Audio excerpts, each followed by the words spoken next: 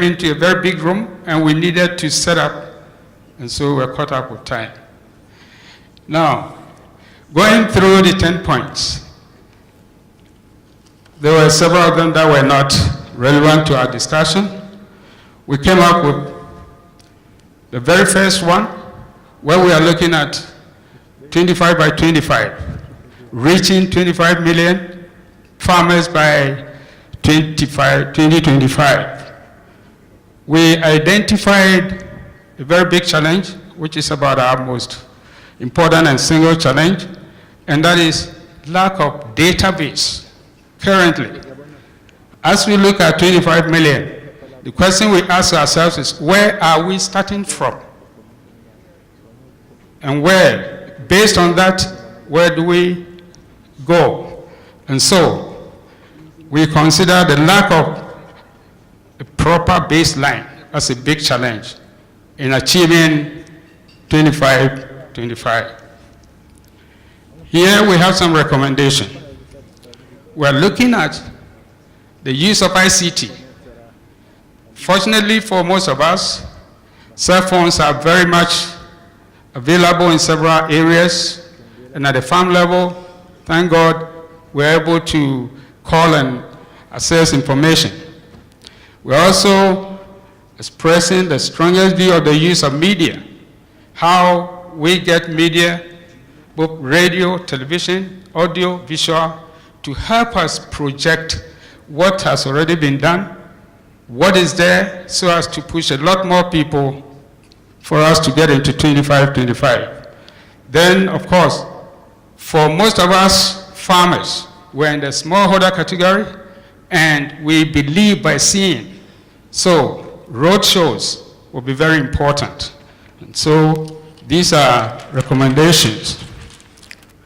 And more importantly, we are looking at a situation where support for agriculture can in a way be tied to CA, so that if there is an organization coming to support farmers, in order that we don't degrade ourselves, we are looking at a situation where this support will be tied to CA, so that we'll be conserving the environment, we'll be living in harmony with nature, and be producing at top level.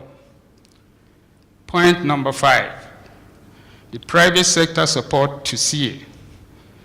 Our biggest challenge here is that currently we are looking at scaling up CA, and a lot of people are looking at the use of some machinery to help ease the labor. But then at the moment, there is a very high cost of equipment. And then funding from financial institutions and other things. In other words, catalytic funding is a problem. Here, we are looking at innovations in the development of equipment that are appropriate for the different segments of farmers, for the very smallholder farmer, for the medium, and for the large-scale farmer. And it's got to be very appropriate and affordable. Now, we're also looking at incentives for CA adoption. What has happened is that everybody agrees that in several environments, CA is new. And so it becomes very skeptical for farmers moving into that. And so, just to trigger it, there should be a bit of some incentive for farmers to experience that. And once they get to see the beauty of it, they will surely go for it. Then, also another recommendation on the equipment leasing, as it is happening in Kenya, Nigeria, and some other places. It's not easy for farmers to own equipment. But if there is an opportunity to lease equipment for specific farm practices, we believe that will also help. The private sector can get into things like this to help support MOP CA.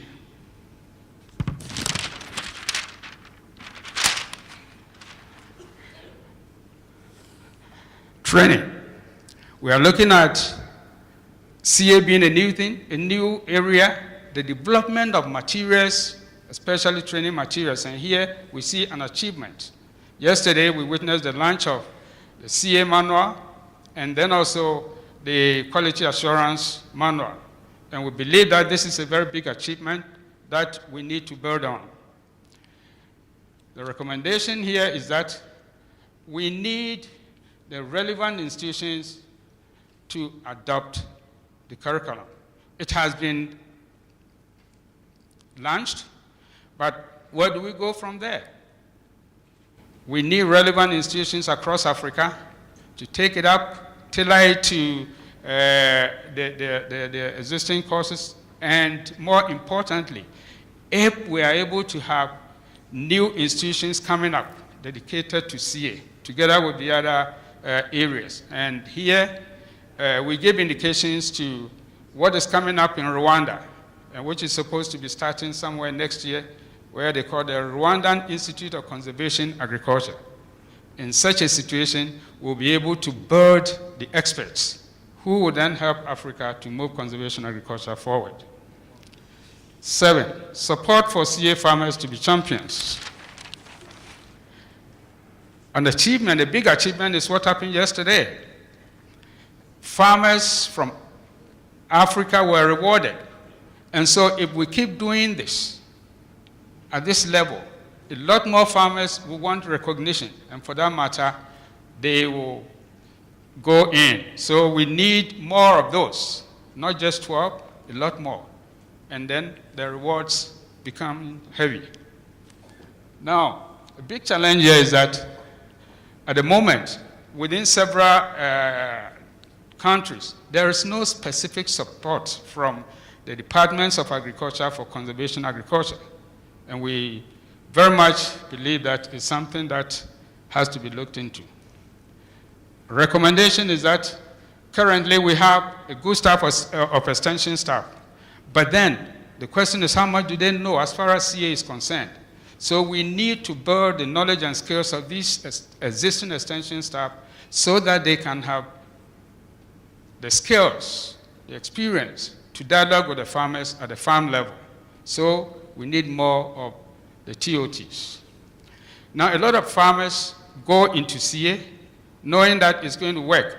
But when they have gone in for about 2-3 years and things begin to pick up because of lack of protection, you can easily get a situation where within a very short time, animals come grazing everything, fire runs through, get all the cover. And so we are looking at a situation where we can have bylaws that will protect farmers going into CA. Based on that, the value will just be seen and a lot more farmers will come into it.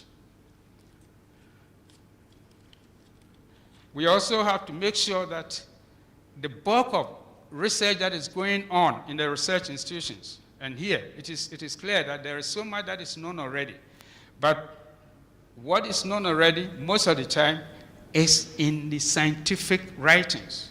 And most of us farmers do not have the ability to look at the LSDs, to look at those complex graphs, to make sense out of whatever has been done to apply. So at this point, we are looking at formalizing the collaboration between research and the farmers so that the farmers will understand exactly what is happening back and forth, and they will be confident enough to take up the results. We have seen farmer-to-farmer extension working in several environments. And here, a good example is what is happening in Kenya and Malawi as far as CA is concerned. And we believe that it is something that seriously have to be enforced. Thank you.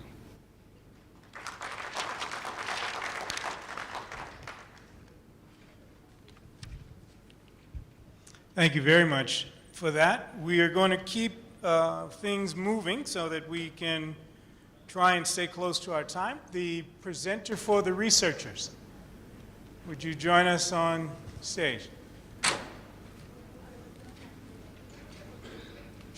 Do you have a PowerPoint presentation or just notes? Okay, perfect.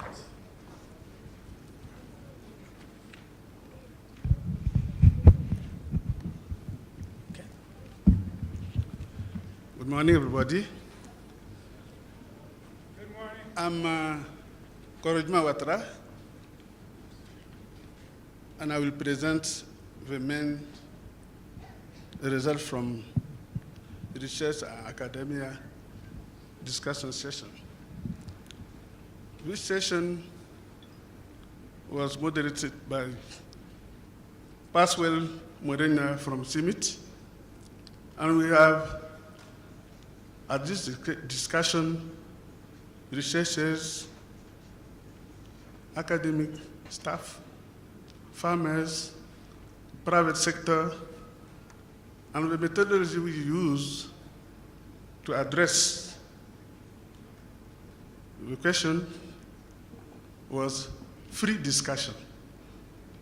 Everyone was free to take the floor and give his point. And then from that, we have the main achievement you got is first, there is more institution teaching conservation agriculture and related courses like in Rwanda, in Zimbabwe, Tanzania, Burkina Faso, covering diploma, MSc to PhD. One of the achievements we have also is the private sector contribution to conservation agriculture, machinery development, and training on conservation agriculture. The third achievement is the farmer engagement to apply conservation agriculture in cropping system. The main challenges we have is the scientific evidence of financial sustainability of conservation agriculture in the diverse contexts. Another challenge is to reduce the gap between the churches' fundings and the end users for the development and expansion of conservation agriculture. We have a lot of funding at research sites and low application at farmer level. That is a gap we have to address. Another challenge is the mindset around conservation agriculture development at the end users level. As many recommendations, we say that you need to have a sort of quality assurance for the conservation agriculture training, because we are diverse process or diverse content of conservation agriculture training in the different school, college, universities, from a different level. You need to assure that there is some quality and the same message around conservation agriculture trainings. Another recommendation is to take into account the different contexts of farmers, to consider a kind of general trend in different contexts, to be more engaged for adoption improvement by farmers. Third recommendation, the accredited agricultural, conservation agricultural training need to be harmonized so that all the principles and the practices of conservation agriculture should be taken into account in the training process. That is the main recommendation for this session. Thank you for your attention. And then the other member of the group can add some more information. Again, thank you very much for that. As I said, once we've had all 5 report backs, I'm going to ask all of those who've given those comments to join us on the dais, and then we will have a bit of Q&A, so that if you think something was left out and you were in that session, or if you actually straddle 2 groups and you were in a different session but you'd like to make a comment or a contribution or a question, you'll have a chance to ask that. I'd like the third of our rapporteurs for the group who focused on, I'll call it again broadly, value chain. It was a multi-stakeholder group.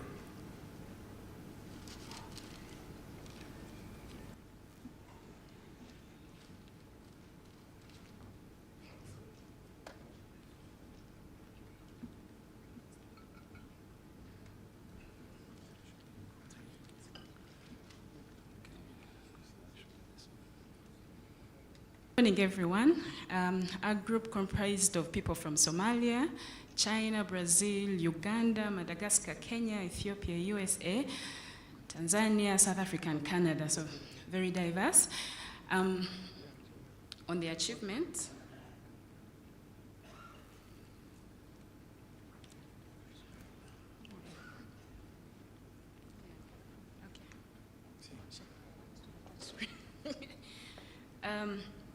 the first point on the first achievement since 2014 to 2018, there's strengthened partnership between the manufacturers, suppliers of CA equipment, and the farmers. And we have 2 examples. One was from Brazil, and I think you heard from them yesterday, and the other was between China and Africa. And the second one is a new manufacturing organization established in rural areas. I have seen this in, I think, Laikipia, where they have a hub for producing material, fabricating equipment, for example, the jab planters. And then the second example that we have was from Ethiopia, where they're producing a CA chisel plow and other equipment. And then the third achievement, since March 2014 to date, and there have been many trainings which have been facilitated, training of farmers, training of trainers for CA equipment use. For example, in Kenya, and please, these are just estimates. The figures could be higher or even less, but these are estimates only from our group. So the first example was from Kenya. I think they've trained about 206, but I think the figure is much higher than that. And then from Somalia, somebody gave us an estimate of 120. And then from my own study site in Uganda, I estimate about 500, but I know that the figure is higher. And then Tanzania had 1,000, yeah, and we didn't have data from Ethiopia. But the numbers are there. And then on the challenges, the first one is what I think somebody has mentioned, affordability and availability of CA equipment. I think that is clear for everybody. And then the second point is on appropriate guidelines of equipment suitable for various agro.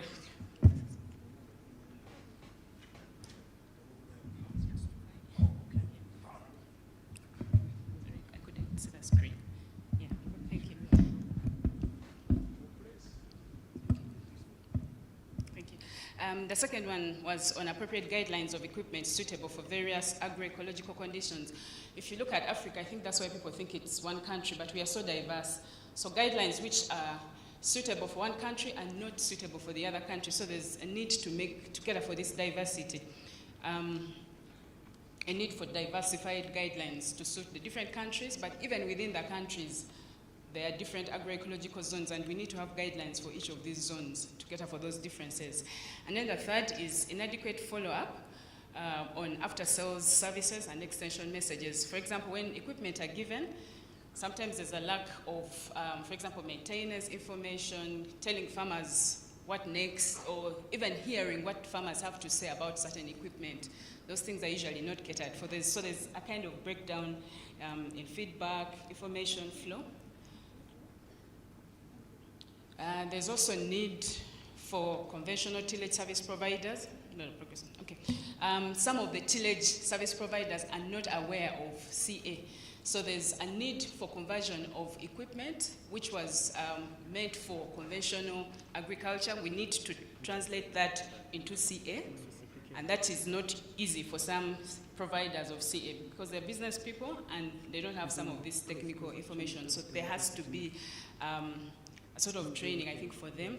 And then there's also a challenge of linkages between suppliers, testing standards, and even after services. So there's a breakdown of information flow. There is no connection between suppliers. We had something about testing standards yesterday. At the moment, that is lacking as far as equipment are concerned. So our recommendations, the first one that we think is so important is to have an adaptive research strategy for each country. Again, catering for the diversity of countries in Africa. And then we thought that it's important to establish regional centers for testing, for having standards, for guidelines and things like that. And then strategic collaboration between researchers, NGOs, manufacturers and governments. Establishing revolving capital to access funds, for example, startup kits. I'll give an example, for example, from Uganda. We keep talking about having equipment for farmers, but the farmers are so broke, they're so poor, and we need to give them a start. Because we're telling them to do these things, they're really cool, equipment is there, but they can't afford it. So I think there's a need for a startup capital, something like that, that they can pay back later or under some different arrangement. Then the last two that I would choose from here, training of local artisans, empowering various skills. I'd just like to add a comment on this. For local artisans, yes, we need to give them the information, but there are also some barriers. For example, taxes on the materials, the local materials that they need to use for fabricating these different equipment. So we need to train them, but also think of removing barriers that are connected with things to do with taxes and all that. And then lastly, which is so important, is encouraging the South cooperation, for example, China and Brazil connection. That was an example that we gave. I think I've run out of time.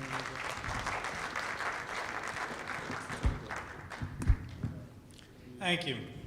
Our next person is from the Extension community. Across all countries that were present, there's been a lot of activity in terms of policy development.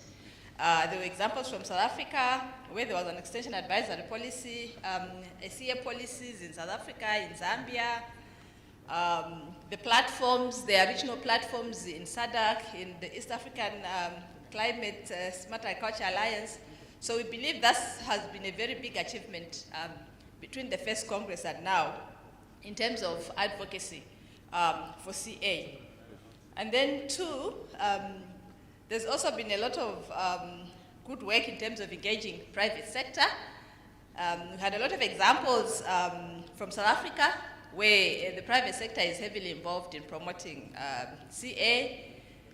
In Zambia, equipment access, in Malawi, also engagement of agro dealers to provide services. So across many of the countries present, there's been a lot of engagement, active engagement of the private sector. And then also cutting across is the use of farmer-centered innovation platforms. We had different names for these in the different countries. Lead farmers, farmer field schools, farmer-to-farmer learning. All these actually are being used and seem to be very, very effective in these countries. In terms of challenges, I think the biggest challenge that was highlighted there was the fact that I think CA is kind of being overshadowed or swallowed by the CSA. There's been a lot of debate and confusion when people are talking about CA and CSA. So when people start talking about CSA, I think CA is kind of being overshadowed. That's one big challenge. And then we also thought the absence of extension guidelines, I think at country levels, results in conflicting extension approaches where some agencies are using incentives, some are not using incentives. I think that becomes a challenge in terms of extension. And also there's the issue of the fall armyworm, I think has been very challenging for many of us. In promoting CA, we want to maintain those residues, but the fall armyworm is actually ravaging, and farmers are being advised to burn their residues. So that becomes a very, very big challenge. That's three. In terms of recommendations, I think the big challenge that I said, I think we need to find a way of successfully framing, how do we frame CA within the CSA narrative so that it can still be visible. And also, we are also recommending the use of the farmer-centered platforms because they seem to be working very well. And also, as we use those farmer-centered platforms, we need to harmonize knowledge sharing among the different platforms. And lastly, I think there was a suggestion that we talk about CA financing. There's a lot of inadequate CA financing, but there was also a proposal that we need to also mobilize local resources at national level to promote CA. There are many recommendations, so I just picked three from the group. Thank you.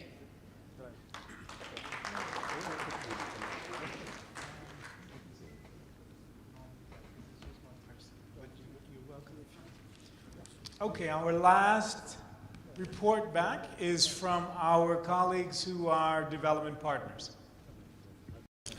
Good morning to you all. My name is Oliver. I'm going to make this presentation on behalf of the development partners and policymakers. So, on the achievements from our side, based on our discussion, the profile of conservation agriculture has been raised, and we find that most programs on climate change and adaptation adopted this. An example was given from Zimbabwe on the livelihoods. This project is using CA as a climate smart agriculture approach. So there is also the AU, African Union has urged partners and countries to scale up CA. So we see this as a recognition from the AU level. There is also the improved capacity on CA at country level since 2014. So we see that since 2014, the conservation agriculture has improved the capacity in countries. Integration of CA in national policy planning has been enhanced in many countries. And from our discussion, we had a case of Morocco, where 10 million hectares has been reserved for conservation agriculture. And also in Rwanda, a whole institution has been formed by the government to champion conservation agriculture. And we also see that there is increased CA support from the donors, from the countries, and also from the players. So some of the challenges from our discussion was coordination. There is still a challenge in coordination, and this is from the lower levels to the higher levels. This is country, regional, continental, to even community level.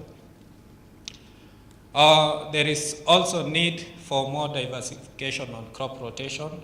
We see that in many countries they just do like for staple crops, but there is need to do more diversification. There is also need to enhance mechanization in a sustainable way. And finally, from our discussion, we also discussed about the involvement of youth in conservation agriculture. So this needs to be also encouraged so that our youth can also practice conservation agriculture. So these are some of the recommendations that came from our group. We need to develop, when we talk about climate conservation agriculture, we need to develop clear indicators and metrics to measure the impact of conservation agriculture in Africa. Coordination at all levels should be improved and also encouraged. There is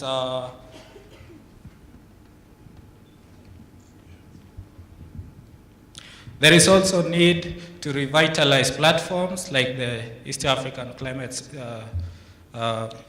Alliance, and also other centers of excellence so that they can champion conservation agriculture. Have in place CA ambassadors in Africa. Just like for, if you go to sport like football, you have ambassadors. Like for HIV/AIDS, you have ambassadors. So there is also need to develop a kind of, so that we have CA ambassadors in Africa, those who will champion the CA work. CA frameworks should be incorporated by countries' policies. This should be incorporated in the policies of the ministries of agriculture in African countries so that they can also enhance the CA work.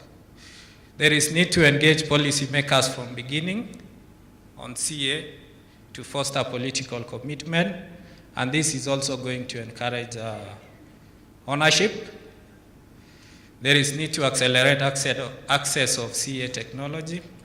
Yesterday when I heard about CA, it was such a strange word to me, but later when I came to, after seeing the presentation which were made in this yesterday, I came to know that I've been practicing this CA technology as a small-scale farmer back in Kenya without knowing that this is actually CA. So there is need to really accelerate the access of this CA technology to many people so that they can know the importance of this CA.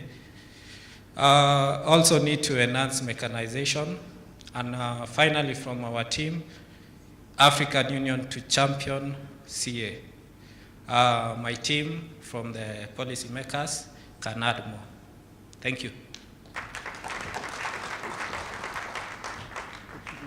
Actually, I didn't want you to run away because now I'm asking all 5 of the rapporteurs just to come up for a quick Q&A. And if you, in any group, want to nominate someone different than the person who spoke, you're welcome to, but we would like to just get reflections. This can be a quick session if everyone is fine with what is said, but if you have any questions or comments, we wanted to provide for that. So can I just ask the other 4 rapporteurs and report back colleagues to join me on the dais?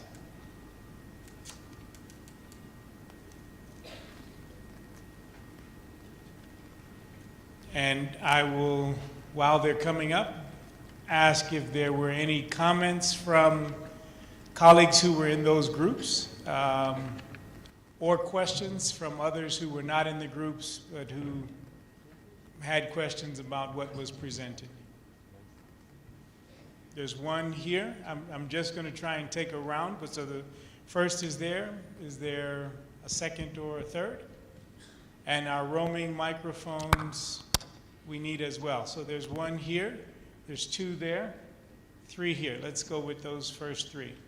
So right here, the second table back. She's coming on your left. Here, let's go with those first 3. Please just right here, say who you were speaking to. The second or table back comment. For the last She's coming session, on the your left. policymakers have figures of 10 million hectares for Morocco. Please just say who you were speaking to, or if it's a comment. For the last session, the policymakers have figures of 10 million hectares for Morocco. I don't know how we get this analysis for CA in Morocco. No, we did, just to clarify, we did a suitability analysis for CA in Morocco, and we focused on a central Morocco, which is a cereal-based system in Morocco. It was the highest suitability CA for Morocco is 40% and medium suitability So that was that's, 60%. So it's For our around note takers 1.5 and million rapporteurs, hectares just that are note that suitable there is, to a CA in corrected Morocco. figure Please that is correct this given. figure. Okay, so that's, Yeah, this is one. for our note takers and rapporteurs, just note that there is a corrected figure that has been given. On my left, your right? Yeah, for me, I'm talking to the extension group on the point raised on FOAMIWEM, especially looking at issue of residue management. I think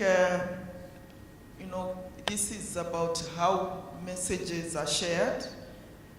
Basically, what we know is the contribution, from trying to manage by destroying residues is actually trying to control the pupae, to try and control the pupae. But we know that the most damaging stage is the FOAMIWEM, is the larvae. And because of the very quick, the several populations that you get, the generations, the benefits you get by controlling is very minimal. Really the benefits of retaining residues is much more. But I think we'll probably address this in the FOAMIWEM side event to go a bit into details. We have shared, I think we shared information, especially in Malawi, early, last year, just when the problem started, to try and actually show that you don't get much benefit. Because after all, your generations are so many given in the season. So I just wanted to raise that. But those who are really interested would invite you for the FOAMIWEM side event, because I think this will be discussed. Thank you. Third question? I want to talk to the research group. I was part of that. And what we really discussed in this group was what we achieved between the first Congress and the second Congress now. But what does not really come out from the report back is what our future research needs on the biophysical side. And we ignored, we touched on that quickly, and we came to the conclusion that we have addressed a lot of things on the biophysical side, but we ignored a lot on the social and the human side of research on conservation agriculture. And that's something that we should take forward. Thank you. I want to do a quick round, so I would like to have the colleagues on the dais respond. So the response can be as quickly as acknowledging in terms of the statistics. But if there's a response that is greater, please give it, and then we'll do another round of 3. So are there any quick responses that anyone has to any of the 3 points that have been raised? Go ahead. Just a response to, it's not actually a response, to tell the group from Morocco that we will correct the 10 million figure. The statement from Dr. Mlilamita, I think it's noted. Okay, I think just to take, to acknowledge I just want to give a the figure that was statement missing from in the report that I gave. The number of Dr. farmers who are Mlilamita, I trained think it's in noted. Ethiopia. Yeah. The figure just came in. It's 21,916 just want farmers to that have been give trained. A figure that was missing in the over an report area that I of gave. 1,570 The number of farmers who are trained in hectares. Ethiopia. The figure just came in. It's 21,916 farmers that have been trained, and over an area of 1,570 hectares of land. Yes. Any other comment on the research comment that was made? To do research to find specific for future research and sequences of crop. During the discussion, it is said that conservation we need to do research to find our next specific location and sequences of crop for conservation agriculture. Okay, 1 and 2. But go ahead. Okay. Yes, our next round, there's one question here. Any other comments? 1. All right, thank you very much. Okay, 1 and 2. But go ahead. Yes, I have one contribution for development partners and clarification for extension. Yes, you mentioned that other countries are mainstreaming CA. I would like to also share here that Ghana has also mainstreamed CA into its NDC. Thus, CA is one of the program areas for agriculture and food security. And extension, top clarification from indicated that CA has been overshadowed by CSA. I want a bit of There was one clarification in the from that back. because I think CA is a subset of CSA. Yeah. Thank you. Okay. My comment is on. There was one in CA the back. manufacturing. Okay. That will be the third. We'll start with this. Go ahead, sir. And then this will be the third. Yeah, my Yeah. comment is, Okay. my comment is on manufacturing, CA equipment manufacturing. Okay. in That some will be the countries in third. Africa. We'll start with I this. want Go to ahead, add sir. Tanzania is also And then this will be the the local manufacturers. Yeah, my who are comment doing or reverse addition is on engineering. CA equipment manufacturing in some countries in Africa. I want to add Tanzania is also the local manufacturers who are doing reverse engineering. For example, we have one company in Kilimanjaro. It's called Nandra Manufacturing. They are doing reverse engineering on this two tractor drone direct seeders. They are also manufacturing or making these jab planters and the reapers. And on the partners, we really also to acknowledge the ACR. ACR is really doing a very good job on the area of conservation agriculture because it has been funding this big project called Simlesa and Fakasi. Fakasi is doing on small mechanization to leverage the adoption of Chairman, I think my conservation comment is agriculture. that So we need also you to add listen this, to the conversation. ACR, this, There is a great Australian government. Okay, thank you. Yeah, Chairman. I think my comment is that if you listen to the conversation, there is a gray area between CA and CSA. And we are trying to raise the profile It's a very of critical CA. component There are also of gray the areas. climate smart So we need to be very clear that And CA therefore, in trying to is raise a the very profile critical of the component CA, of the the climate policy- smart agriculture. And therefore, in trying to raise the profile of the CA at the policy level, you know, at the policy level, policy is not a legal instrument. So what we need to do is to move it further to a strategy. When you have CA as a strategy, it means within that sector, it is actually budgeted for, it is clearly identified, and is within the national agenda. Then within CA, in a policy, we have also got what we call regulations. Now, regulations become actually legal instruments to guide CA. And there are some areas of CA that now look very critical and almost mandatory, and therefore the transformation agenda of that country must clearly articulate CA in the regulations, not only in the policy, and also now raise the profile so that CA is actually part of the national strategy so that we can transform agriculture. So I think this is the area that we need to be very clear in terms of policy, because we just talk of policies, you develop a policy, then it is in the shelves. We need to raise it further, Chairman, in terms of national strategies, aligning it to the national transformation agenda and approaches that are in that country. Yeah. Thank you. And I took that more as a comment than a question for any of the colleagues on the dais. Were you wanting a response from anyone on the dais, or you were making a general comment? It's a general comment to what I heard from Bruce. Okay, thank you.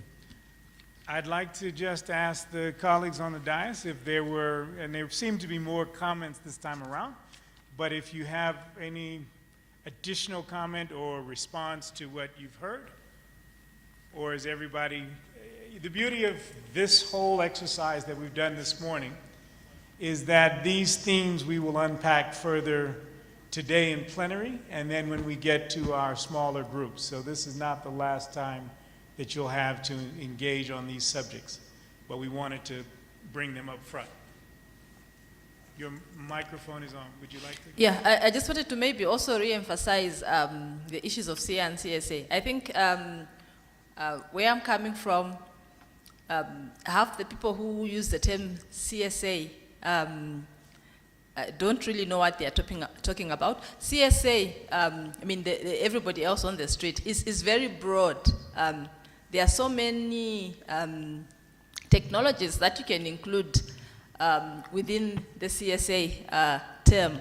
So I think the statement is, like the previous speaker said, we need to raise the profile of CA within there, because there are so many technologies that we can actually put under CSA. And someone referred to it as a subset.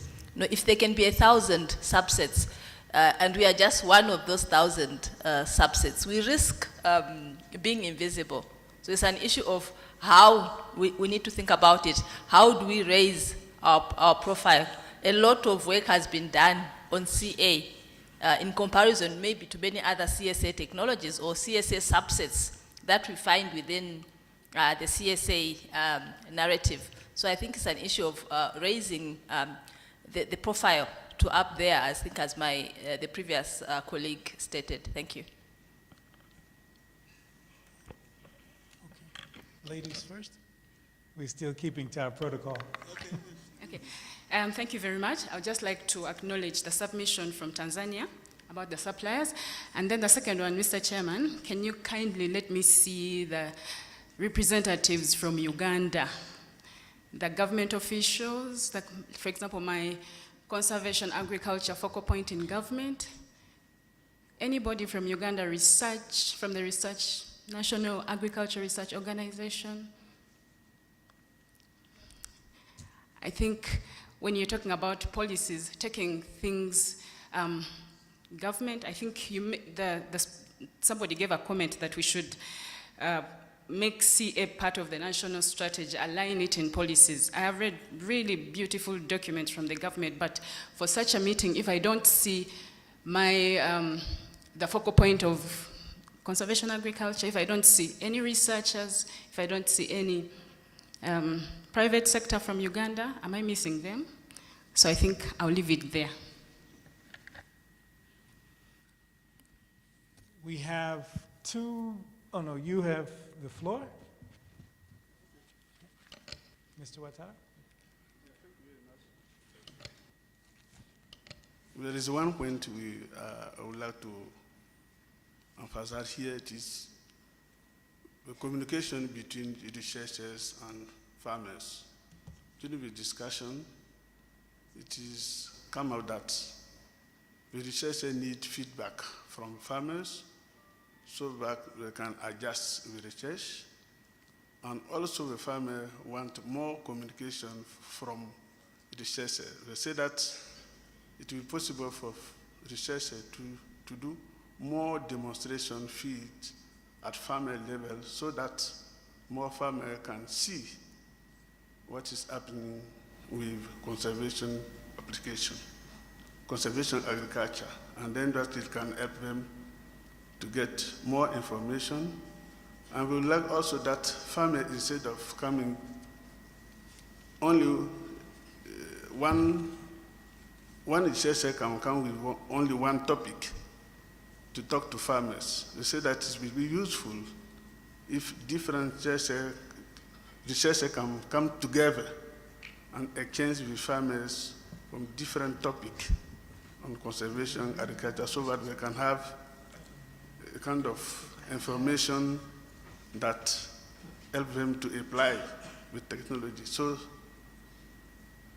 the information issues have to be looked at both sides, at research level and also at farmer levels. Okay. One more addition to what he just said. What is happening is that conservation agriculture is very much different from several other interventions. And so when talking about research, when talking about farmers and the two coming together, what really needs to happen is that we definitely should have dedicated plots at the research stations to continue to show the benefits and evidence of conservation agriculture over time. It's not just a matter of somebody walking in there to the community, setting up a demonstration in 1 year and leaving it. And so at this point, as we move forward and trying to harmonize the relationship between farmers and researchers, And it's not just farmers and researchers. It should be the farmer, research, and extension. And then we put in even the input dealers. So instead of research extension farmer linkage systems, we should be looking at research extension farmer input linkage systems, all gathered at this point, and then dedicated plots going for several years within specific locations, managed by all those entities, and with this, we'll be able to show the real benefits and evidence of conservation agriculture to move it forward. Thank you. Colleagues, I know that there were 2 hands up, but I'm also trying to keep track of time, and we've gone 30 minutes in. We're actually going to have the first session of the next group of presentations and then take a coffee break about 45, 50 minutes from now. Again, because we're trying to manage time during the day. So I'd like to give a round of applause to this group who've spoken to us. Thank you all very much. Please take your seats. And I would like to straight away call our next panel. We're now moving into what we're calling plenary keynote presentations and panel discussion regarding our sub-themes. So our first sub-theme is mainstreaming of the CA paradigm within institutions, sectors, and government systems in Africa. Our key presentation will come from Amir Kassam, and our panelists will be Tom Goodard, Louis Hove, Zamo Mlangena, Trent Bunderson, and Rafael Fuentes. I'm pleased to be joined on this presentation by Saidi Mkomwa of ACT. I will try and cover. Sorry. Oh.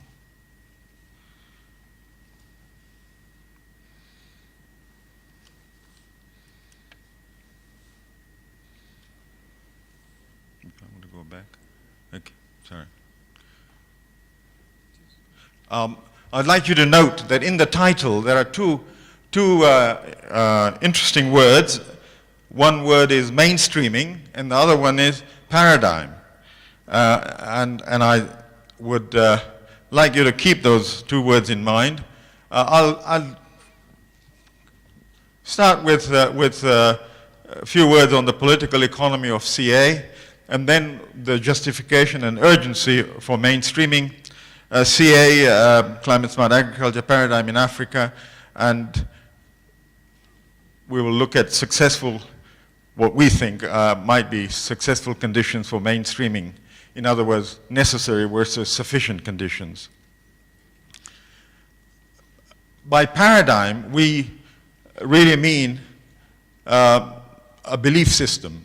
In other words, when it applies to agriculture, we're talking about what is our belief system when it comes to agriculture practices, what we think about how agriculture should be managed, for what purposes, and so forth. And that is a big definition which we are looking at. In other words, for example, flat Earth versus round Earth. And we changed from the flat Earth paradigm into round Earth paradigm, and that determines where we set sail. Mainstreaming is a word which we use to establish a process, an ongoing process aimed at a paradigm change, requiring, in the case of CA, alignment from all stakeholders rallying behind a common objective. Now, of course, in life there are other objectives as well, in other sectors and so forth, but when it comes to agriculture sector, mainstreaming of CA would therefore envisage that over time, we basically have a common aim, and all the institutions which are at the moment aligned behind the conventional tillage agriculture begin to become aligned behind the promotion in all its widest definition behind CA. And that is not an overnight job. We're dealing with living institutions, and therefore we have to give ourselves time to say, well, flat Earth, we understood something about flat Earth, but now we're told, oh, the Earth is round, and that's not going to be just a one-day operation. So mainstreaming is a long-term, ongoing process by which we learn what we are aiming at, and we establish our actions and get better at our job. Political economy of conservation agriculture is also matched by the political economy of conventional agriculture.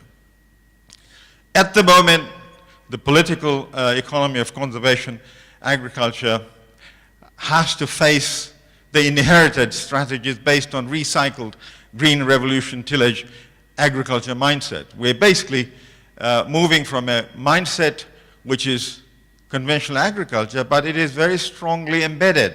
And you would have seen that people are still mesmerized by so-called green revolution, input-output mentality, and that is still with us very strongly, and so it holds us on to business as usual, which is tillage agriculture, enforced through various means. And yesterday I was interested to hear Odd Arnest mention that the forces which keep the conventional agriculture in place are much stronger than we imagine.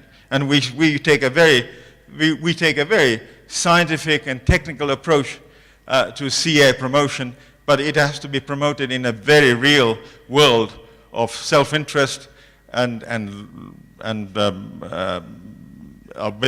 world of markets and world of economics and politics. So we need to become much more aware of that, because at the moment that's holding us back in many ways. And this is why I think we must also tell ourselves that this is an explanation that mainstreaming at the paradigm level in CA or in any place cannot occur automatically, and certainly it cannot be left to the private sector, which is at the moment embedded in the old paradigm. Even in South America, we hear about South America, but again, all countries in South America have not followed Brazil or Argentina or Paraguay. Experience from successful CA countries like Brazil show an S-shaped uptake with a long gestation period. But this now can be reduced depending on how we move forward. We need pioneers, we need studies, and we need expansion support. But we can, for example, the way Canada has done its business, or Australia, they have telescoped quite a bit of that gestation period. And for mainstreaming to take off, there is no question. There is no question. Governments just will have to align themselves over time, and all other stakeholders would have to work together. This is a given, almost a given. How we achieve that is, of course, we must debate and enable it.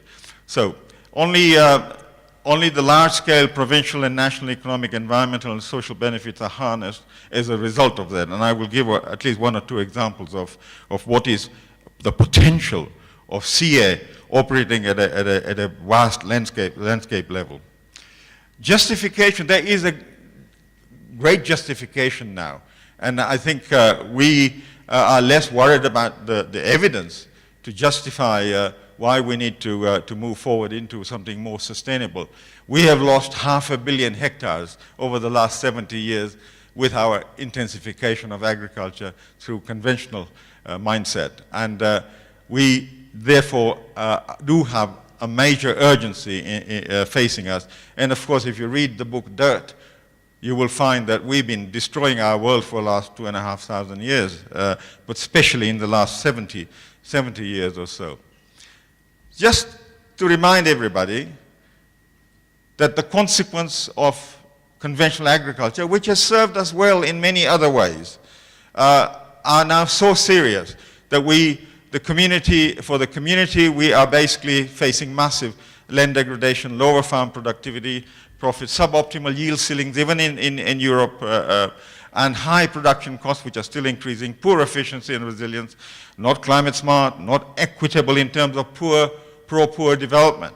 And that is a very important element in terms of in the developing world. And for the landscape and the society as a whole, we basically are now dealing with, on a vast scale, dysfunctional agroecosystems, loss of biodiversity, agricultural biodiversity, vast degraded ecosystem services, water, carbon, nutrient cycle.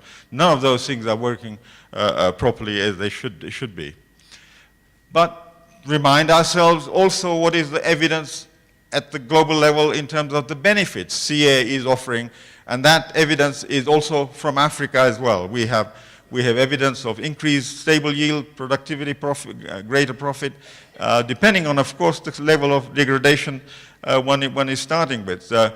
Broadly speaking, half the fertilizer reduction we've worked in Africa with no fertilizer at all and helping thousands of farmers. But of course, higher levels of productivity will require extra plant nutrients. Less pesticides. In fact, we've got work which we can show you that hardly any pesticide was used, and huge decrease in labor and energy requirement and capital costs as well, and less water needs. But alongside, all the productivity, factor productivities are better. And at the societal service level, at the landscape level, we can see that CA, like Brazil, CM rehabilitated the vast areas of degraded cerrados, for example. And at small scale, we can see this season after season, degraded land that can be rehabilitated and associated ecosystem services begin to function more normally. And greater livestock and human carrying capacity evidence is there, lower impact on climate, from climate change, and also contribution to climate change mitigation. We will hear more about it in the next presentation. And lower environmental costs of water and infrastructure and so forth. And in terms of just one example, you can look at Brazil. They've doubled their output. But the area of maize, for example, on the right-hand side, the area of maize is remained the same. But they have more than doubled the output and so forth. This is one example I would like to give you, and there are many. At the large scale, once you can get farmers managing CA and with government support and with all the stakeholders working away, managing CA at the watershed level, you can then move from a situation like this one. 25 years ago, this river was delivering, I think, English milk tea. But now that water is white water because the Paraná Basin here, Paraná Basin now is basically managed under CA, and they have a community-based CA development program where energy ministry, water ministry, agriculture ministry, the small farmer ministry, and the large farmer ministry, they're all working together in an intersectoral manner. And today they have a major program called Cultivando Águas Boas, cultivating good water. And so that is the kind of potential we're talking about with CA. And of course, the other great program in Brazil couldn't be possible without CA, and that is the Agricultura Baso Carbon, that basic lower carbon agriculture. So, what is happening at the world level? We are now basically been moving for the last 20 years, increasing at the rate, uptake rate has been increasing at the rate of just over 10 million hectares per year, size of whole Portugal. And we're now at the moment about 180 million hectares. This is 2 years ago. There are other figures which are around. In fact, one of them has been published recently that we could be as high as 225 million hectares. This is annual cropland. There are other systems which are also transforming into CA, plantations, orchards, and so forth. But the annual cropland figure, at the moment, I think we can reliably look at 180, but it's plus or minus 10, it doesn't matter. The thing is that the world is under transformation in terms of agriculture. And it is basically now covering all kinds of climates, and from the northern temperate and southern temperate to equatorial, large scale, small scale, semi-arid, humid, all areas are now now basically beginning to benefit from the principles and the practical application of those CA principles. Africa, I feel that we are looking at a healthy situation from 10 years ago when we had suffocating toxic arguments, which was useful in a sense. It indirectly helped to promote CA. The CA did exist, and some people didn't agree with it.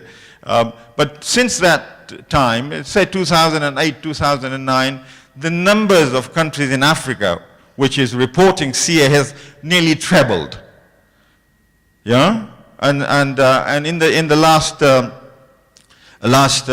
since 2008, the area has increased by more than 200%. But I can tell you that our figures are very conservative. There are more areas under CA than we have captured. And I hope that in the next update, I think we will be talking in terms of 3 to 5 million hectares. And if Morocco is able to put in 1.5 million in place, I think South Africa has much more area than we have captured. But things are looking very positive as far as I can see from what we have been doing in terms of updating. What constitutes successful conditions? And that is the question which, of course, everybody wants to know and must continue to ask.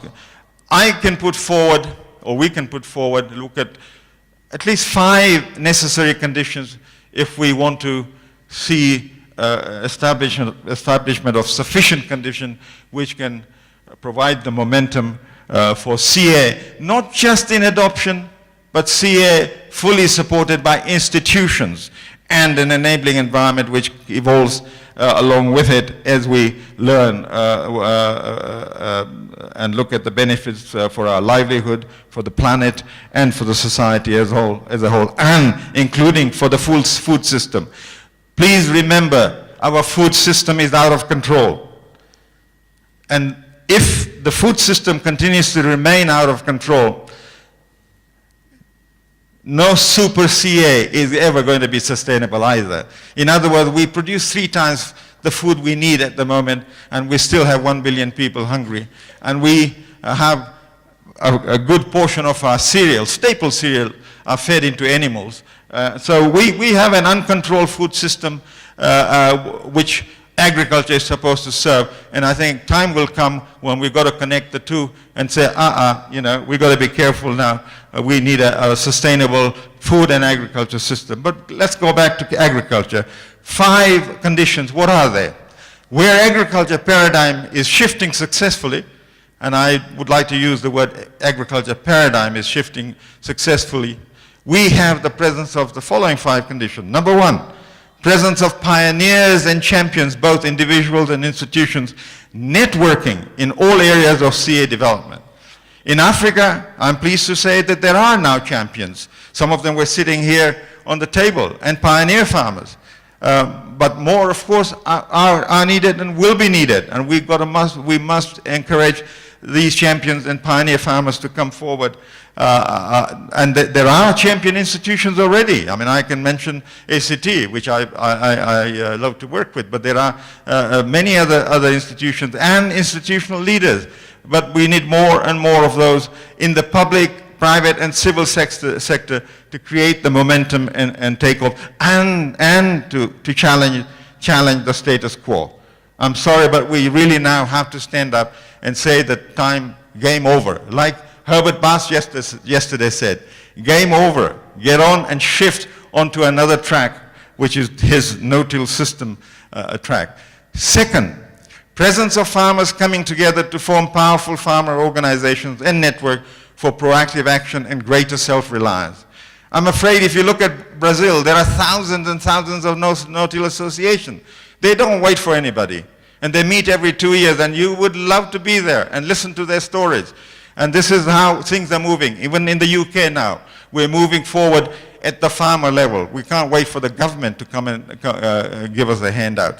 And so we need the power of network coming together, capturing economies of scale, and small and large farmers can come together as Brazil. 25% of Brazilian farmers are small farmers, but they belong to the same no-till association. And Lula created second Ministry of Agriculture for small farmers. So they are networking all together, and nobody is being left behind. And so this empowering themselves with a strong voice and visibility to accelerate the mainstreaming of CA is extremely important. We cannot do it without it. And already now there are some CA farmer organizations very healthy and moving forward in different parts of the world. And we must continue to support that. Number 3, presence of interdisciplinary quality CA education, research and innovation system supported by new network communication technology that have aligned themselves to promoting the new paradigm on a context-specific basis. To this end, ACT, thank you, that's plenty. To this end, ACT and its institutional partners in the public and private sector have launched a Pan-African CA, Centers of Excellence initiative. This is an infrastructure-oriented initiative, but it will take time. But this is the alignment support which we need to put in place so that we get our human action aligned behind CA in terms of teaching, quality assurance, knowledge management. So they have a knowledge management platform which I hope that every nation will set up over time, and using innovative communications and learning technology. Number 4, presence of governance that creates enabling joined up policies and institutional network support for paradigm change. African countries must support CA with meaningful policies and institutional strategy. Very simple statement, we can say that. But what is interesting is that I'm personally very pleased what's happened in the last 5 years. Countries such as South Africa, Zambia, well, Zambia since 1999, Zimbabwe, Mozambique, Namibia, Kenya, Morocco, are all developing a governance structure that provides institutional support to conservation agriculture. And ACT and partners are helping in formulating country strategies, and others as well, Africa Development Bank, IFAD. So this is the good news. And one of the best news I heard from African Development Bank is a Pan-African initiative to develop agriculture in the Guinea Savannah region will be based on conservation agriculture. And this is extremely good news. And IFAD larger loan programs are now including CA. And finally, 5th condition is presence of effective network capacity to partner with private sector in ways that benefit the farmer, community, and society. I can tell you, the private sector behave quite differently in Argentina and Brazil than the same private sector in Europe, because the farmers there are telling the private sector what services we want. Not what you should give us, but we will tell you what we want. And this is what is important. And I'm very, very pleased to hear what FAO and AU have done now, that they have defined the conditions for mechanizing agriculture in Africa. It is not just any mechanization. There is a no equipment red list as well, implicit between the lines, that there are certain equipment we don't really want, and we want to put them in the museum. And so we need the capacity to partner effectively with private sector to accelerate the modernization and development of agriculture. Africa must find ways to dialogue with private sector seriously, because their future depends on the demand which we make of their services. Finally, I just would leave three concluding messages. Africa is now a part of this mind-blowing revolution. It really is. Africa is accelerating a structural response to mainstreaming. And thirdly, there is an increasing urgency for the protection of African farming resource base. An African call to arms is being broadcast. Thank you very much.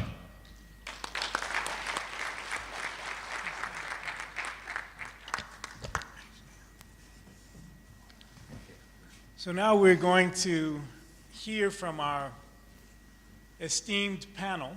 And colleagues, what I would like you to do is, one, to reflect on the keynote presentation, but also from your respective perspectives, give your thoughts about, again, I left that in terms of listening, thinking that we're making progress in the mainstreaming, that it was an upbeat presentation.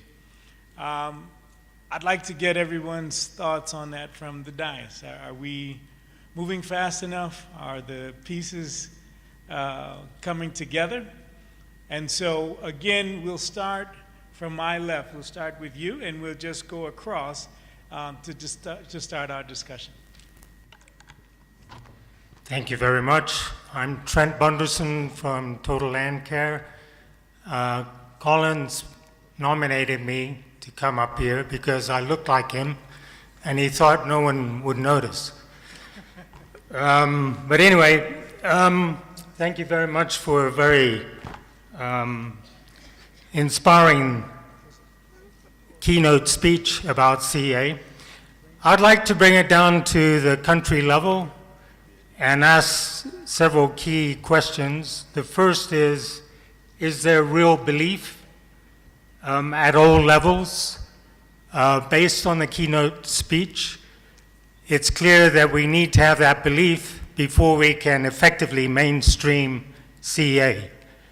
So that's the first question, and there are many different levels of belief, starting with the government, ministries of agriculture, research institutions, the donor community, and going all the way down to the farmer. If the question is no, then how do we get that belief to begin the mainstreaming process? So I would prefer to ask, rather than have the answers, which I don't have, ask some key questions. The first would be, how do we attract more government and donor support for CA? What are the challenges here, and what are the opportunities? How do we develop a curriculum within the universities, colleges, training institutions? Who should be involved in developing that curriculum? Extension specialists, education specialists, researchers, practitioners, who should be involved in formulating a curriculum that really has relevance to the country for which it's being developed.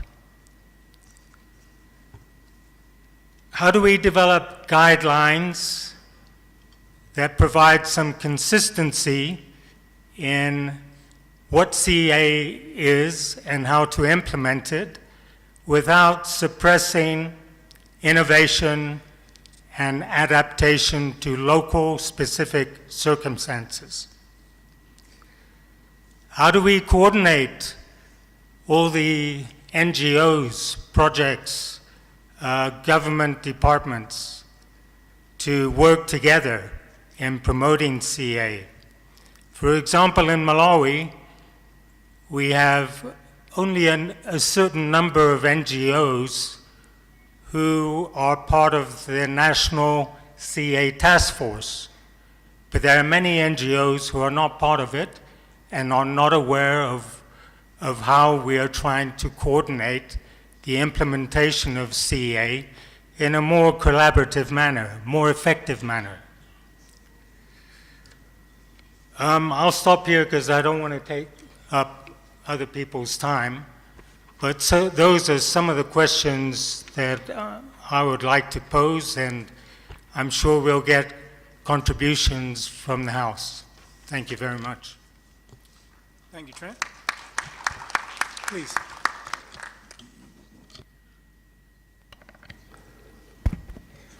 Good morning, everybody.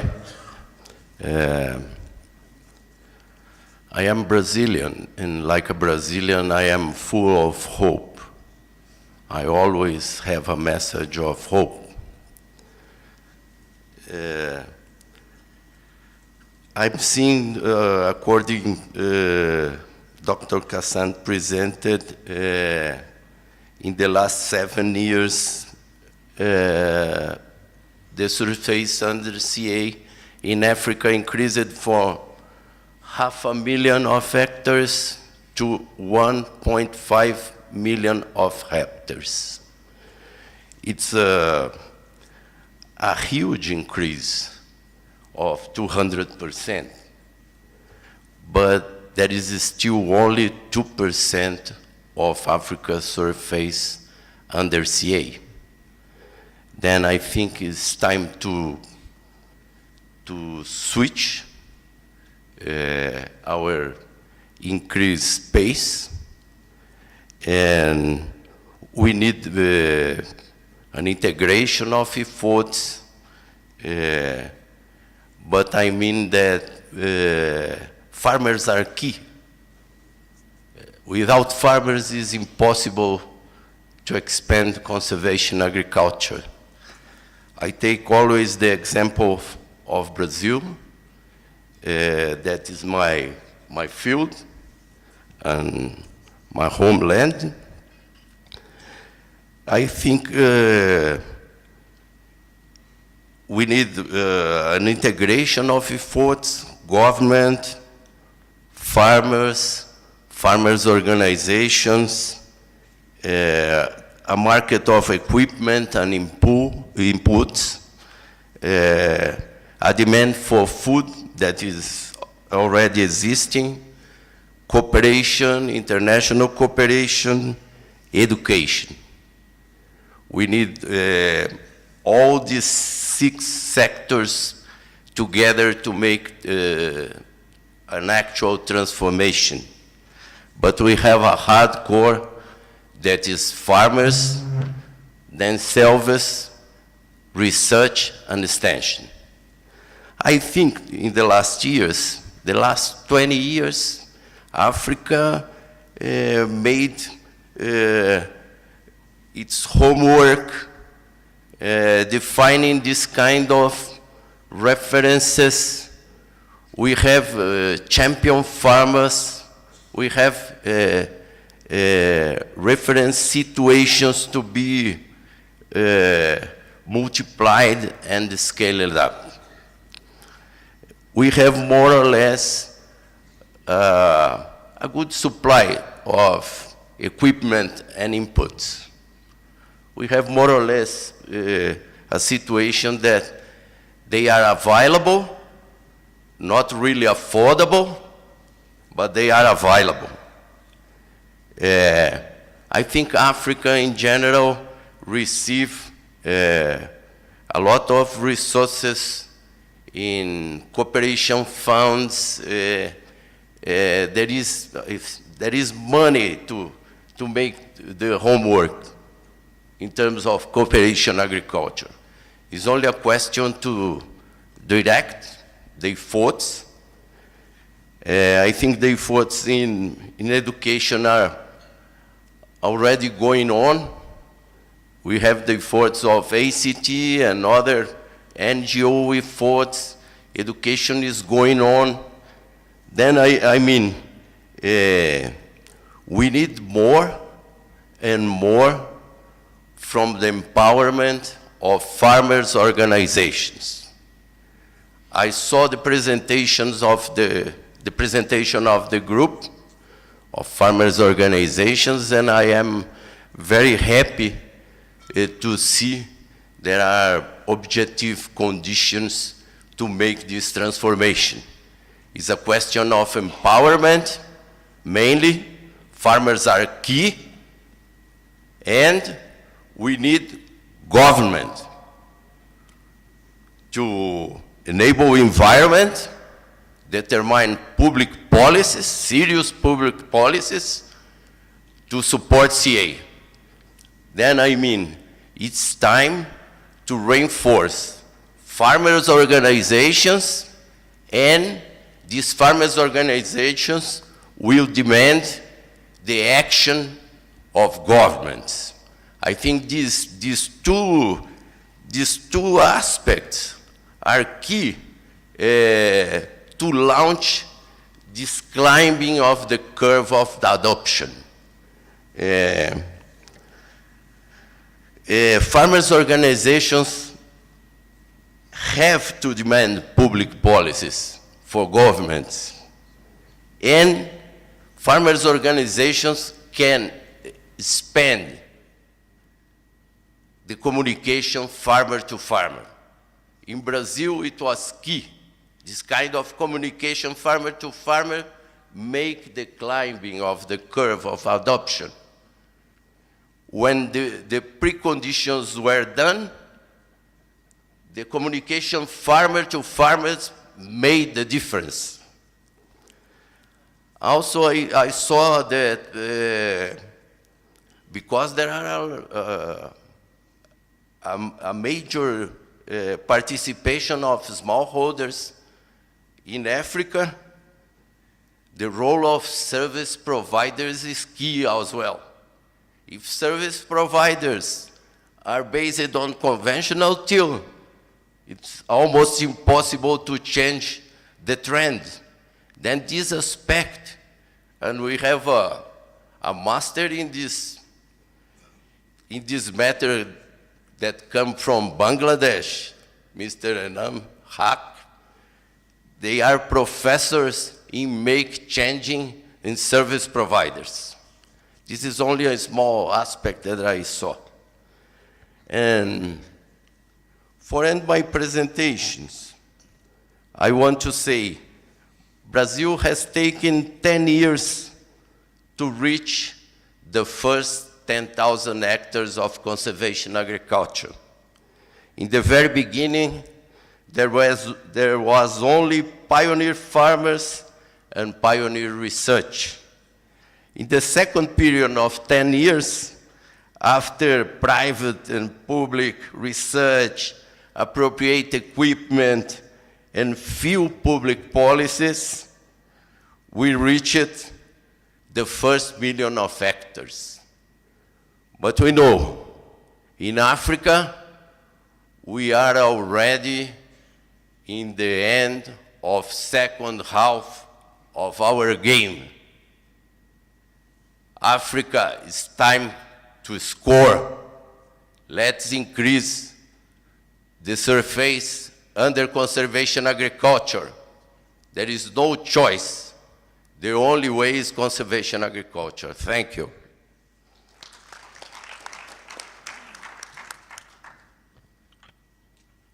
Colleagues, I'm sitting way down here, and I'm not going to be rude, but I do want everyone, the latter three of you, try and keep your remarks within about four minutes.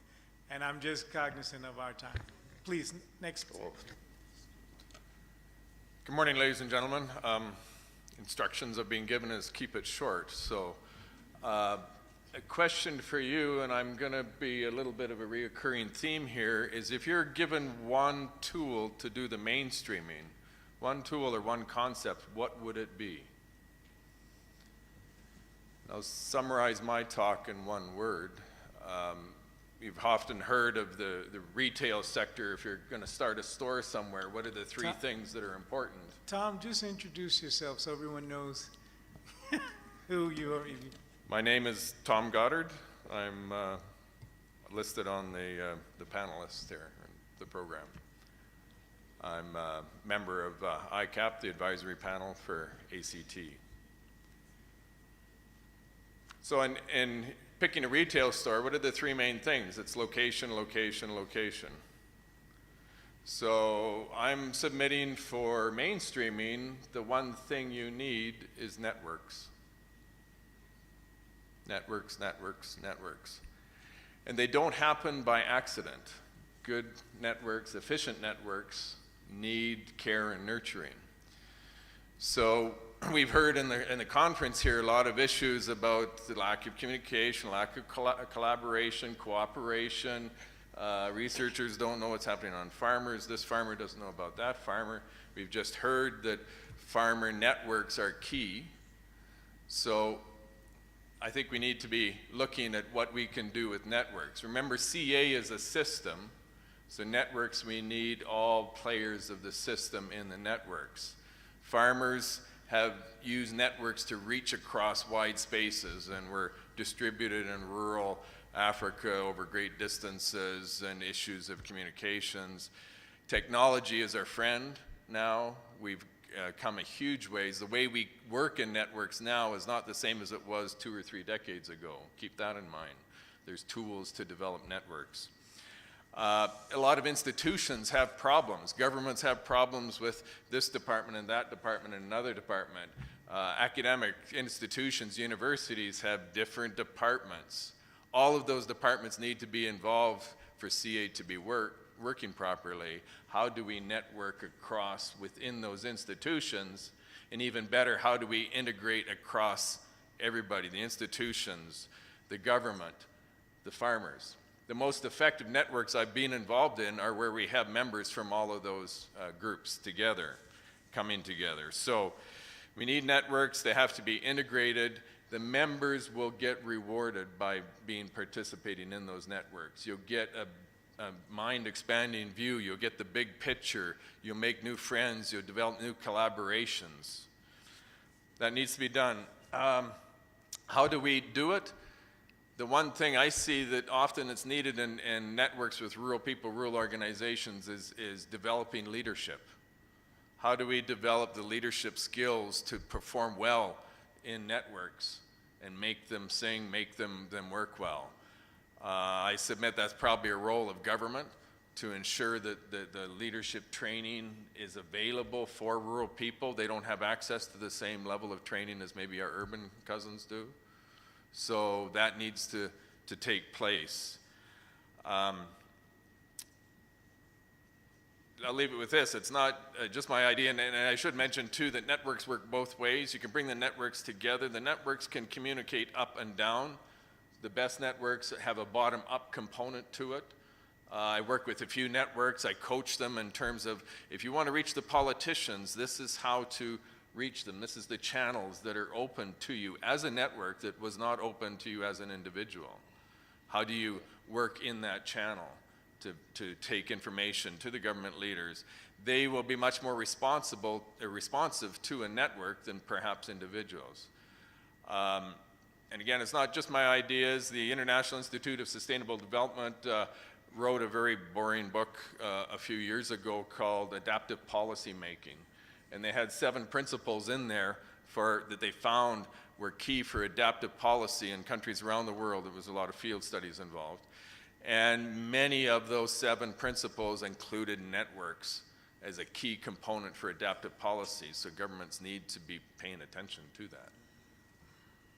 I'll leave it at that. Thank you. Thank you.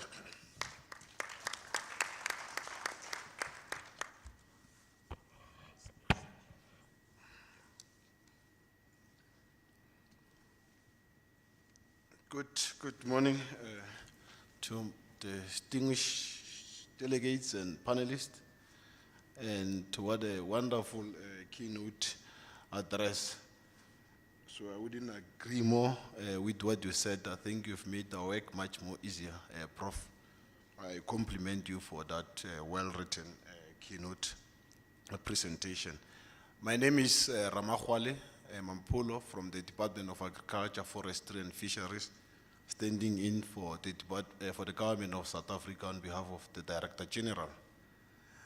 I will start echoing one quotation that it's gonna lay the basis for my intervention.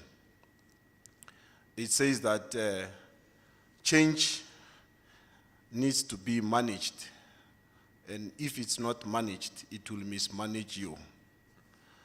So if we have to mainstream conservation agriculture, it literally says that we need to manage that process so that then we are not mismanaged by the dynamics that happens within that.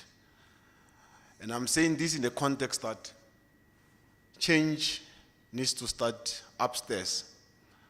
So the biggest hurdle that we need to deal with to mainstream, it's our mindset across all the levels.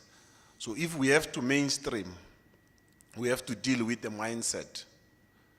And what is it that we can do across all the levels to address the mindset issue, which is a behavior? We need a focused information sharing and ICT technologies that will reach a majority of us with limited financial resources, and with limited bureaucracy. So the space of education and training and empowerment, it's very key across that level. That will address change, because then you'll address change on youth, you will address change on gender, women levels, you'll address change on academics and students level, then you address change on government level using all these platforms. And that's where we have a biggest leverage, because it happened on its own if information is availed, and it can reach many millions of Africans and area-wide continent. So we need to put more emphasis in that space, meaning our harmonization of curriculum is very key, because then we will reach many youth in all of our universities. Our networks on platforms of knowledge exchange, it's very key. On Africa level, on regional level, on national level, because that's where people spend their time Googling, fiddling with the gadget, cell phone, which is one of the biggest tools we have now to convey the message, and that's where you address change, because change starts with an individual. Then individual will see fit to make a difference and say, is this approach appropriate and suitable for our community and society? Then the other levers that I will say, which emanates from our mainstreaming approach that we have in the country. 4 years back, we had a very serious discussion, and we drafted mainstreaming discussion document within the land care program. We wanted to have a honest discussion with the partners, with the assistance of Food and Agriculture Organization, and we had partners across provinces and NGOs and developmental institutions to say, how then do we propel conservation agriculture in South Africa? And one of those levers that we have identified is that the biggest elephant is your financial institutions, because they provide enabling environment which effect change. You may start from insurance companies. Do they give preference to your conservation agriculture with regards to versus conventional agriculture and the likes? So if you address that, you've got incentive for the farmers to see a need why they must look into this system. But also they provide loans, production loans and the likes to farmers. Are they giving preference to this system? So they are one of the biggest elephant, but an enabler to effect change. So that can happen on country level, but also on continental level. Because for you to change within conservation agriculture, you need to start with minimum till, minimum soil disturbance. So how do we then address the manufacturing part of implements and accessibility and affordability of that? So mechanization strategy, which has been then formulated, I think, on Africa level, it's very key, because you still have got a lot of our fiscus money going into implements that are not necessarily supporting the cost, but continuing with a lot of land degradation. So on that aspect, we need to say, how then do we propel manufacturing of implements on our country level and support the incentive of manufacturing to our smallholder farmers, so that they've got appropriate implements to start with conservation agriculture. Then the rest easily follow with other principles, once you start perfecting this first minimum soil disturbance. And this whole dear to then, when you align it to international conventions like United Nations Convention on Desertification, Climate Change, and CPD, then you can align it on that level, knowing that this is your complementary targets that you have as a country with your land degradation neutrality targets. But to support my colleague from North America, from Canada, the issue of networks, it's very key. Change will happen when networks are afforded platform, and networks whereby you have got limited bureaucracy. So you need these networks with non-governmental organization across the board, from farmer level up to Africa-wide with ACAN and Kawik, all those networks, if they are fully supported, you will see a leverage and increase. We will definitely meet our 25 million households with that, because then they've got limited bureaucracy. The speed at which change happen by their interventions is highly commendable. And I think with these few interventions, these are some areas that I think we need to leverage as a continent to take CA to another level. I thank you, Program Director. Thank you very much. Our last intervention. Good morning, ladies and gentlemen. My name is Louis Obe. I'm from the FAO. Thank you very much, Ami, for the very comprehensive presentation on the mainstreaming. And being the last speaker, you tend to find that most of your points have been taken by the earlier speakers. But I'm going to emphasize some points which I think are very critical for mainstreaming. I think the starting point is, Trent mentioned it, it's about evidence. To me, that is the most critical at the moment. We need to have evidence within the national and sub-national context. There's a lot of evidence that was provided by AME at the global level. We need national and sub-national evidence that is connecting with what the governments are doing. When the governments understand the benefits or the consequences of not adopting conservation agriculture, because there are two sides of the story. There is the benefits of CA and the consequences of not adopting CA. Both need to be communicated. We need to communicate this in a very smart, in an innovative way, generate the evidence, but be able to communicate it and make the policymakers, the decision makers understand the consequences of adopting or not adopting CA. I think that will be the starting point to get the governments to really support the mainstreaming of CA in their systems. We need to have this mainstreaming in the education sector. To me, that is very critical. We have, as Africa, we have two forums that are quite important in terms of education in agriculture. That's the RU Forum, the Regional Universities Forum for Capacity Building in Agriculture, and the African Network for Agriculture, Agroforestry, Natural Resources Education. I think these are two institutions that we can use to start working on getting CA mainstreamed in all the education in the universities and colleges. Without that, when we are generating extension workers, researchers who are not appreciative of CA, we are not going to get CA mainstreamed in the national systems. So I just want to emphasize the point of education as well as the evidence, national and sub-national relevant evidence. And I agree with the support system, the networks that the other colleagues mentioned. But I believe that when the government is in support of this, of conservation agriculture, they will create the enabling environment for every other player to be participating in the CA agenda.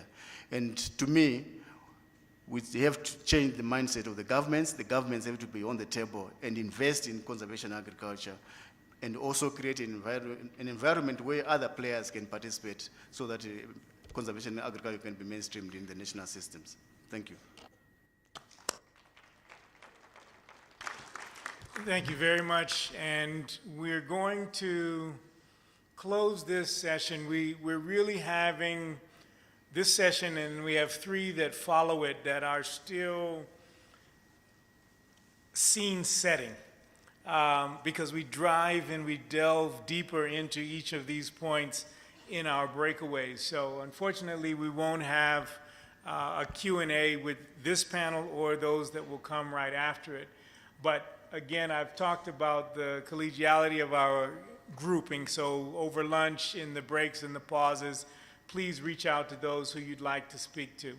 And so the key points that I just want to marinate and have us think about: the importance of evidence and evidence at the national, local level, the importance of government, the importance of demonstration, increasing that at the local level, the criticality of networks, multi-stakeholder fora as well, because there are silos that have to be broken down, the criticality of right-sizing the approach, recognizing that we have different approaches for different size farmers and different systems.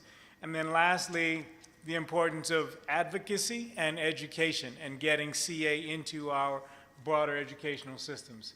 So please give a round of applause to this group. We are now going to break for a 15-minute pause, and then we will come back for the next plenary session. Thank you. Thank you, Chair. Quick one, because I just want to, as you're about to move, housekeeping points. Speakers, if you haven't given your presentations to the back, please do your PowerPoints. The field trip registration will start in the lobby at lunchtime. Also, not sure if you know, we have a hashtag 2ACCA. Please tweet about this experience and your thoughts and your comments. And then lastly, if you have posters, the posters will be put up during lunchtime, so please, in the back right outside, bring your posters. Thank you. 15-minute comfort break, and then we will recommence.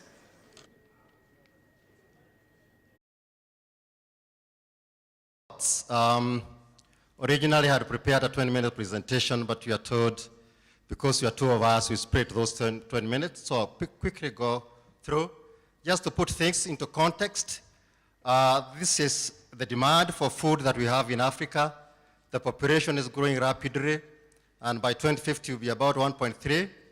About 60% of African population will be the urban areas, requiring food to feed them, but not only food, it should be nutritious food that is also safe.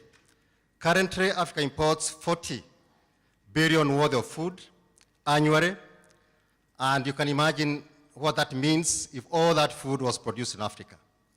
Therefore, we require agriculture to progress towards ensuring that we have food secure. We need to diversify and also intensify our production. And as you do so, we must do so sustainably. And that's where conservation agriculture comes in. It has been proved to increase yields, provide stable yields, use less inputs, reduce drudgery, and also friendly to the environment. But unfortunately, despite all those good attributes of CA, the uptake of CA in Africa is limited. As of now, only 1.5 million hectares. So, as we think about this subject of research and innovation, we need to put into cognizance the following facts. That agriculture in Africa is mainly subsistence practiced by smallholder farmers, continuously planting the same piece of land that is exploitative, mining of nutrients, leads to degradation of the soil, and degradation of the soil leads to low productivity. Low productivity leads to low yields, and of course income to farmers. Ability of farmers to mitigate against degradation is reduced, and the spiral continues. And since we know that we require agriculture to address poverty issues in Africa, then we must see how best to mitigate against all those issues raised here. So research and technical development needs to address a couple of things. The first one that has been amply amplified here is change of mindset and promote buy-in of CA interventions. Until all those actors involved in agriculture start seeing that CA is a way of farming rather than technologies or interventions. It's a base of where we can build our climate-smart agriculture. Until you change your mindset from that, and we understand that you have been culturally socialized to buy in this tillage, frequent tillage agriculture, there's a lot of work we need to do. And we can only do that by generating knowledge and information and technologies that now will provide evidence to change that. Understanding of CA niches and factors that would promote adoption is critical. We are told that CA has to be location specific. You have to adapt it to certain niches. So you cannot take set of CA recommendations, apply it everywhere. The private sector need to start having interest in CA. So the linkages between private and public sector is critical for one to leverage resources and also for private sector to see business in CA. Then understand the role of CA enhancers is critical here. Proper crop and husbandry, soil husbandry, crop nutrition, etc. You may have read some journal articles of some heretics of CA, the doubting Thomases, who says that CA cannot perform without fertilizers, and therefore fertilizers should be for the principle of CA. We should put all that into context of what CA is all about. And for it to perform well, we need to have all these enhancers in place, better soil seeds, better soil husbandry, etc., etc. And we need knowledge to do that. And then once we develop knowledge that is important to upskill CA, then you are going to overcome all those barriers that limit adoption of CA in Africa. There's this report by Bernard, Barriers to Scaling Up Climate Smart Agriculture and Strategy to Enhance Adoption in Africa. A wonderful report I would encourage all of you to read that has classified these barriers into what is calling the hardware barriers and software barriers. And these are the barriers that we in research, we need to overcome in order to generate the right information to spur the uptake of CA.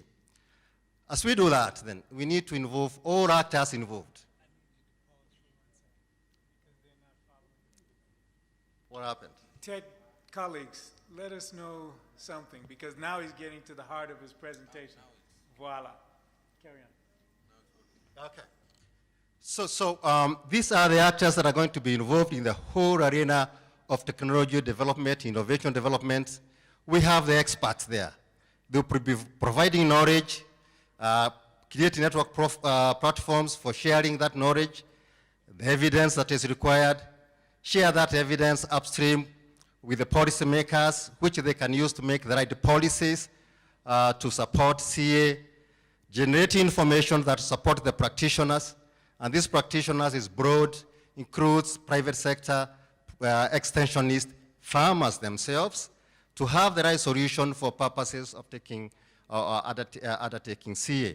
So this is a lot of constructive engagement among these players that need to be done, and we need to create platforms for that to happen. Somebody alluded to what we are calling innovation platforms.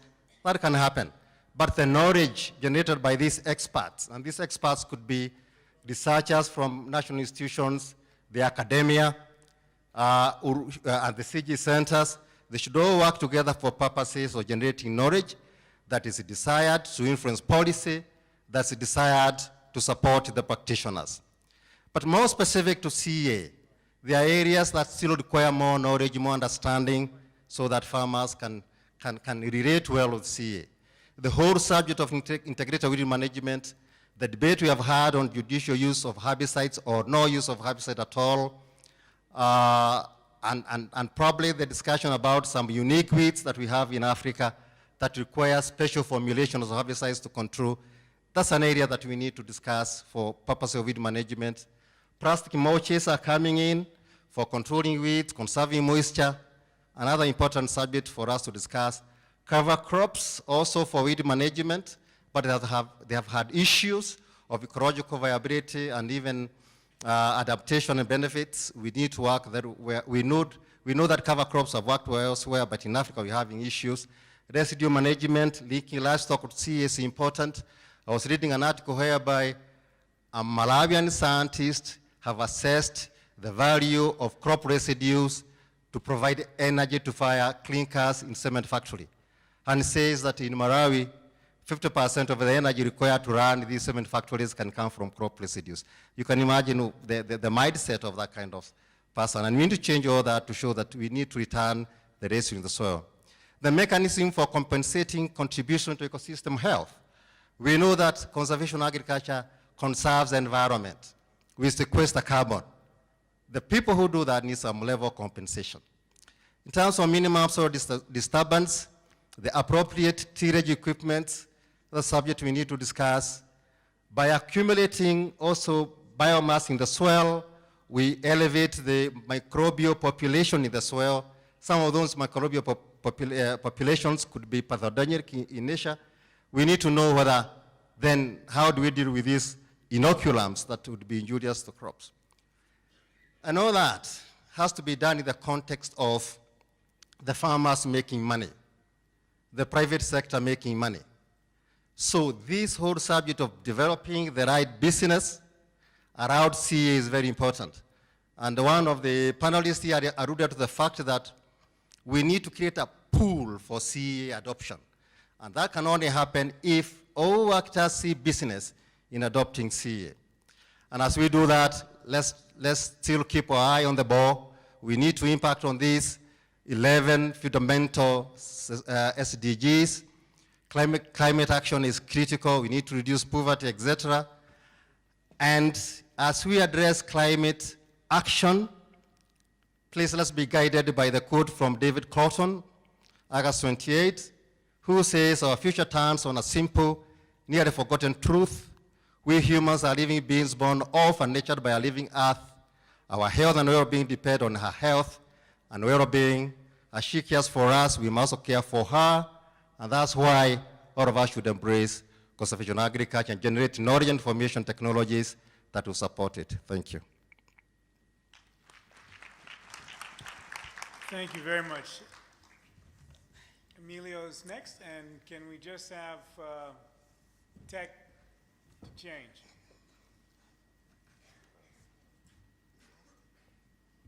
Colleagues?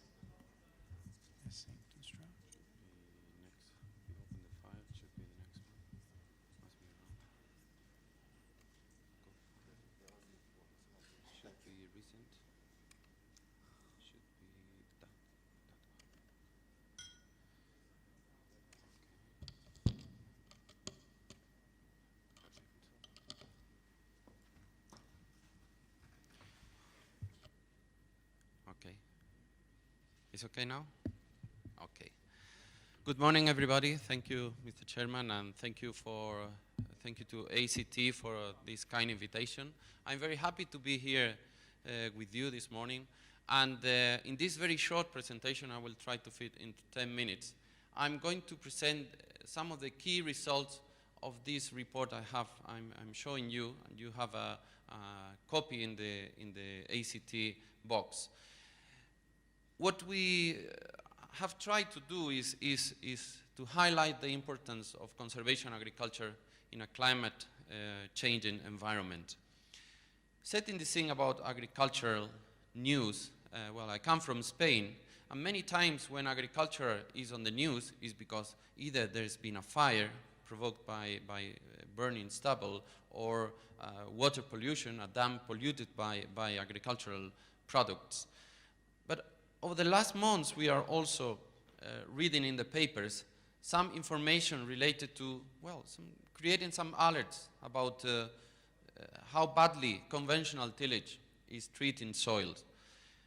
There you have a couple of examples where journalists are addressing the topic and are urging to repair soil. This soil degradation was studied some years ago at the European level, and quite a big group of scientists joined in a thematic strategy about soil degradation, identified several problems, and one of it was, you see for sure, erosion, but you also can find organic matter decline. Organic matter is very related to climate change mitigation through conservation agriculture.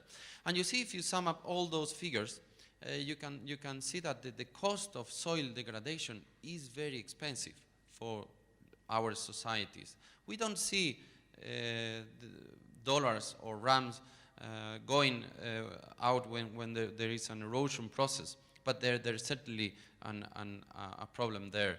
And when we see the situation of organic carbon is related to organic matter. When I talk about organic carbon, you could also think about organic matter. The contents of organic carbon in African soils is very low. And this is the cause of years and years of conventional farming. So this badly treatment of soil it's also related to climate change mitigation, because we must remember that, we must remind that soils are the second global reservoir of carbon. So that means that if on the one hand, we are not treating well our soils, but on the other hand, if we change it, the way we treat the soils, if we shift it from conventional tillage to conservation agriculture, we would be able to some extent, come back to a previous situation where our soils were richer in soil organic carbon, also in organic matter. In this figure, you can see what's happening when we do a field pass with a tractor.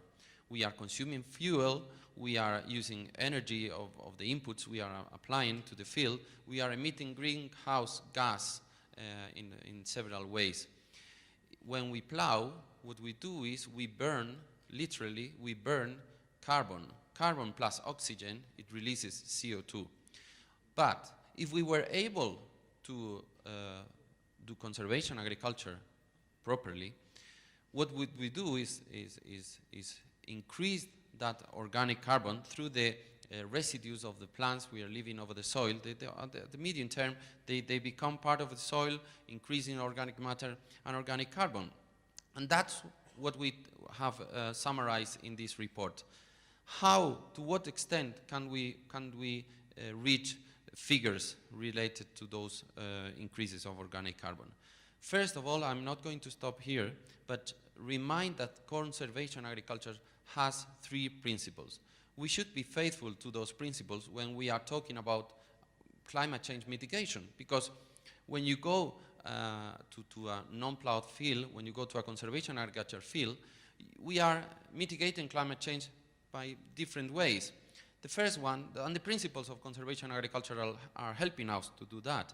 On the one hand, we are leaving a permanent soil cover, which is basically carbon, and that residues, that plant biomass, is going to increase the organic matter level of our soil, and that means we are taking and capturing CO2 from the atmosphere, and we are storing it in our soils. On the other hand, without tillage, what we are doing is we are preventing this burning of the carbon we already have in our soils, but at the same time, we don't have to move that huge amount of soil, that big mass that in the end is provoking a high consumption of fuel. So we mitigate in these two ways, by emitting less greenhouse gases and by storing carbon in our soil. If we had 100 tons or 100% we could do in this regard, 90% would be storing carbon in the soil and 10% would be less greenhouse gas emissions. That means we will use less fuel, but the power and the amount of carbon we could store in our soil is much, much higher. So when you think of conservation agriculture, about less fuel, less inputs and all that, is very nice, but when it comes to climate change mitigation, the huge part is the carbon we are storing in the soil and the organic matter we're increasing. Scientists, conservation agriculture, 8 years ago, I remember a paper saying that is an emerging agroscience. But it's not an emerging anymore. It's well known. And there are more and more researchers working on conservation agriculture. But when we research, when we perform studies, are we faithful to conservation agriculture principles? This is a very recent paper, and I recommend all of you to read it. It's by Corbill et al. And here we can see 3 different boxes, where in the left-hand side you see minimum tillage or no tillage. So it's not a very nice starting. We don't know if it's one of the principles or not, because it might be no tillage, but it might be minimum tillage. So we don't know if the results are really could be under conservation agriculture. If we go to the central box, the author is adding no tillage plus residues, which, as you see, we have a better increase in soil organic carbon. But if we go to the right-hand side, we are always on the positive way of increasing carbon, which is not the case in the other two, and at the same time, it's not the average, it's the median, is slightly higher than the rest. So that means if we work with the three principles of conservation agriculture, we might get better results. We tried to summarize about 30 studies for Africa and African climates in this report. It was a mandate of the International Conservation Agriculture Advisory Panel for Africa, and it's been released and edited by the ACT and the European Conservation Agriculture Federation. First, we identified different climatic zones in Africa, the Mediterranean, Sahel, tropical, equatorial. We also have deserts here. Then what we've done is look for studies. You see the colors of that map, the colors in that table, of rates of increase of carbon in those climatic zones for annual crops and woody crops. You see there are differences. I must tell you that we have found more studies in the tropical and equatorial than in the rest of climates. So we've got some rates of increase of carbon thanks to conservation agriculture, and we've applied those rates to the current figures that FAO is reporting and Amir Kassam is reporting with regards to the adoption of climate change, of conservation agriculture in Africa. We've revised the FAO statistics of crops that could be eligible or could be adapted to conservation agriculture, and we have addressed potential areas for conservation agriculture in the different countries of Africa. And I'm finalizing with this slide where you can see the potential of increase of soil of organic carbon thanks to conservation and agriculture in Africa. It's about 100 times what we have today.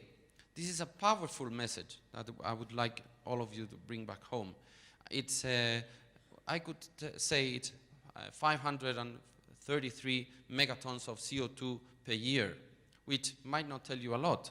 But if I tell you that it's 3 times Europe's potential, and if I tell you that a huge emitter of the region, which is South Africa, it's the 13th country in the world, I mean, we could be offsetting 1 to 2 times the total emissions of South Africa with this figure.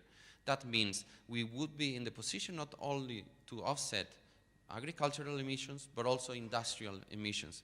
So the point is that if most African agriculture would be conservation agriculture, I'm pretty confident that we would be able to offset the agricultural sector emissions and also make some contribution to the industrial sector, which, by the way, should also do its part to compensate emissions.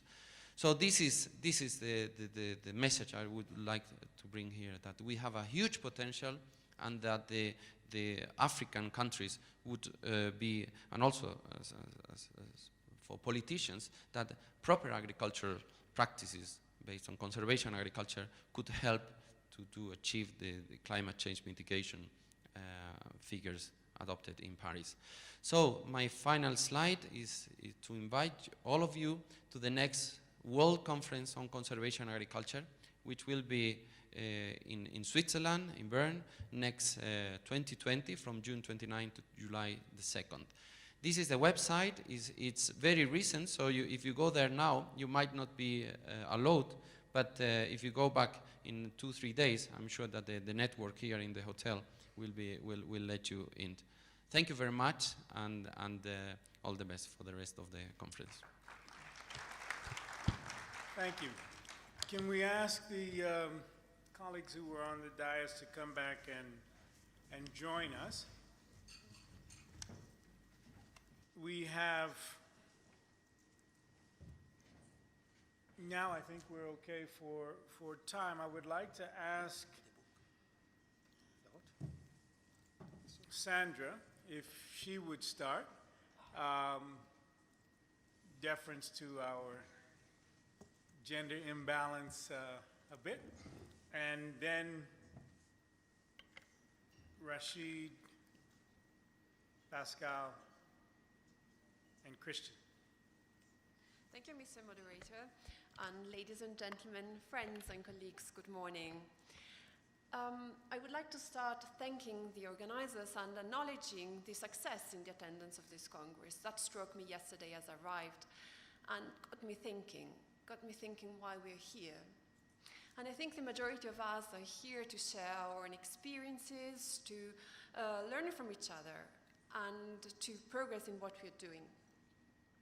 And I think that's because we all have in common the fact that we value the soil and its importance and the importance of its good management, because ultimately soil is life, and not an abstract form of life. Soil is our life, and I mean it because life on the earth is very resilient. It's been around for 4.5 billion years, but as the humans, we are not as resilient as the earth. We need that atmosphere, we need a thick layer of good soil to be in place to support us. And we in this community, we know that conservation agriculture is the solution to keep this soil profitable and to address the issues that are related to climate change, adaptation and mitigation, as more eloquently than me, the previous speakers have already discussed. So we know it in this community, but this brings me to the other point. We are here also because we need, as a community, to reinforce our bonds and reiterate that what we think, our values, are meaningful, and we should keep going, because conservation agriculture, as a matter of fact, is not mainstream agriculture. It's not.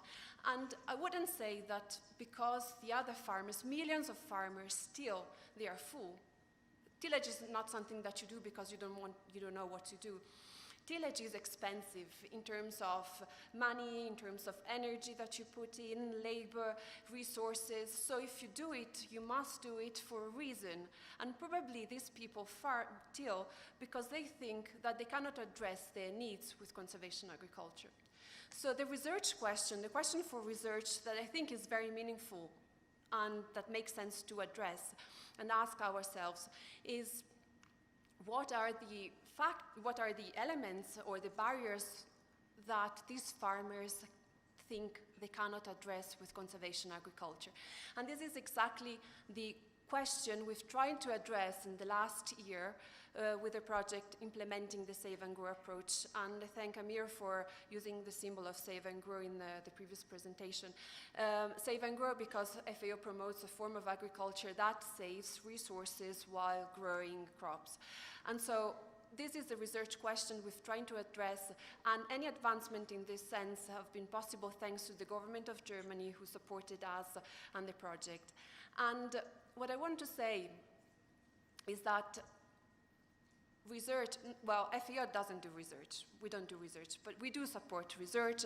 We collaborate with research institutes at the national and international level, and this project is an example of a close collaboration with a national research institute, the Zambia Agriculture Research Institute, ZARI. Petana Amasakaza, Dr. Petana Amasakaza will present in sub-theme 2 tomorrow at 9 o'clock. Please attend, because he will present what we've done in terms of methodology, how this methodology is useful and replicable. But what I want to say is that research is so prominent in our project, and it's a promotion project, right? Promotion of conservation agriculture, because we didn't want to be, again, another project that promotes conservation agriculture with demonstration trials and with the supply of production inputs and technologies, because we know that that form of promotion is linked to the life cycle of the project. The project stops, the adoption drops. We've seen over and over again this pattern. So this time we wanted to take a step back and look at what's out there. Who are the farmers who adopt and don't adopt? How well they're doing? Are they profitable? Are they sustainable? What's happening to the environment as they farm? And I can tell you, on paper, it's super easy. Objective of the project, promoting sustainable practices for conservation agriculture and climate-smart agriculture. Fantastic. How do you do it? Well, we first identify the problem, and then we address it. How do you identify the problem in a nation of 16,000 farmers, smallholder farmers? So it's like saying, okay, we are here in this room, let's identify our problems, our core problems. Okay, great, where do we start? What do we have in common? Well, conservation agriculture, and what else? What do we have in common that will help us be in subgroups that are representative of our core problems? What do we have in common? So that's what we've been trying to do with the farmers in Zambia. And I can tell you that after 1 year of work, hard work, we've been able to come up with 4 categories of farmers that share pretty much the same problem, so that we are moving away from having to identify and address the problems of 16,000 people and to an approach that helps us streamline our solutions. And I think it's very useful for policymakers so that I'm able to promote incentive mechanisms targeted for those subgroups of people. It's useful for the private sector, service providers, who always have a constraint in mapping who the smallholders are. And for that, we work with Musica in Zambia. And it's useful at the farm level to come up with solutions for the extension officers that help them identify the problems on farm. So it's not arrogance. I'm here to promote the results that we have achieved after 1 year of work with confidence, because all along we've been working with national experts, and Sebastian Scott, who was in the Farmers Forum yesterday, collaborates with us, and the fact that we work with ZARI is a guarantee of our results. We've been working directly with farmers, with extension officers, with local experts to guide us in this process. And yeah, maybe someone here already has heard this story from me. We didn't want to be the researcher with the spider. Do you know the story? There is a researcher who's trained a spider to jump on command, and then it wants to evaluate the effect of pulling the legs of the spider on the capacity of the spider to execute the orders. And so it pulls one leg at a time, and when it gets to the last leg, jump, he says, and the spider jumps. It removes all the legs, and the spider doesn't jump. Conclusion of the research: removing the legs from a spider makes the spider deaf. This is, when you work in research, you can get to the wrong conclusions, and we wanted to be that researcher. We wanted to be better, and that's why we're working so closely with ZARI. And I thank you so much. Thank you. Rashid? Yeah, thank you. In fact, I prepared the presentation. I don't know if I have a few minutes to go through it. To be fair and consistent, can you give your remarks from there as opposed to giving a third presentation? We had a keynote, and then we had responses from our panelists. So thank you. So I'm Rashid Marabet. I am director, research director at the National Institute for IT Research. I am member of the ECAP, the panel. I thought I have to prepare a presentation, but let me just give you the juice of what I prepared. First of all, the first thing that we have to deal with, that the conservation agriculture is a pathway. It's not something in point of time or in space. So it's pathway. It's a complex pathway, and there is need that this pathway be linked to rural and development in a country. Any program of rural and agricultural development should be linked to conservation agriculture in order to be. The conservation agriculture are stock of challenges, stock of barriers, stock of problems. So then what does mean that? It means that we need the nexus thinking. We have to have the systemic thinking. The research that we used to do was mostly on plot experiments. We have to go to platform experiments. We have to do some new ways of doing research that gather a lot of information. And We have to shift all the paradigm along the value chain. You have to, all around the value chain, all the paradigms should be shifted if we would like to have a great adoption of CA based on science. We have also to, the CA upscaling is a joint venture. It's motivation from all. So the research institutions alone cannot do much. So they have to work with other stakeholders to bring new gateways for expanding knowledge. The first thing that we have to do is to, we have now some knowledge, some information, some results, we have found some benefits, and we have to transform this knowledge to skills, to curricula, to benefits for farmers. We have to do that. Now, all the information that we gathered, the database that we have to transform it to skills, to easy use information for farmers if we like to be able to use our data. Myself, I started my research in '86, so it's a stock of a lot of data that I would like to transform it on easy use for farmer to be developed. The second thing that we need to that all the new research should be positioned to the new problems for the farmers. What are the real problems of farmers that we'd like to comfort in a way to expand CA knowledge? The research should be in policy in science policy interface priming.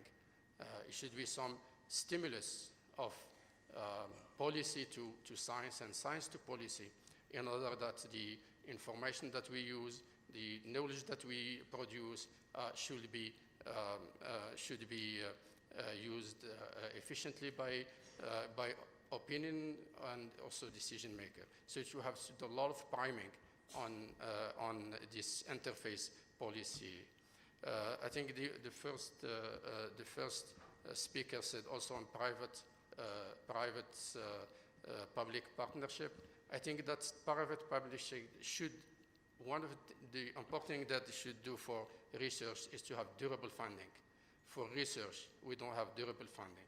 So sometimes we have funding for 2 years, for 3 years, for 5 years, for 6 years, but we should have durable. We have also, through this PPP platform, we have to share everything. We have to share expectation, we have to share benefits, we have to share, and also what is known that we share the long-lasting benefits. The benefit that we don't know now, that may be in 10 years, in 20 years, and those are important.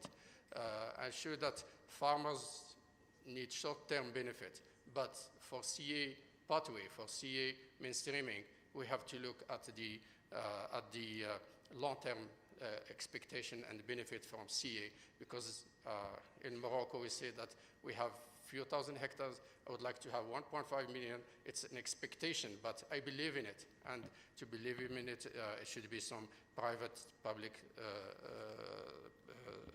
partnership platform. The conclusion that we have also to set experiments, to set research in farming situation, in farming system. We think farming system, but it should be long-term experiment. It should be experiment that long slide. If we want to have idea on microbial diversification with no-till, we have to wait. We have to wait long enough to get the information. So the other thing that's another type of nexus that we have to do, we are driven by gender, we have driven by labor, we have driven by energy, and those are transversal situations that sometimes research institutions do not consider too much. But I think that research institutions should consider a lot of the. My last point, that's for upscaling CA to science-based information, we have to develop human resources, we have to do resource mobilization, and we have to do scientific development within Africa. And also, the last point, we have to have some cross-border transfer of technology. There are some countries that are well developed in terms of research, but we need some cross-border within Africa in order to widespread the conservation agriculture technologies in Africa. And thank you. My presentation was more than that, so I thank you very much. And I would dare say on a limb, all of the presentations, including his, we will capture and they'll be made available so that you can see them in their entirety. Why I said it's a limb, because I'm not sure whether they'll be on the ACT website or they'll be otherwise disseminated. But we do want to not disincentivize the contributions, but we have keynotes and then we have panelists, and we want to stick to that structure. Thank you very much for that intervention. Christian.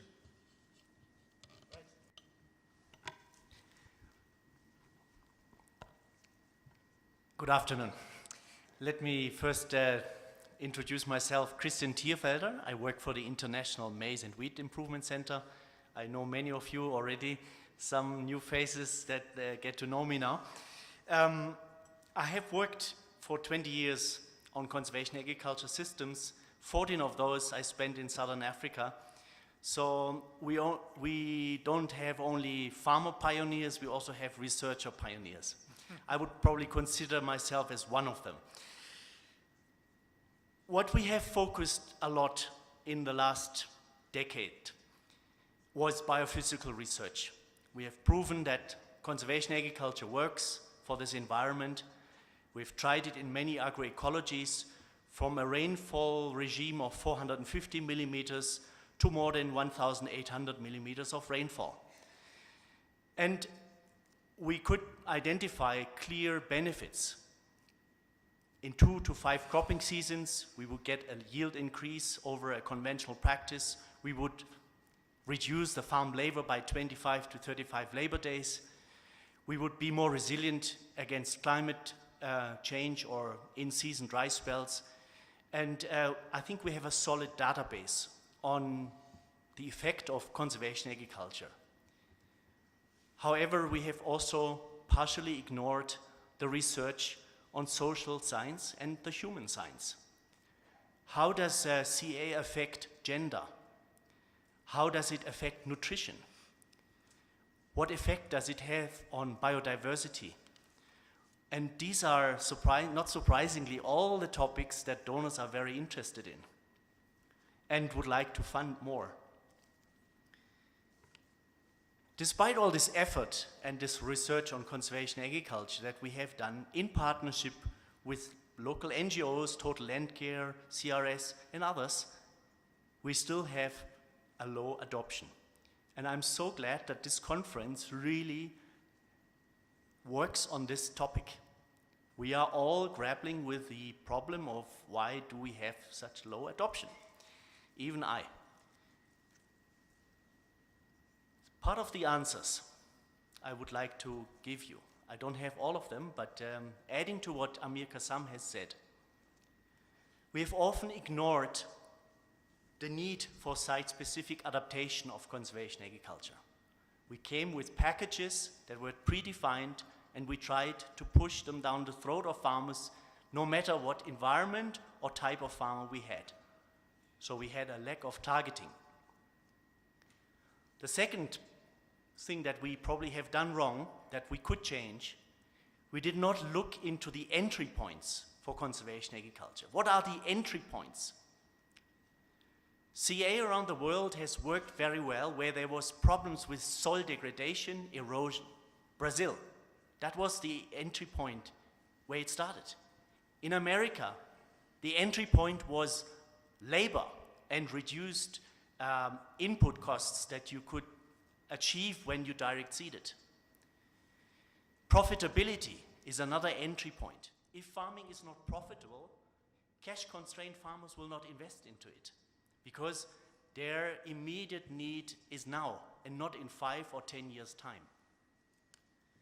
Where moisture was limiting or is limiting, there conservation agriculture can thrive. There we can really make a difference, and there it has also been adopted. Adoption is another very difficult term. What do we mean by adoption? Is it 1-year experimentation with the technology? Is it 2-year or 3-year experimentation with the technology until the project ends? Is it sustained adoption because there is a change in the way we look at agriculture and a change in mindset? I would probably think and hope that we all get to the last, where we get a change in how we look at agriculture and change because we believe in that change. My last point is on scaling. We all want to reach 25 million farmers in Africa adopting conservation agriculture or climate-smart agriculture. A huge task. If we want to achieve that, we have to stop thinking about the technology only. The technology is not sufficient to scale. We need to think about the supporting systems around the technology. The markets, the finances, the knowledge systems, the governmental institutions, the extension services, all the other things that are necessary, as Raphael has said, to put in place to get to successful and sustained scaling of a technology like conservation agriculture. Thank you very much. Thank you very much. Pascal. Thank you very much. My name is Pascual Marenya. I work for, like Christian, I work for the International Maize and Wheat Improvement Center. I am an economist, so they say. Currently, I coordinate a 7-country project called the Sustainable Intensification of Maize Legume Systems in East and Southern Africa, popularly known as SIMLESA. Has been running for 8 years, now in its 9th year. And we're going to be sharing some of our thinking and lessons from that project in a side event later, but it informs, that project informs the 2 or 3 points I'm going to raise in my remarks. I do thank the keynote speakers for boldly spelling out the gaps that need to still be looked into critically as far as research. I also thank my colleague Christian for focusing and making sure that my job is secure by saying that we need more research on the social, economic, markets, and institutions. So thank you, Christian, for that. But in order to, I'm going to drill down a little bit in that area. Now, in order for farmers to eventually adopt any technology, CA being one of them, they need to undertake a period of learning, experimentation, and adaptation, followed eventually with permanent or continuous use. But the process of learning, experimentation, and adaptation for poor, resource-poor farmers is fraught with risks.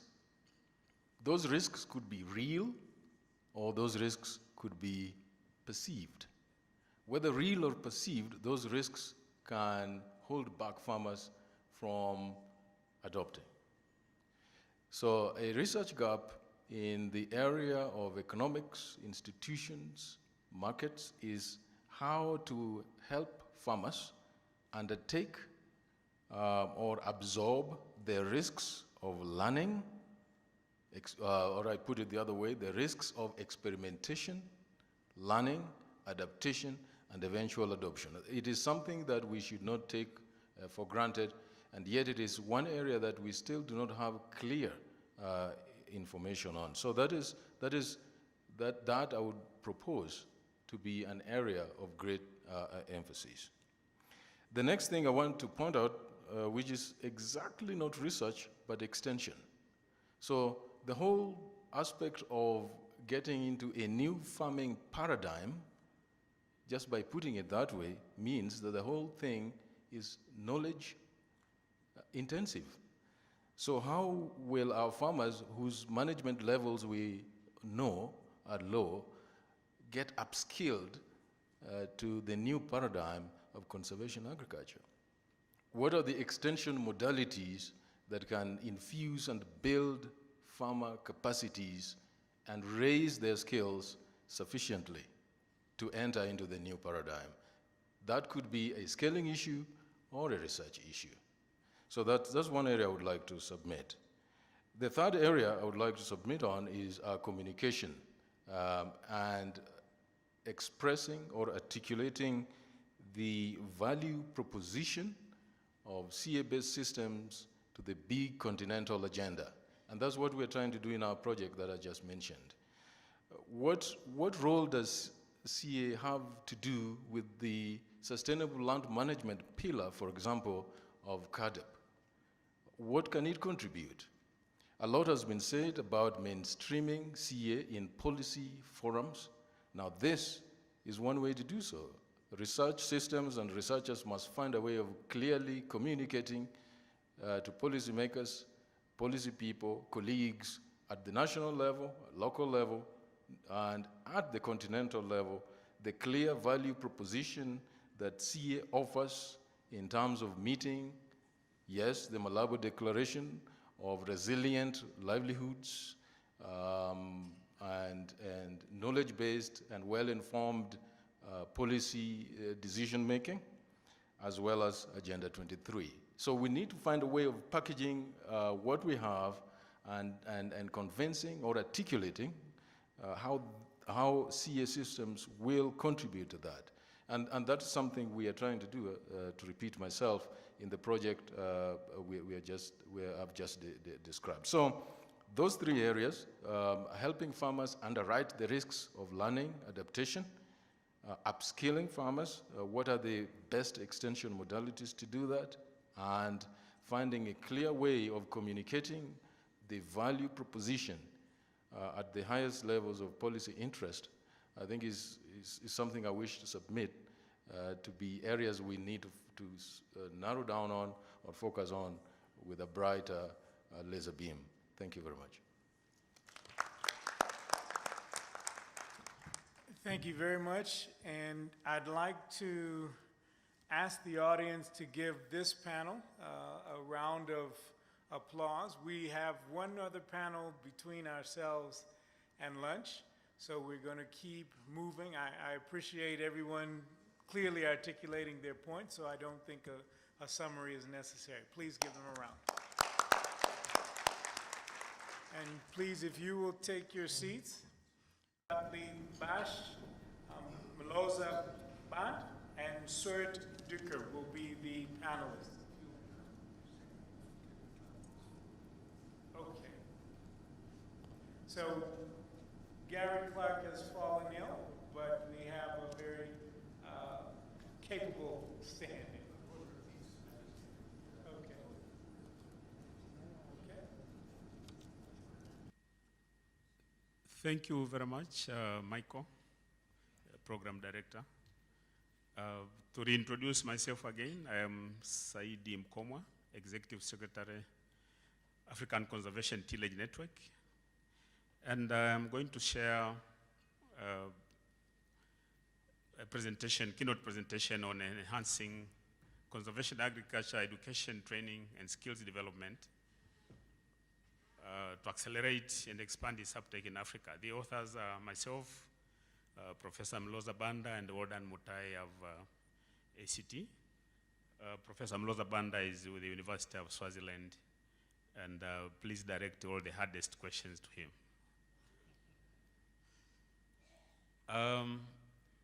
It has been said again and again that conservation agriculture is super.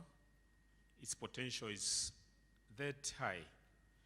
And if I can testify, we started with several farmers in Kenya, and one of them was getting yields of 10 bags per acre in 2008 under the CSRD project. 10 years later, she's increased her yields to 5-fold. She's getting 50 bags per acre without increasing the use of inorganic inputs. Of course, she's using more manure, but she's also using more cover crops, mucuna and Dolichos lablab. The question which has been baffling us all is, why aren't all of her neighbors, why isn't the whole village doing that? And that's the argument, that's the mystery of the whole issue. And of course, we have been discussing the why all along. And there are so many issues, but I'm going to stress on only one aspect of the capacity development, the need to develop capacity at the educational skills and training capacity. We're talking about agriculture, and the people involved in agricultural production is basically everybody. So we need to look at capacity development not only for the farmer or for the extension people, but it's a whole wider range of stakeholders.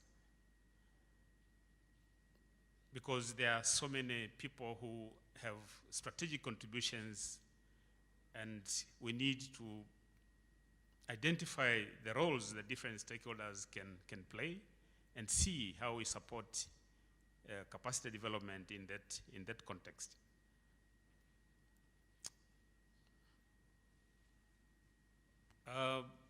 We're just reminded that for agricultural growth to occur, innovations are important to increase productivity in land and labor. We are also reminded that innovations cannot occur without the creation, accumulation, and sharing and use of knowledge. So the role of knowledge is vital. And I think Raphael had put it across very strategically. The role of networks for the different stakeholders is important in facilitating the capacity development. We are also talking about systemic capacity development. So is at the different level of individuals, at the level of institutions, institutional development, at the level of supporting the organizational capacity development, so that these institutions can perform better. We're also reminded by the agenda, Africa's Agenda 2063, the Africa we want, where it has committed to speed up actions to catalyze education and skills revolution and actively promote science, technology, research, and innovation to build knowledge, human capital capabilities, and skills to drive innovations for the Africa. What we are restating here is that we have already a robust framework endorsed by the African Union to assist us to undertake the systemic capacity development. We are again looking at three fundamental pillars as we look for as we zoom in at the agricultural education and training. One is the conservation agriculture related transformation. The other one is now looking at across the value chain. It's not only about the production side, but across the value chain in building competency. And the other dimension is education and training specialists for the conservation agriculture. So the empowerment of stakeholders needs to take across, as I said before, across the wider range, but also specifically for the adaptation and adoption of CA in Africa. There are several priorities to support the implementation of CA education, training, and skills development. One is the education management of CA education. Two is the role of ICT, which has been very clearly defined, articulated rather. There is the role of monitoring, evaluation, so that we are continually reflecting and using the feedback to do better. And the role of resource mobilization and cooperation of CA educational training and skills development. There are several frontiers that we can use in terms of approaches through research and development, like what is being done or should be done by the national agricultural research institutions. There is the very key role of the extension departments of national governments, whereby co-innovation with farmers is needed to refine these interventions. Then there is the capacity development to develop capacity. How do we support the agricultural research institutions at a systemic level so that they can continually undertake strategic research and build the capacity of other stakeholders. In terms of way forward, to sum up,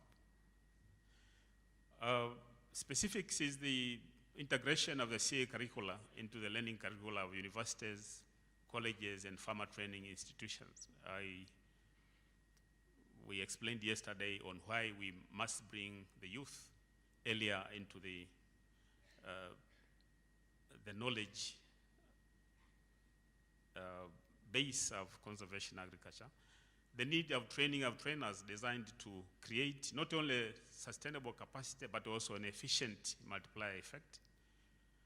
Effective utilization of ICTs, again, and developing and operationalizing innovative delivery pathways for promoting the dissemination and utilization of CA technologies, products, and services. And finally, improving the capacities and linkages between actors in the value chain of CA promotion through networking, linkages, and partnerships. This capacity development should result into jobs creation, CA opportunities in the employment of information services and the self-employment of the young employers. And I finalize by saying we all have a role to play. We all have the opportunity, and let us use it to advance the capacity development for advancing the uptake of CA in Africa. Thank you very much.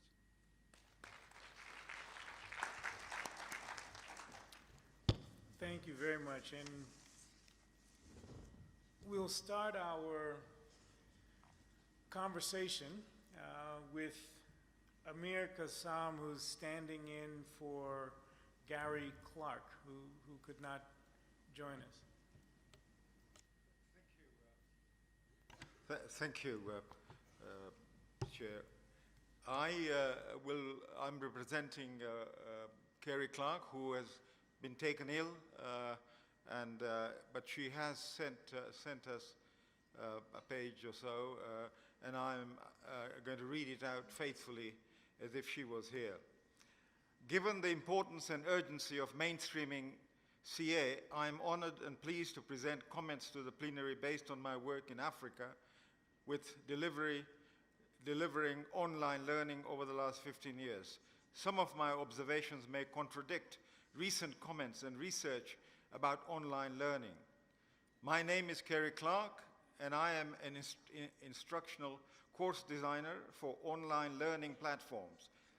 Among other work-related activity, I manage 2 online learning platforms delivering courses in East Africa and Asia, which maintain an average course completion rate of about 80%. I begin with this statement about running courses with an above-average completion rate because of the comments made last week by the program manager at the World Bank's Open Learning Campus about why online learning is not showing impact in Africa. At the 13th International Conference, an exhibition on ICT for education, training, and skills development held in Kigali last week, the World Bank manager blamed low uptake and completion on the lack of reliable electrical supply and broadband connectivity, and on students who could not afford commercial internet services, laptops, and smartphones. This, in my experience of running online courses in Africa, well-constructed and well-facilitated courses are logged in even when situations are trying. In Africa, e-learning is now recognized as part of educational delivery, given that African countries do not have the capacity to adequately train and pay the number of teachers needed for face-to-face teaching. However, the uptake of e-learning and thus the quality of CA education is only going to occur if and when the courses are interesting, relevant, and accurate. Just like face-to-face teachers and courses, there are good ones and bad ones. In the world of e-learning, it is the same. Many of the online courses offered by these development agencies and universities are unfortunately boring and not relevant or timely in the face of crisis facing agriculture and other issues. So my first point is that we must be careful that the courses we design and deliver about mainstreaming CA are not boring or low quality, and that they convey urgency and importance of implementing CA. My second point concerns a possible reason why the uptake of CA is not moving as fast as it is needed, given the dire situation of arable land caused by conventional farming methods, loss of topsoil, degraded and abandoned land, greenhouse emission, polluted water, loss of biodiversity, and destruction of ecosystem service. As I prepared the condensed paper submitted to this Congress, I conducted a literature survey of free online course called MOOCs, teaching about CA. That a course would be free naturally excludes it from being a university course, which the students must be a paid participant and part of a degree program. So we were not examining university face-to-face course content. These massive open online courses may or may not have university content, but they are offered to the public as a public good. This is an important point. I was unable to locate any course about CA in English. However, I located many courses on aspects of climate change, on sustainability, from world-famous universities and development institutions, including Sustainable Development Goals Academy for one. With very few exceptions, CA was never mentioned as a mitigating solution for the crisis facing the planet and Africa, and in most cases, the solution for the agricultural contribution to global warming is to flatten the field to avoid erosion, dig canals for polluted runoff, plant trees, and in few instances, use cover crop. If CA was mentioned, it was not discussed in details nor in favorable terms. As seen through the course material dispersed globally to thousands of students and young professionals, CA is not supported by the world's leading universities. Universities like Wageningen in particular, and the Sustainable Development Goals Academy, nor mentioned as a major player in climate-smart agriculture. I realize that I'm sticking my neck out to make these claims, and that I am not there in person at the Congress to demonstrate examples. This finding caught me by surprise, and I suggest that it be taken seriously. If CA is to spread more quickly as mitigation to climate crisis facing us, then it must be understood that the work on CA is being undercut by the leading global universities and development agencies. because what is being taught and suggested as mitigation is an updated form of green revolution which may have some cover crops and crop rotation being tossed into the basket. I have thrown down a gauntlet. The perspective on what the pushback is regarding CA must be broadened. So point 2, be aware of what the opposition is up to. There is a lot being done behind your backs. Thank you. Now I'm not sure if Kerry was not here purposefully, but we won't kill the messenger. Mloza, would you give your comments, please? Yes, please.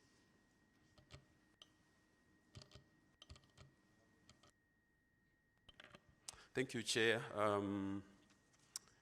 The problem is that I was part of the author of the presentation, but I do thank my colleague for summarizing the paper, which I'm sure will be available online through the ACT. It's voluminous because it touched on quite a number of specific issues, and I want to perhaps highlight one or two issues that I think are pertinent to mainstreaming CA in education and training endeavors. Perhaps the critical one for me is that we need to be looking at CA through a learning community. And as such, my considered view is that we need to begin at foundation level, which is the primary school, all the way to the university, and in between. Hasn't this been attempted? There is evidence here and there that there were attempts, perhaps not on CA, but on how to bring, to bridge what is often referred to as the intergenerational gap in information as well as knowledge. What does this mean? The premises are that the kind of agriculture that is practiced or that is taught or through which farmers are trained in rural areas is not the same agriculture that is in primary school or in secondary school, high schools. It's different. And there is need to bridge, to have some symmetry, synergy between what is taught in primary school and secondary schools, and perhaps even, for that matter, in tertiary institutions, with what farmers are learning. Farmers are so much advanced, so much ahead of issues regarding sustainable agriculture, climate-smart agriculture, conservation agriculture, organic agriculture, aquaculture, name whatever culture you can talk about. Our farmers are so much ahead because of the support that has been provided to them through government programs, through non-state actors, and yet the kind of support that has been provided to education institutions perhaps falls short of equipping our learners at primary, secondary, and perhaps even at tertiary levels. So we need a learning community, and we can only have a learning community if there is a seamless approach to agricultural education and training. So CA needs to begin at primary school level. FAO tried using what was referred to as the junior field farmer school approach.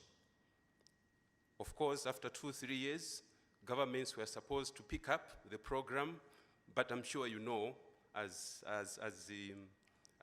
most of us know, government systems, it was a project, and that project was parked. I'm sure perhaps there is, in some countries, that program still goes on, but that's the end of it after FAO had divorced themselves from the program.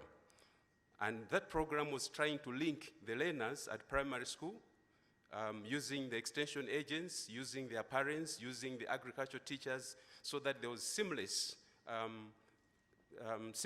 training on perhaps on agricultural topics between the primary schools or between the curriculum in primary schools and what is happening in the villages. It was like an integration of learning at school and perhaps also learning at the communities, so that in so doing, the parents as well as the children are talking the same language. This is the kind of education and training perhaps that we should envisage for conservation agriculture. Let me stop there so that perhaps my colleagues can also contribute to the issues. Thank you. Thank you very much. Swart, I'd like you to be the next speaker, please. Okay, thank you. So I would just like to tell a story about my experiences in Pennsylvania in conservation agriculture, because I think it has lessons for conservation agriculture development in Africa. And I would just like to share our experience, and I hope some of the principles will be relevant for your situation. Some principles are really global, like the principle of not having to be like the last speaker before lunch. Is that a global principle that nobody wants to do that? Well, that's where I'm at right now. So I'll try to keep it short. I had prepared some written notes to keep me on time. So no-tillage in my state has increased from 20% of planted acres in 2000 to 65% today. And the adoption of cover crops has also gained tremendous traction, with adoption greater than 60% of annual crop acres in some parts of our state. When I started at Penn State in the year 2000, there was a lot of cynicism about conservation agriculture. A prominent agronomist known as Mr. Ag believed no-tillage meant no yield. That was an adage that went around. Based on an experiment done in the 1980s, he advised against no-tillage because, according to him, the soil compacted too much, leading to a lack of root development without tillage. So there I was, a young faculty member, and what to do? I checked those never published results and found evidence that this was due to poor planter performance in no-tillage, leading to poor plant populations. So I did another trial and confirmed over 4 years that we never had a yield reduction in no-tillage compared with other tillage systems, because we made sure we had good seed placement to guarantee a good population in no-tillage, and with new equipment that was no problem. So this research was very important because it was done in the agricultural powerhouse of Pennsylvania, Lancaster County, which is the 10th county in agricultural receipts in the entire United States. Another help was that Mr. Ag retired and was replaced by a person who was very committed to demonstrating conservation agriculture on the farm. Sometimes retirements are good. He converted the new research station manager converted the entire research farm to no-tillage wherever the researchers allowed him, and he also started planting cover crops on the entire farm. This was important because many farmers would visit that station and see that we practiced what we preached. I also did other research projects on topics of interest or concern for farmers, such as the threat and management of soil compaction in no-tillage, cover crop management, soil fertility management, cover crop species evaluations, and more. So that research complemented our extension message. Something else that was important for advance of conservation agriculture were the extension offices in different parts of the state that I work in, with agronomy educators who work closely with local farmers to promote conservation agriculture. In our team, we have about 20 agronomy educators who organize education and outreach on the different aspects of crop production. These educators work closely with the specialists on the central campus. This teamwork is highly effective and results in many outreach products, such as a weekly newsletter, field days, indoor meetings, diagnostic clinics, conservation ag conferences, and so forth. This research teaching extension system relies on government support to keep it going in the long run. It cannot depend on short-term project funding and calls for priority setting and commitment by policymakers. However, I would also like to emphasize the importance of collaboration among different branches of the government to all work towards a common goal. In Pennsylvania, we had a very good collaboration between agencies from the federal to the local level, such as Penn State University, the USDA, Pennsylvania Department of Environmental Protection, Agriculture, conservation districts based in the counties, and so forth. So next, we also realized we needed farmers who could champion conservation agriculture. This led us to help establish the Pennsylvania No-Till Alliance in 2005. This organization has become completely farmer-run with enthusiastic farmers who teach other farmers about conservation agriculture. And finally, we are aware of the need for support from agribusinesses in the promotion of conservation agriculture. Agribusinesses can be your best ally or your worst enemy. For example, if there is a strong push for tillage equipment, it will spell disaster for conservation agriculture. On the other hand, if machinery companies see the potential of conservation agriculture to grow their business, you have a tremendous winner on your hands. So in summary, I believe these are important for success with and greater adoption of conservation agriculture in Africa too. First, a well-funded and integrated research teaching extension system.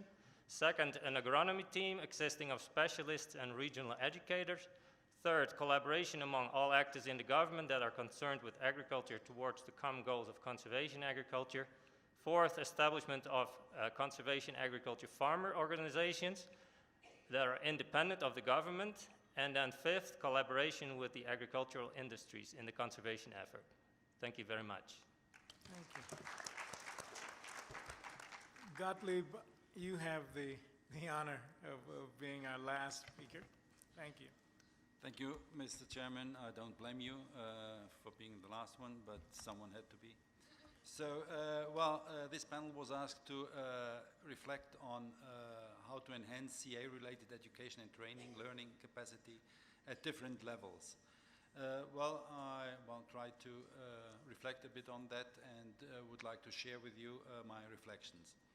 Well, I'm a professor at the University of Évora in Portugal, and as being a university professor, my experience in education, however, learning and training ranges from vocational education in agriculture to training of trainers and technicians to students at the graduate and postgraduate level, but also work with farmers.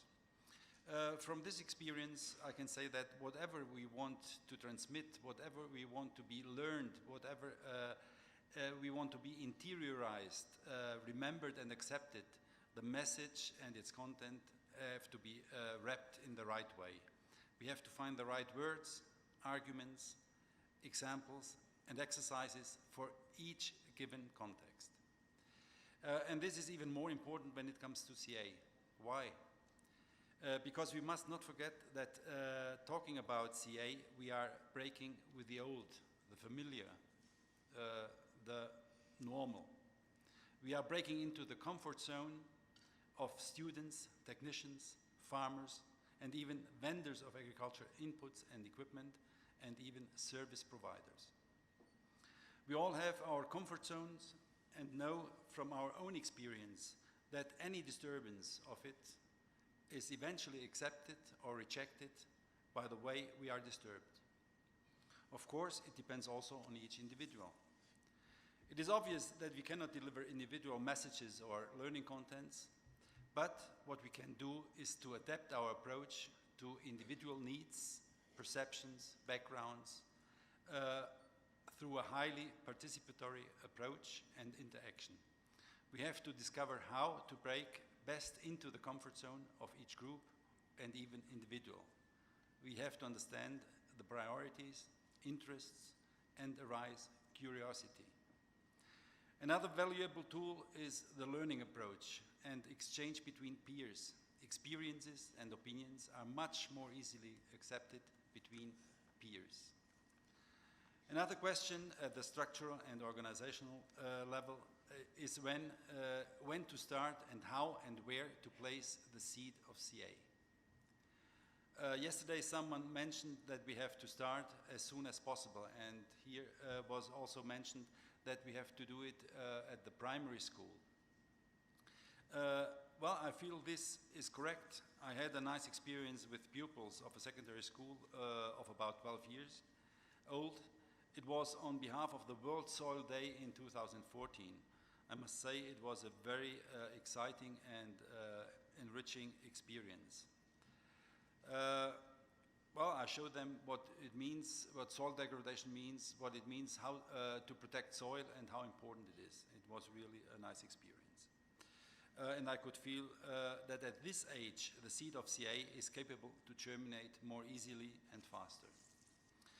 Regarding how and where, I think it is absolutely necessary to produce different contents and curricula for different groups, different intensities, ranging from more practice-oriented, farmer-oriented contents to scientific, research-oriented curricula. And I agree fully with what Carrie transmitted. We have to, well, look also at our, I wouldn't call them enemies, but those who still go on and teach and preach the conventional agriculture, saying that CA is not the way forward. There has also been a question whether to replace current contents of agriculture education with C-oriented or contents, or to go for a parallel and additional topics or courses on CA. Well, I think that at the moment, at the time given, at least in Europe and Africa, an attempt for a complete change of contents in agriculture education would provoke too much of resistance. Therefore, I think we must strive for an omnipresent, easy-to-access offer of different forms of CA education. Thank you, Mr. Chairman. Thank you very much. I would like us to give a round of applause for the entire dais, please. And at this time, we will close these 3 sessions, and we are going to break for lunch, and we will have 2 sessions after lunch. And again, the benefit of the way that the program is structured is that we'll then really revisit in smaller groups all 5 of the themes that we've discussed so far. So you will have an opportunity to engage deeper with colleagues on the theme which you're most interested in. I have a few announcements. One, all of the chairs for the afternoon sessions that start at 4:30, please come to the Virginia room, which is in the domestic wing of the complex. So the domestic wing, there's a room with the name Virginia. If you are a chair of one of the afternoon sessions that start at 4:30, please come there. For those who haven't, again, submitted a PowerPoint, I stand corrected. The PowerPoints go to a gentleman named Peter, who is in the ACT Hub, which is out the door on your left when you come out, on your right if you're coming in from outside. And we definitely want to get the PowerPoints. And then for all of the colleagues who've given commentary and given keynotes, but particularly those who've given commentary, if you have written material, or if you'd like to write up the points that you've given, please also give them to Peter, because we would like to capture them and make sure that they're available in the conference proceedings. So again, I know some had gone as far as to produce a full presentation, but others, even the extemporaneous comments that you've made, if you can capture them, we would definitely like to have them given to Peter, and we would like to make sure that we capture them. The point of what happens to the presentations after and how do you get them, they will be posted on the ACT website, but you'll also get a flash drive, I've told. So there'll be a flash drive with the presentations that you've heard, so that will be one way of disseminating them. But then for colleagues who are not with us now, they will also be on the ACT website. There are 9 colleagues who I'm going to call your name. We would like to have you report just outside the door, and we need your travel documentation. Mudiwa, Dr. Bedro Bashir, Mr. Mbanyele Vangai, Dr. Muzangwa, or Linda Muzangwa, Dr. Linda Muzangwa, Dr. Peter Setimela, Professor Emmanuel Bobabwe, El Muzangwa, don't have the full first name, Tingmin Yu, Dr. Tingmin Yu, and Dr. Araya Tesfaye. So if those colleagues are in the room, please, before you go too far, bring your travel documents. Lastly, we've been talking about the site visits that we will have on Friday. The registration will be open during lunch, so please stop by and indicate which of the tours you're very interested in. Session, sub-theme 4, investing across institutions and sectors, including in mechanization and commercialization for widespread adoption of CA systems in Africa. Our keynote speaker will be Joseph Kinsley, who is coming from FAO. There will be 5 panelists. I will call their names, but I will call them to the dais after the presentation so that they can listen in. Lee Hongwen, Timothy Simalenga, Klaus Mamfolo, Asan Ngombe, and Don McCabe. So hopefully you are all here, and we will call you up once the keynote has been presented.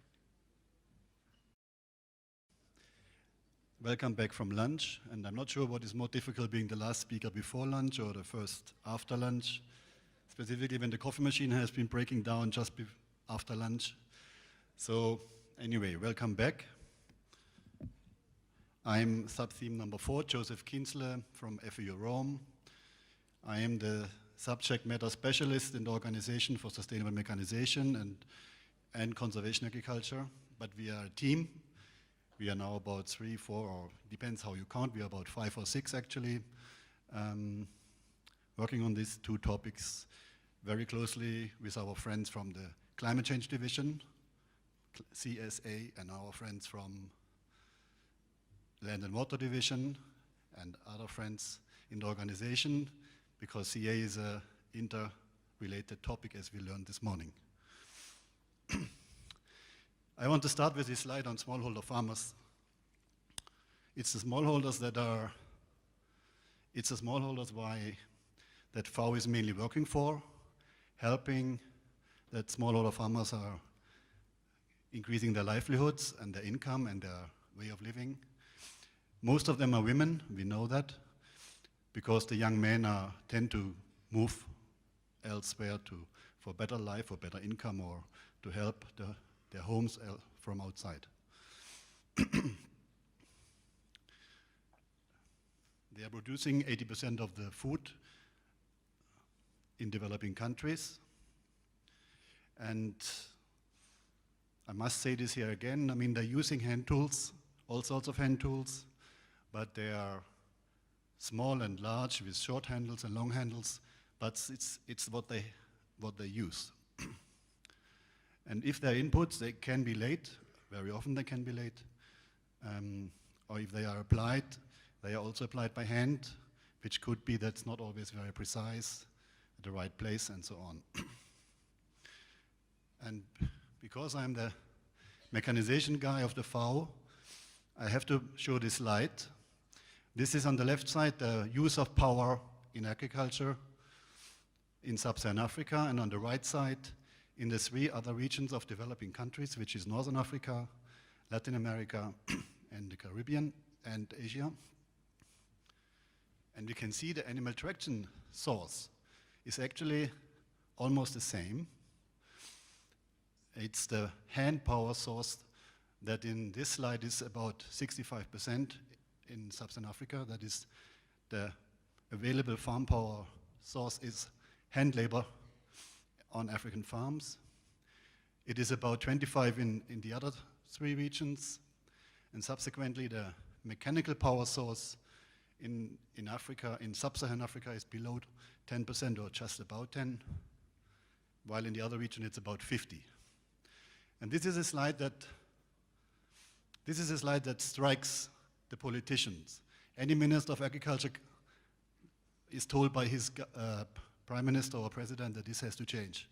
And And this is also the pressure that, I mean, FAO is a partner of the Ministries of Agriculture, so we know that recommendation and that question, and it's difficult.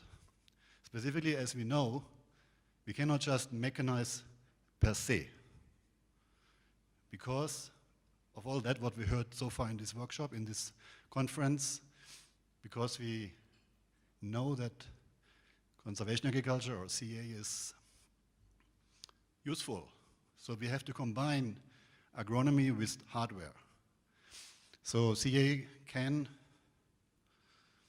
increase production between 10 and 100%, depending on the local system and on the knowledge of the farmers.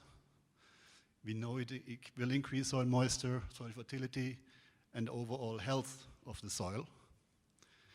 And it has potential to reduce external inputs. It depends. If you started at a high level, it will reduce. If you start at 0, it will not reduce, it will slightly increase, but less increase than if you would go fully conventional. So overall, it has a greater resilience to climate change. It will help increase farm profits and improve ecosystem services. So what does this now mean in the field of mechanization? The 3 principles are, all of us know them by heart. In my opinion, the second 2 and 3 is a fairly low-hanging fruit. I mean, crop rotation and associations, it's good agricultural practice. You anyway should do it. Permanent soil organic cover sounds also easy, dead or alive cover. However, it has a direct impact on principle number 1, which means the tillage part. If you really take principle 2 seriously, we have to change our way of mechanizing our farms to obey to principle 1.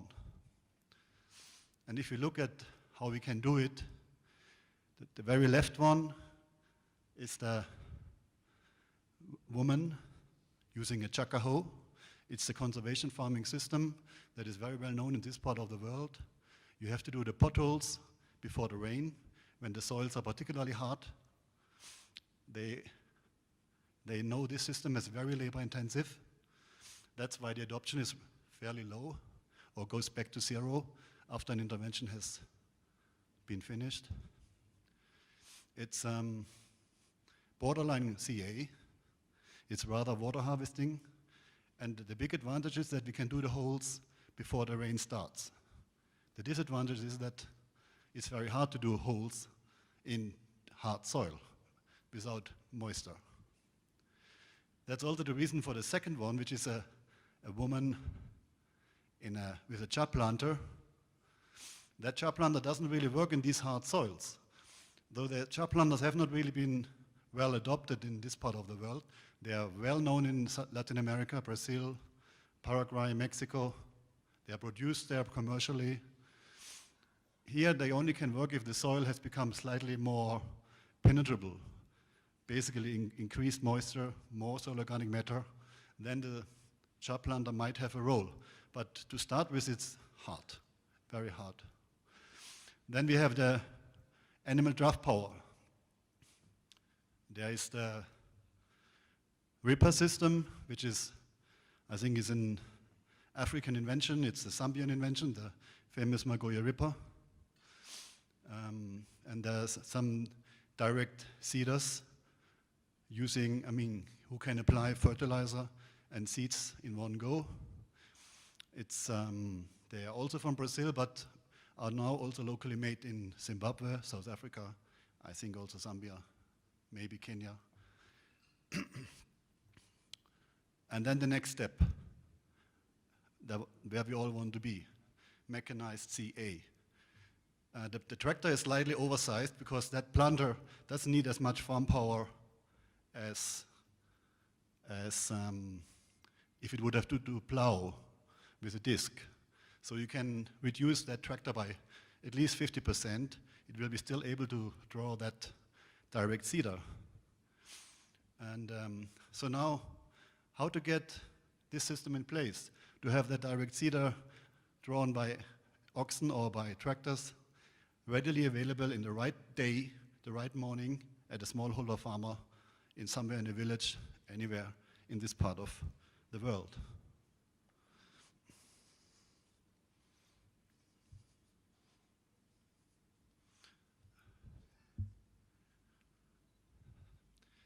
I know you have seen this slide maybe, but it's my favorite because what I want to show here, we have seen there's a continuum between reducing mechanical tillage and increasing biological tillage.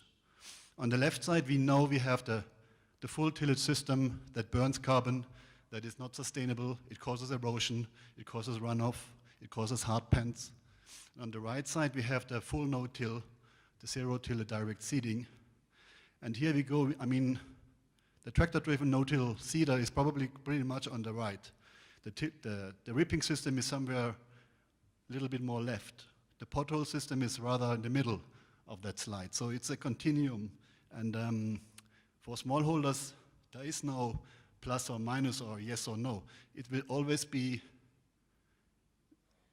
the ambition to reach the right side, but there will be limitations. He might end up in the middle of that aspiration, which is still good. It's better than the left. So it's a process. That's all I wanted to say in this slide. So to visualize it again, on the left, that is a disc harrow. For some reasons, it's called cover crop in Northern Africa. It's not a CA plow. This morning I saw a slide with the word CA plow. There is no CA plow. This is a disc harrow, and it's heavy tillage. Is where we not want to be. We want to be rather on the bottom right, which is a prototype or of a direct seeder for a two-wheel tractor. So how to bring CA to smallholders now? We have to break the vicious cycle of land compaction, plowing, and destruction of organic matter. We need to tailor the systems to the local level where they are. We must be aware that it could take more than a year or two, specifically in countries where you have only one season. You should be prepared that it takes several years to change. We have to be clear that, and I'm saying this to the economists in this room, because that's a question I'm asked by my colleagues in FAO, what about the yields? And if the yields are not higher, they don't accept it as an improvement. But if you manage to get the soil organic matter right, the overall condition better, the use of soil cover, even if the yields are not immediately jumping, the system will recover itself, will be more resilient to climate change, will be more productive in the end, maybe not after the year one. So yields is a little bit narrow, it's not everything. We need to have the knowledge for local conditions, and we need the right extension advice and support and promotion. That we've heard that in before today.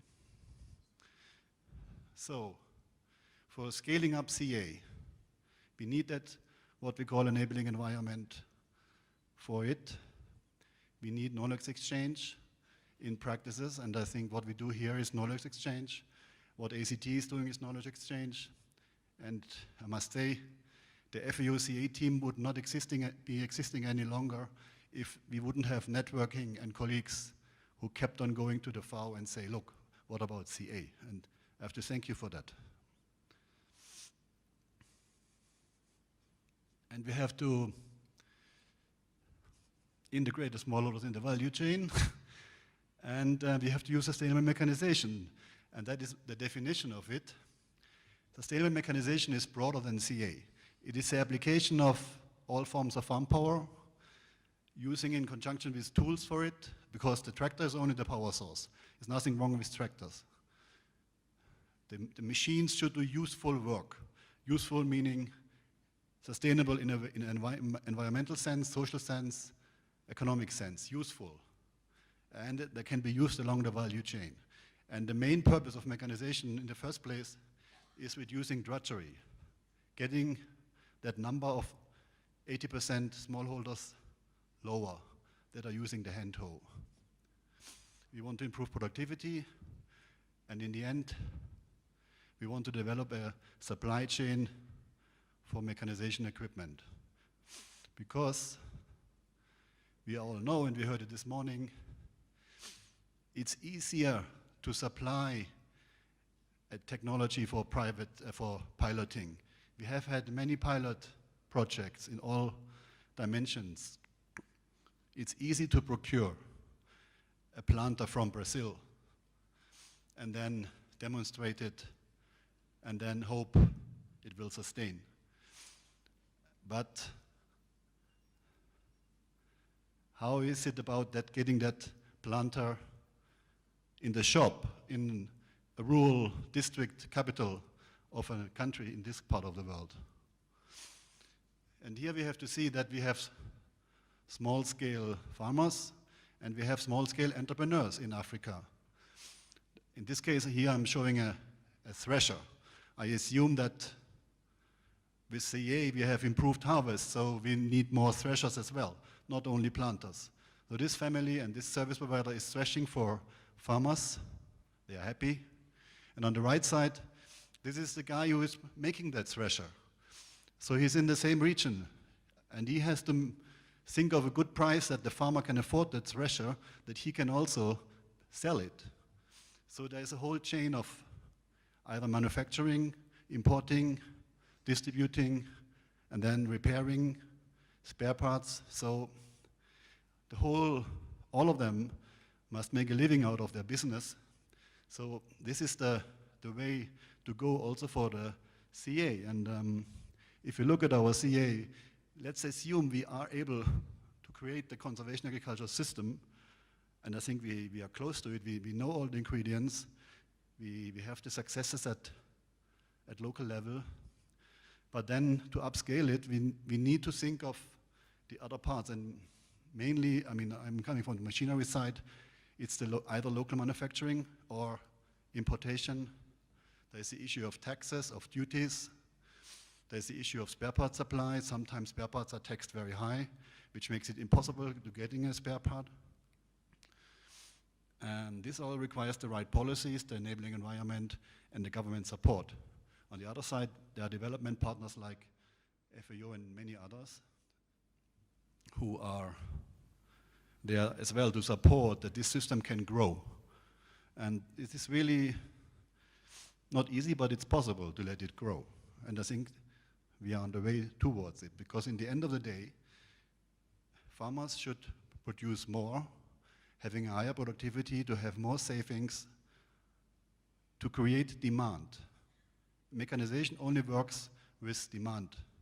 If it goes supply-driven, that means government are issuing big tenders for whatever mechanization tools and tractors that don't match the demand.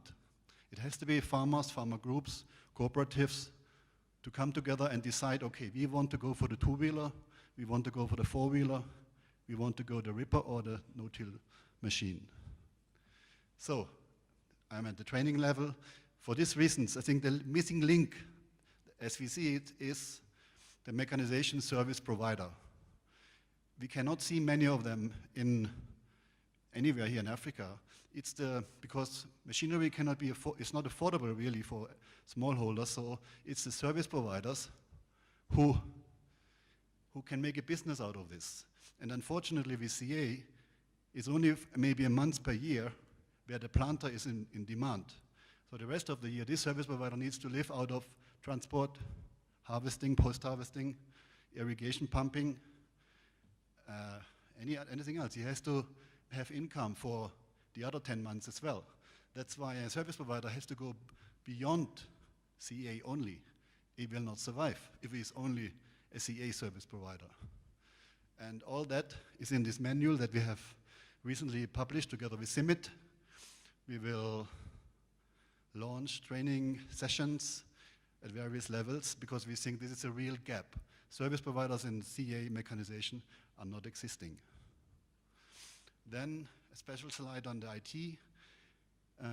In these days, we know each tractor can be easily fitted with a GPS tracker. He can be seen, can be notified. It means service provision can be monitored. It means donors might be able to support service providers and pay maybe the fee for the smallholder 90% or 100% and pay 50% for the more commercialized farmers. It was not possible a few years ago. Now we have a technology that you can track tractors as they go and can even do the payment with IT. So there's high potential for that to make mechanization more sustainable and more attractive for donors in this case. Last slide. Mechanization of agriculture is crucial to increase labor productivity and timeliness of operations and to alleviate drudgery. In my opinion, upscaling CA means mechanizing it, but it means also mechanizing it with precision agriculture tools, such as the no-till planter, which is a precision agriculture tool.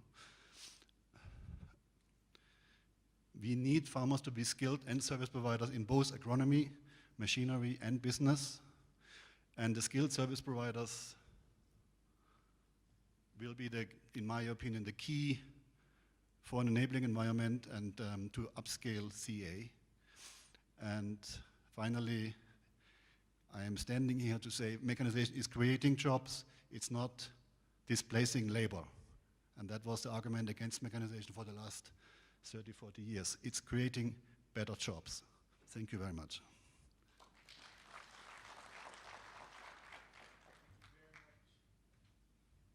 Would now like to have the other panelists of this session, Lee Hongwen, please join us. Timothy Simalanga, please join us. Klaus Mamfolo, please join us.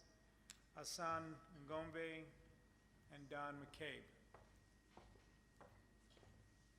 What we would again like to have each of you do in 4-minute allocations ideally is give your thoughts on the subject matter. If you have a comment on the presentation that was made, please weave that in.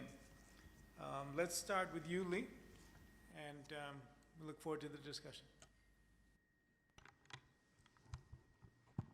Thank you, Chairman. Firstly, I would like to say thanks to the organization for inviting me to South Africa. It's my pleasure to share my experience and feelings about conservation agriculture in China. Firstly, I want to introduce myself and my team. I started to study conservation agriculture since 1992. I am the oldest and the earliest person to start conservation agriculture in China. And my team is leading conservation tillage research or conservation agriculture research in China.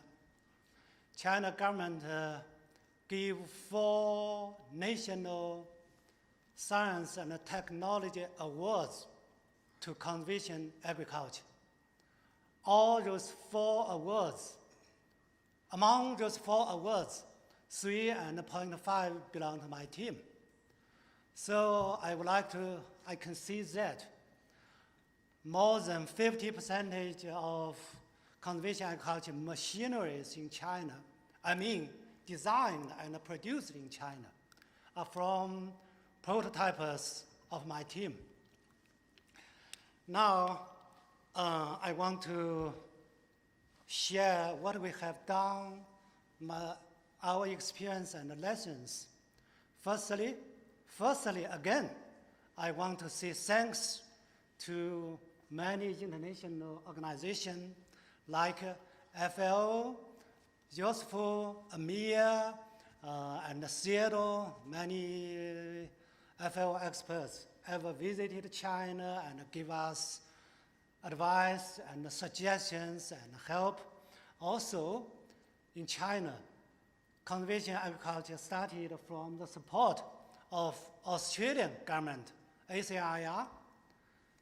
From that time, nearly about 5 years in China, except my team, no government, no officials, no other experts support conservation agriculture research in China. All of them think that without plowing, it's a joke. How can you how can you have good yield? How can you make farmers have high net income? At the beginning, 5 years. And after 1999, Ministry of Agriculture, occasionally, during a national conference, our report was given during the conference. A vice minister from Ministry of Agriculture listened to the report, and after that, he asked me and my team to give him special report about what's conservation agriculture. And then he organized experts and delegates from Ministry of Agriculture to visit what happened in our experimental field. From then, after half a year, Ministry of Agriculture, after half year discussion and many times discussion, Ministry of Agriculture start to give support to our team. So my first sentence or suggestion is that in China, I just share experience. If we want to make sustainable agriculture technology, often I think sustainable technology need long time. It's not like other technology. When you do it, you can immediately get high net income. So I think sustainable agriculture technology need government support. That's the first sentence. After Ministry of Agriculture support, we got financial support, got more projects, but still not too many. Ministry of Agriculture only support my team, not to the whole country. From, maybe some of you know that from 2000 in China, northern China, every year we got very serious dust storm. I think it's a good chance for us to make central government to accept conservation agriculture. So before 2000, we have done some experiment on how conservation agriculture can reduce wind erosion and reduce the effect of dust storm. And we write the report to central government, and we are lucky. From 2002, Ministry of Environment, Ministry of Forest, Ministry of Agriculture, all of those ministries accept that conservation agriculture can reduce dust storm effect, reduce soil wind erosion. And then central government said that we should extend the conservation agriculture in China, especially in northern China. So my second sentence is that, of experience is that, try our best to get more attention and more financial support from central government, local government, all the way. After that, after 2002, before 2002, I often think when conservation agriculture can be accepted by China, by our government, and when can we extend this technology? Before 2002. After 2002, central government start to extend it. Problem come again. I found that I was wrong. Before 2002, I often hope central government to extend it. But after central government extended it, we found that we cannot supply enough machine to do conservation agriculture. So Ministry of Agriculture gave my team 10 million Chinese yuan try to find from other countries who can supply enough conservation agriculture machines for China.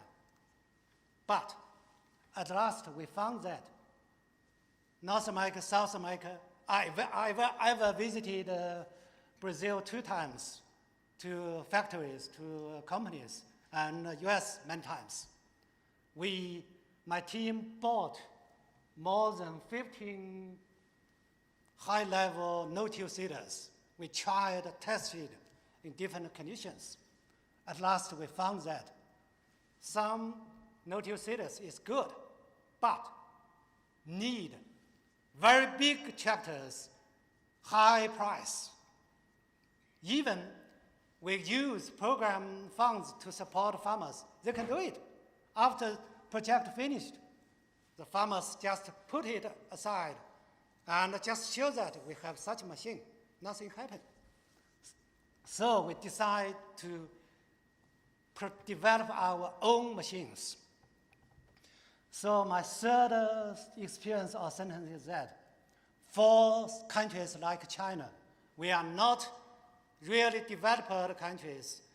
Our farmers are still poor or low, still not have enough money to buy big machines. We must find our own way to do conservation agriculture, to do agriculture mechanization. After central government support, more and more research institutes in China join conservation agriculture research. And after years, more and more experts got their own experience and research results. And more experts said that conservation agriculture can give such benefits, that benefits, and so much.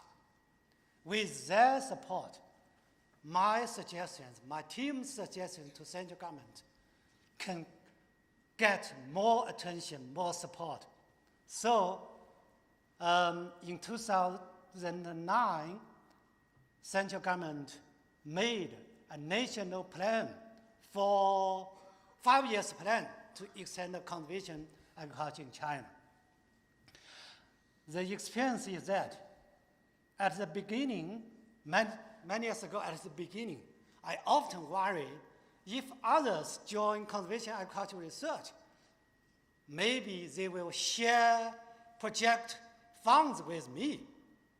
I was wrong. After that, I found that more people join together can make the national teams stronger and stronger. All of us help each other to make government accepted, make farmers accepted, make machinery companies accepted. So my suggestion is that never worry your colleagues do the same research. And the last sentence is that my parents, my grandparents are farmers.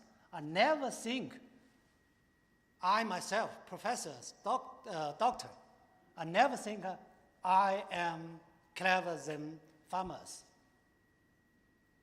Why I said see this sentence is that in China, some experts, when they worry about something, they often say that, why those farmers don't accept it? They are lower educated. I don't think so. Farmers know what happened in the field, know how much money he can put in his pocket. No matter how much experts said, no matter how much officials said, they care what they can get. So we try to get some subsidies from central government for farmers to buy conservation agriculture machines to reduce the cost for buying new machines.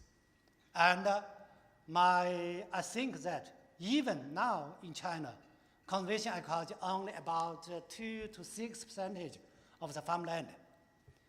Now, more and more farmer cooperative would like to accept conservation agriculture. Thank you. I noticed this. Timothy, would you give your remark? Thank you very much, moderator, and good afternoon, colleagues. Also, I would like to appreciate the organizers for the workshop, for inviting me to be one of the panel members here. I've got 4 points which I want to raise in support of the keynote addressed by the FAO. One of the points I wanted to ask is a question, actually. Our theme is investing across institutions and sectors, including mechanization, for the wider adoption of CA. My question is, we are investing what? We are investing where? We are investing how? If we can answer those 3 questions, we'll be closer to wider adoption of CA. And I think the paper, the keynote paper of FAO has tried to highlight that. One of the key entry points as we grapple with this investment in what is and where, and then we discuss on how, is the smallholder farming systems in Africa. That is our entry point if we want to do the investment. And I think earlier on during the day, we had, during the plenary session here, we had other 4 entry points. FAO has reminded us about smallholder farming systems. But in the morning, we looked at soil, it can be one of the entry points, soil health. Water, it can be one of the entry points. Productivity, it can be one of the entry points. Or labor, it can be one of the entry points. So those are the key entry points. So now if you look at those, our keynote address this afternoon on smallholder, how do we incentivize or how do we make them really adopt? That's what we're grappling with. How do we make them adopt the CA system at that level where we know, as my colleague from China says, their purchasing power is very low? Can we have a system of targeted subsidies, which I think we are trying to talk this over and over again, but it seems that we are not hitting the right chord in terms of getting these tax breaks. And Joseph has said very clearly, there's a vicious cycle, which looks like we are not making it. And even in the morning, Joseph was saying, these subsidies is not there, it's not getting right as we aim at mechanizing CA. But the other issue, which I think is very, very important as we look at investing where and how, is all the question of youth. I think Joseph was very polite to say about IT. I think that's where the youth are. If you want to get the youth in any agriculture sector, the entry point, to my knowledge and my experience, wherever I go, is to go digital. How can we make CA digital? How can we make, and I think Joseph, in the keynote presentation, he highlighted the IT, how it can make the young people like agriculture, love agriculture. But how can we make it CA digital? And I think that is my entry point. I say we can modernize our CA and make the youth like agriculture, especially CA, if we go what I call digital CA. We have here a birthday lady here. She's doing a PhD in CA. I was very fascinated this morning when she was in our group. And for those who were in the morning, she was presenting here. She's doing a PhD in CA. And I said, this is great. I mean, a CA now, you have young people doing CA in their PhD. But now I'm looking at how can we have a model? How can we have a CA system? I think Joseph said very well, that can we have a CA system which we understand in terms of where are the bottleneck and where do we invest in that model, through that model. And I think we can break that vicious cycle through that kind of understanding. And I'm sure this young lady, I don't want to mention the name, but I know the name is Sarah, but she won't stand. She's doing her PhD. She'll come up with a CA system model and come up with this CA digital. How do we break the cycle? Because I think it's a cycle which we need to break it down somewhere. And I think the keynote address highlighted those issues, and I really want to put some meat on that to say, where are we investing? What are we investing? Where are we investing? And where and how are we doing that? And the youth, we should carry along with them through digital world, through CA Digital. I'm coining the word CA Digital. And I think that we can capture that imagination of young people to join the vanguard of CA. Thank you, Madam Moderator. Thank you very much. I'd like to ask Don to go, and then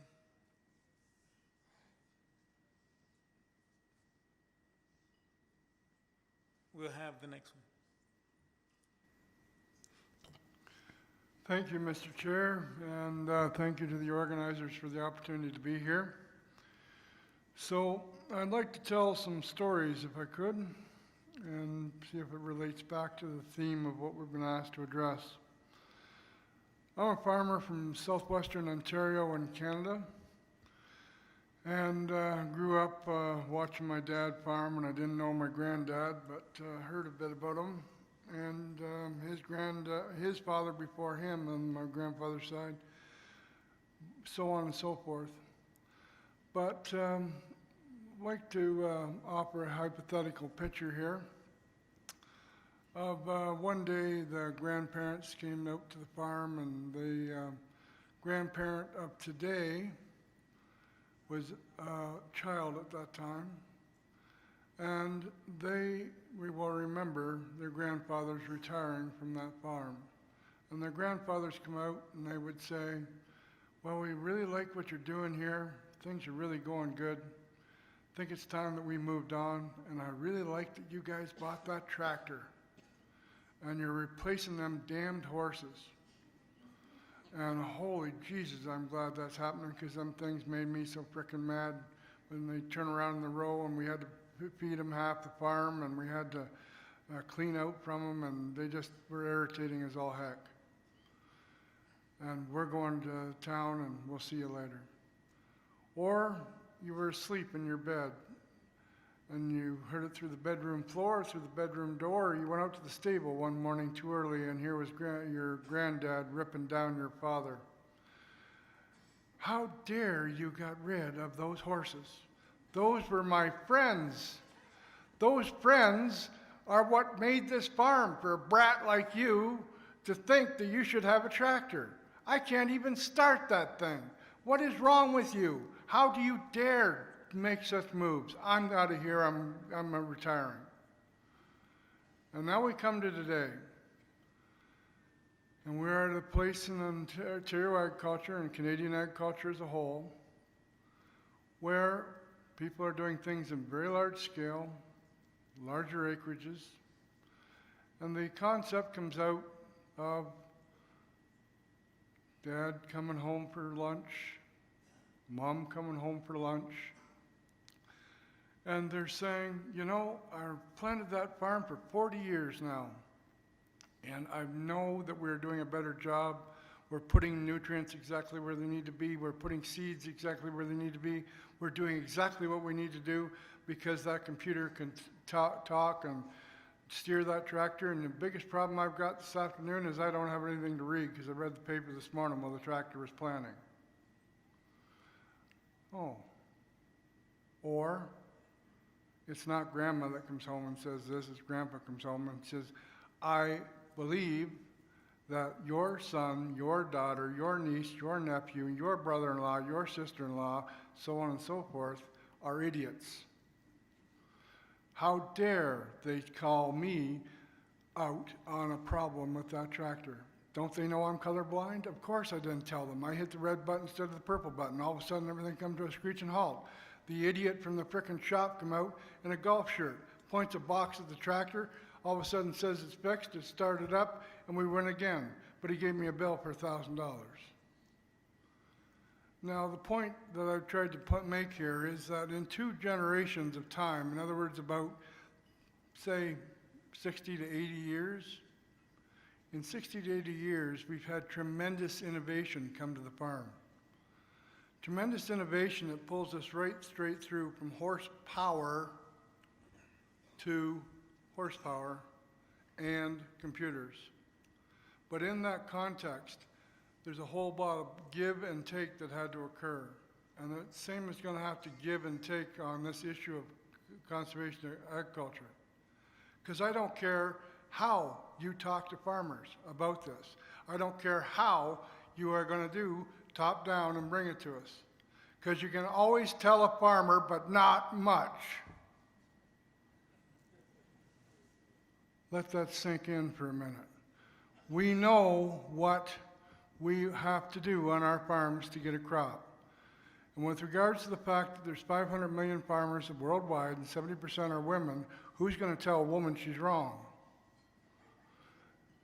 People, this is an experienced audience that has to make sure it takes into the context. Just because you've got a good idea doesn't mean it's going to be accepted. And it's not necessarily going to be accepted because they don't know how to fix it. If they don't know how to fix it, they're not going to adopt it. And if their neighbors aren't doing it, they're not going to be the first to do it because there's only a very minimum proportion of people who are willing to initiate those actions. So no matter how sexy you think it is, you're going to pull the youth in with some box, yahoo. Guess what? There'll be one fuse that blows and you can't run the whole damn thing. That thing with the handle still works. At the end of the day, I very, very much love conservation tillage. I am a farmer who implements it. I'm right beside a farmer who does not. That farmer is 80 years old. He said they'll bury the plow with me when I go into the casket. And that is a mentality also that has to be looked at in this concept. Because no matter how much we know how it's good and how we think it's working, it will not matter until we are able to make it a culture. A culture of agriculture has to be established to round out this circle of mechanization. Because when it removes the drudgery, in those 2 generations that I talked about, we went from 50% of farmers in Canada to 1.4% are on farms today doing all the same work. So those jobs shifted. They shifted from the drudgery on the farm to a progressive position, but it always is moving ahead. And moving ahead will happen when people can see a place in the circle for them. Thank you.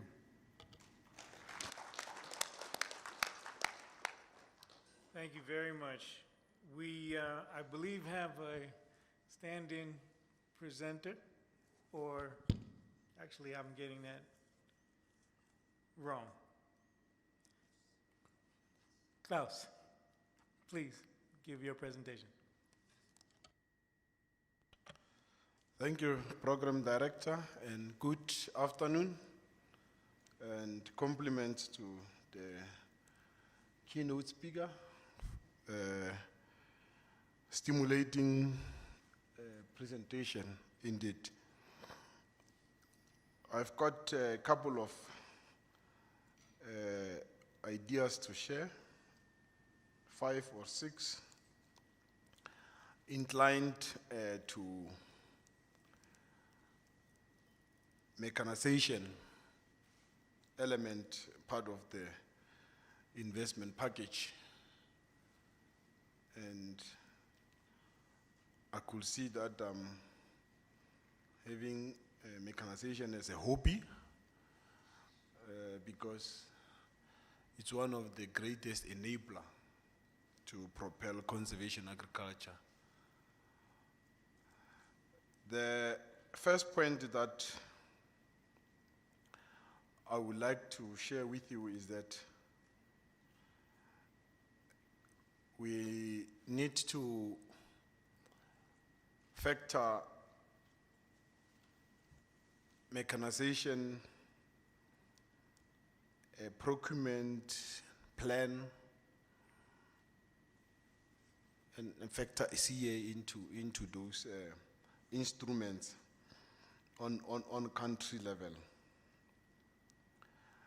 If not mechanization plan, we will then need to look into producer support programs that provide inputs to our farming systems, either from a donor-driven or a country-driven programs, a private sector-driven programs, and compete at that space and say, to what percentage can we leverage that? This is one of the experience we have in the country where we have, some years back when government wanted to address the issue of mechanization for smallholder, and in particular we bargain within that package so that it's not only the conventional implements, we factor the percentage. Because as a bargain and a compromise, we will not say, no, we want all CA. We said, okay, let's just have a particular percentage so that then we can demonstrate the usefulness of these implements once they are in the hands of the farmers, and in particular smallholder. And that has really indeed facilitated change over time, because right now we've got a widespread acceptance that yes, this is the right way to go. We need to get as many as of CA implements within our mechanization plans or our producer support program, and continue to bargain as when policy is refined or modified. This one entry level. But on a sector level and on government beyond agriculture as a sector, the lever that we need to look into, what is it that we can provide as incentive package for manufacture of implements within the trade and industry. That lever hold dear for what politicians and public office bearers love, because you have got the suite of job creation in that. To what extent can we put spanners and put our efforts into the manufacturing of locally designed implements to suit smallholder farmers, meaning those that have got a certain number of hectares, that will then be affordable and be tested for their condition. So you need to bring the element of then testing.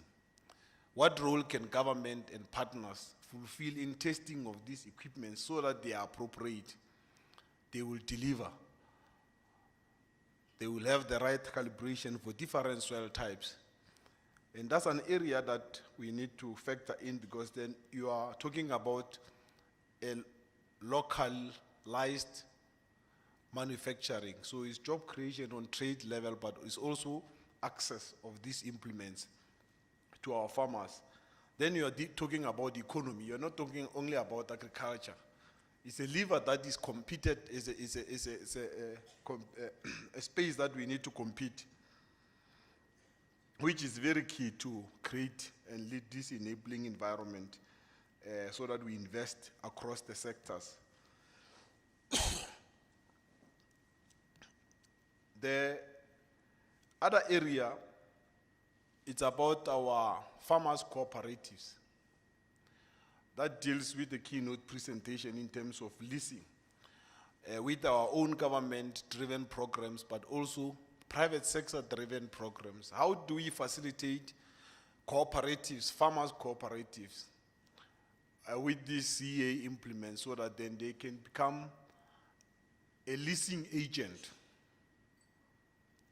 which then is a business entity. So it's a secondary business entity for them, but it also is a timely intervention by a group of localized farmers on their own space, and they manage this, which then provides a lever to have a farmer-led interventions of mechanization, which might have been driven by government or private sector.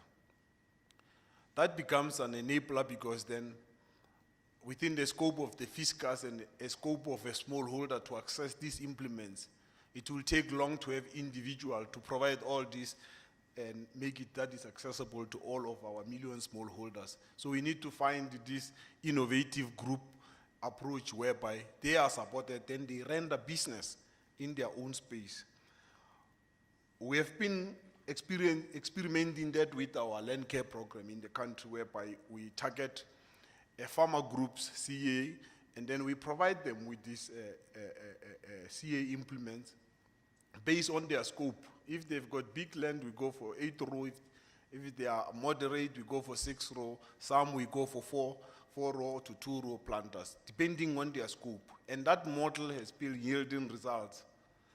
Then it becomes a farmer-led intervention. It's a bottom-up approach whereby you relieve the need for mechanizations, and management of those equipments are in the farmer hands to deal with. Then it's also about the involvement of these stakeholders in our awareness campaigns, but in our forums, in our meetings, so that then we articulate our needs.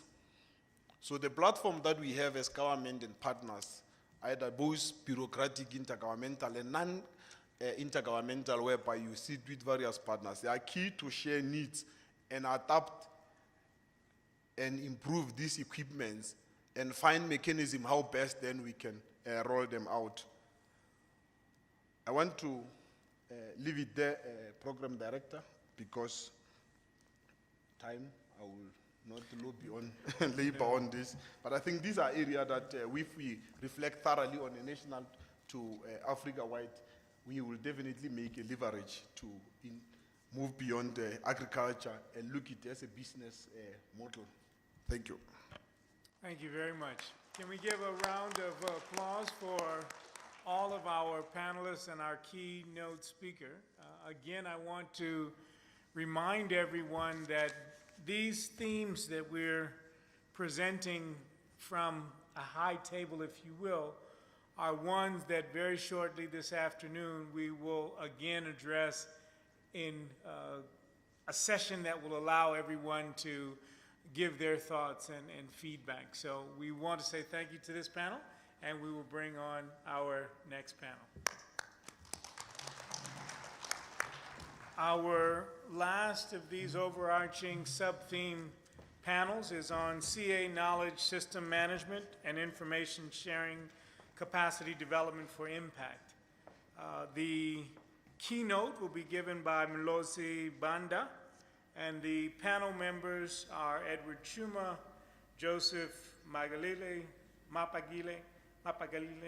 and Robert Zugmore, and Erna Kruger. If you all could please come up to the dais.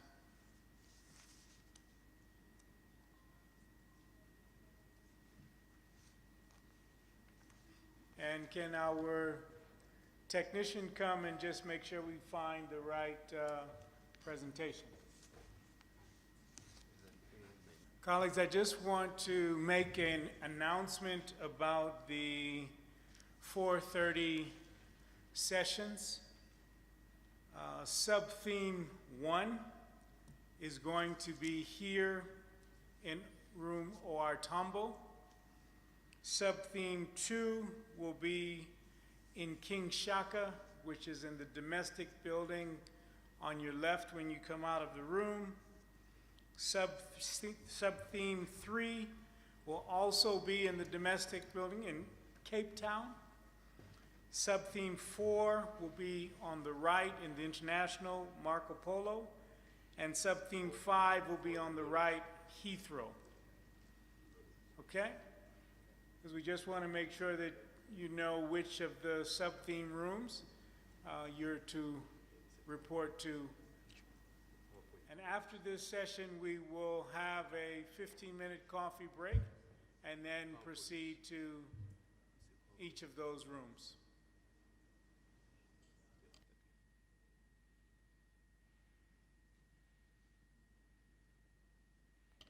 And again for the... Okay, good afternoon. Somewhere it's written, the last shall be first.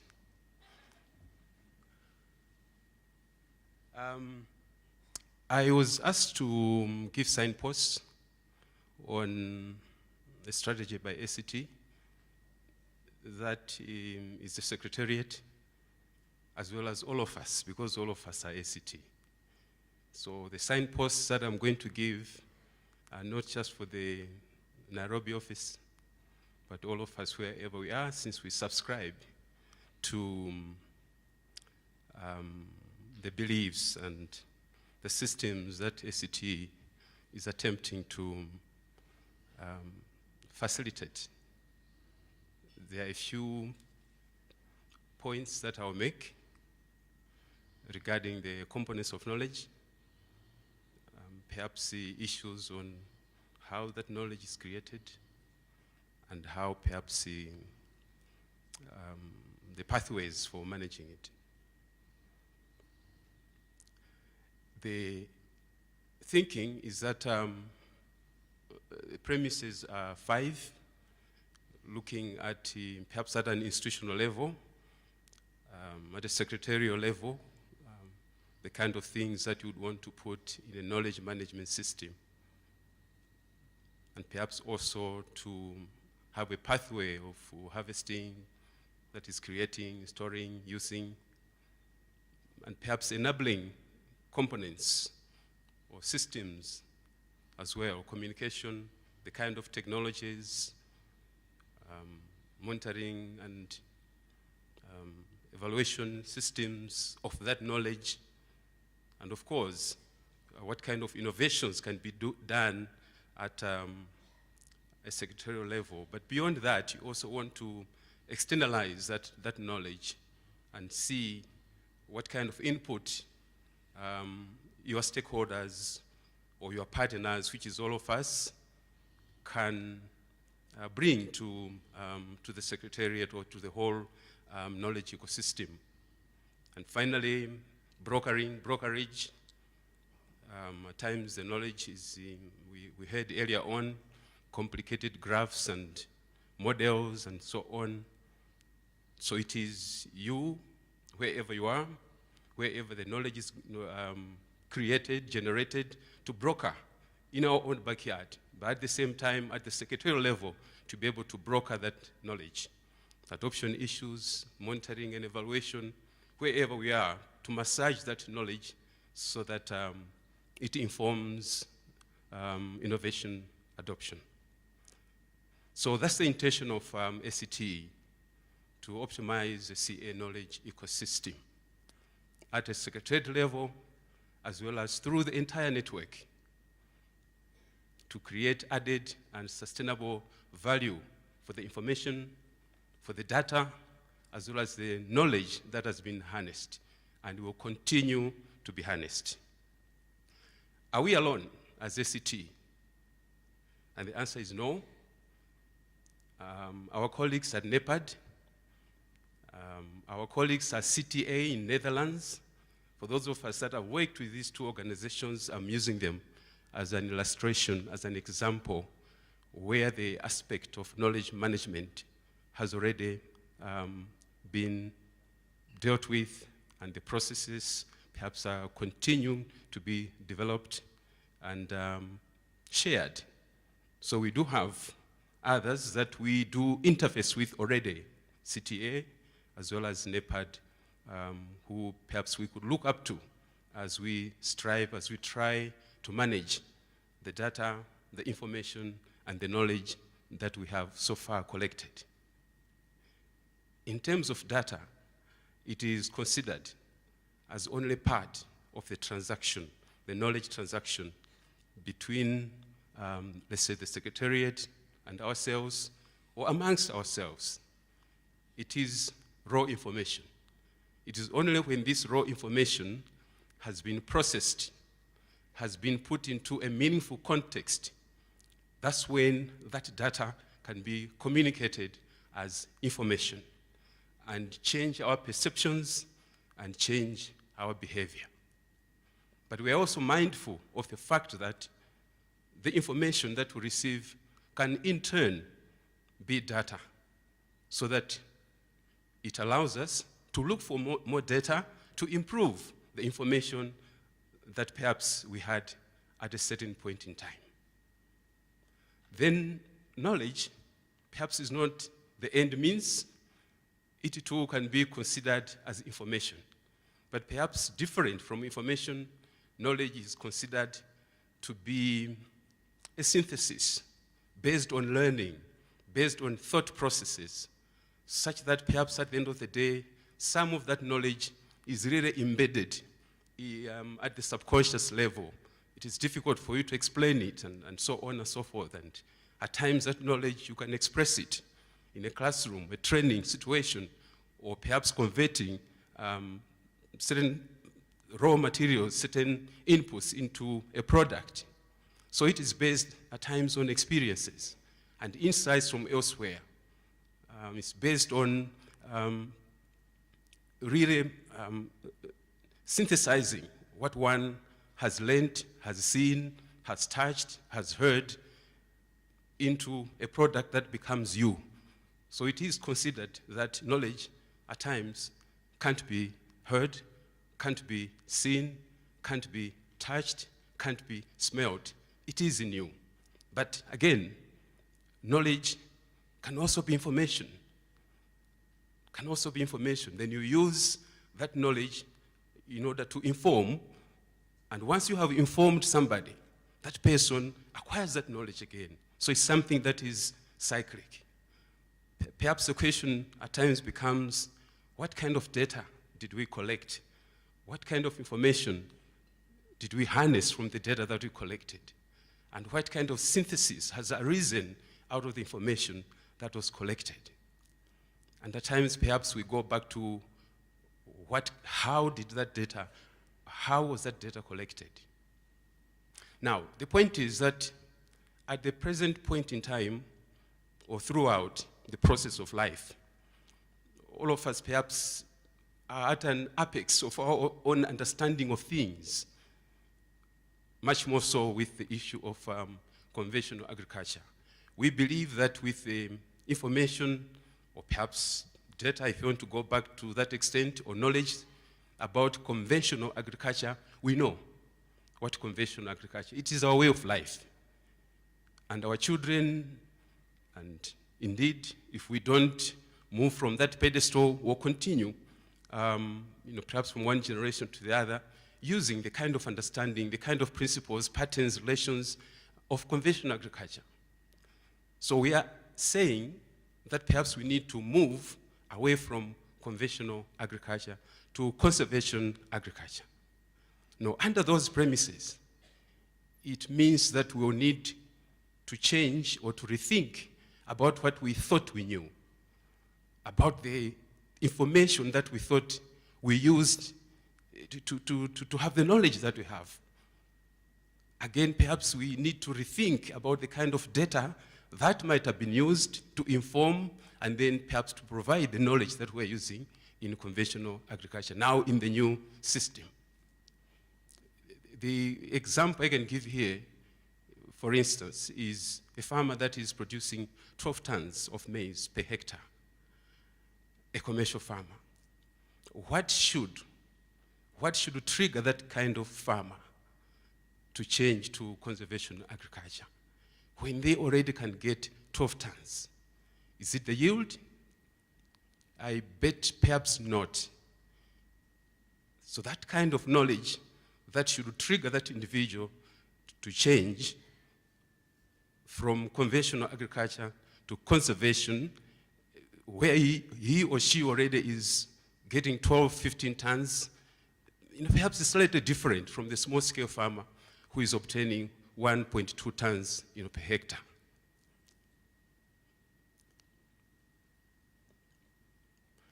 So, how do we create that knowledge to trigger that change? I'll give two examples or two illustrations. The first illustration is that of the concept of knowledge generation and transfer. That even up to today, scientists are being accused of creating new knowledge and technologies and passing those technologies to extension workers. And then extension workers transfer that new knowledge to farmers who are supposed to adopt. Much like what is referred to as the innovation diffusion model.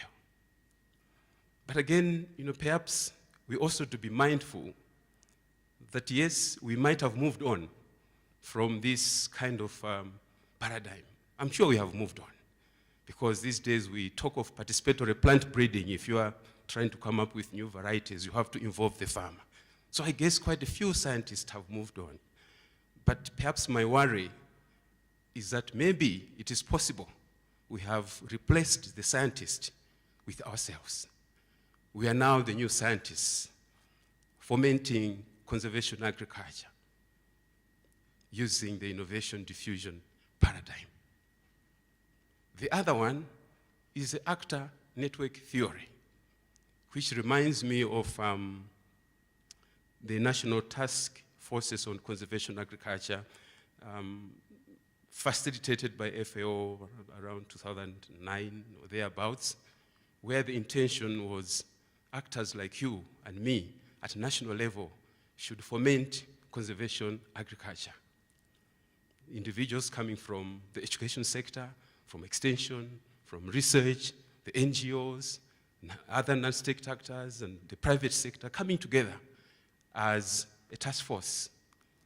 And perhaps at that material time, the intention was that these task forces really should act as catalysts and not necessarily to roll out, conservation agriculture all over the place. That's where the genesis of these task forces were, to be catalysts. But I'm not quite sure whether we have remained catalysts in the process. But by and large, the issue of the innovation model, diffusion model, or actor network theory perhaps may not be that critical by perhaps more or so realizing the complementarities of different approaches to knowledge generation, which does not only rest with these two illustrations that I've given. Now, coming to perhaps the final aspect of my presentation, which is knowledge management, perhaps the assumption is that we do have materials, intellectual assets do exist for CA.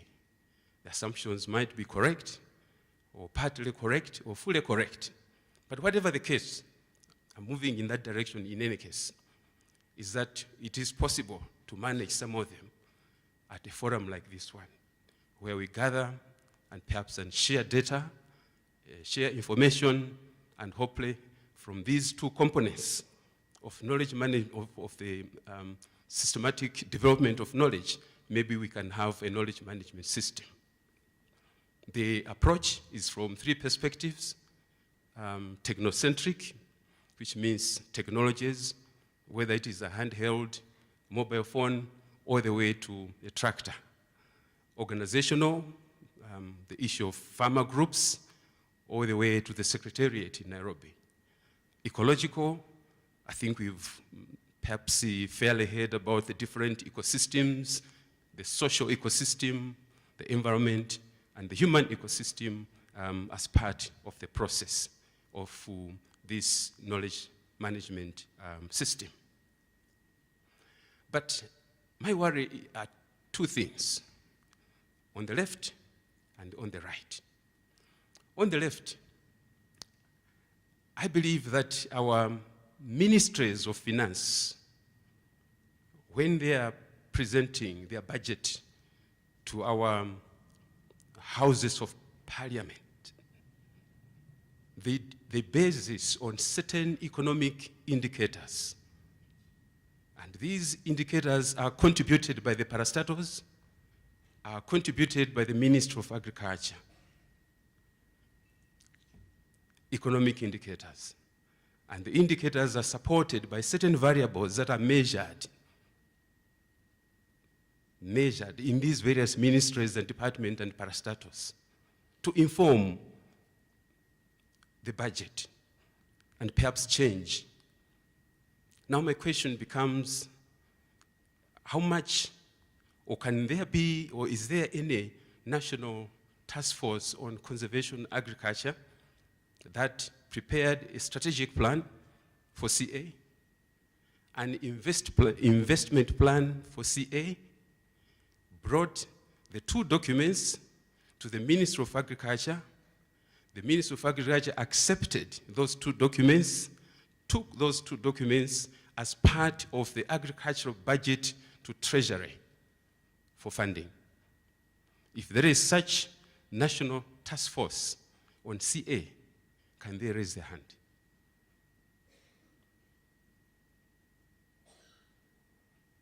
I believe on the left, it is very easy, and we are moving there. In 6 years' time, we should be able to have data, information, and knowledge about the social livelihood systems, which perhaps has been said it is an area of want in terms of our research. The crop livestock integration is currently a problem in conventional agriculture. And already you do hear the same kind of sentiments when it comes to conservation agriculture. The production system itself, just to manage the jab planter, we've already heard how hard it is on our red soils, much more on our sandy clay loams, once you've had 50 millimeters of rainfall. But it is possible to get through the three pillars, the challenges of the three pillars, as well as the challenges of the production system, the farming system, and the social livelihood system. But I think we need to get to a point where we have a document at Treasury. On the right, the beneficiaries are on the far right of those bullets. Are they getting the benefits of innovation platforms, innovation systems, communities of practice, knowledge, learning alliances, and so on? There's so much that is happening, that is being thrown at the farmers.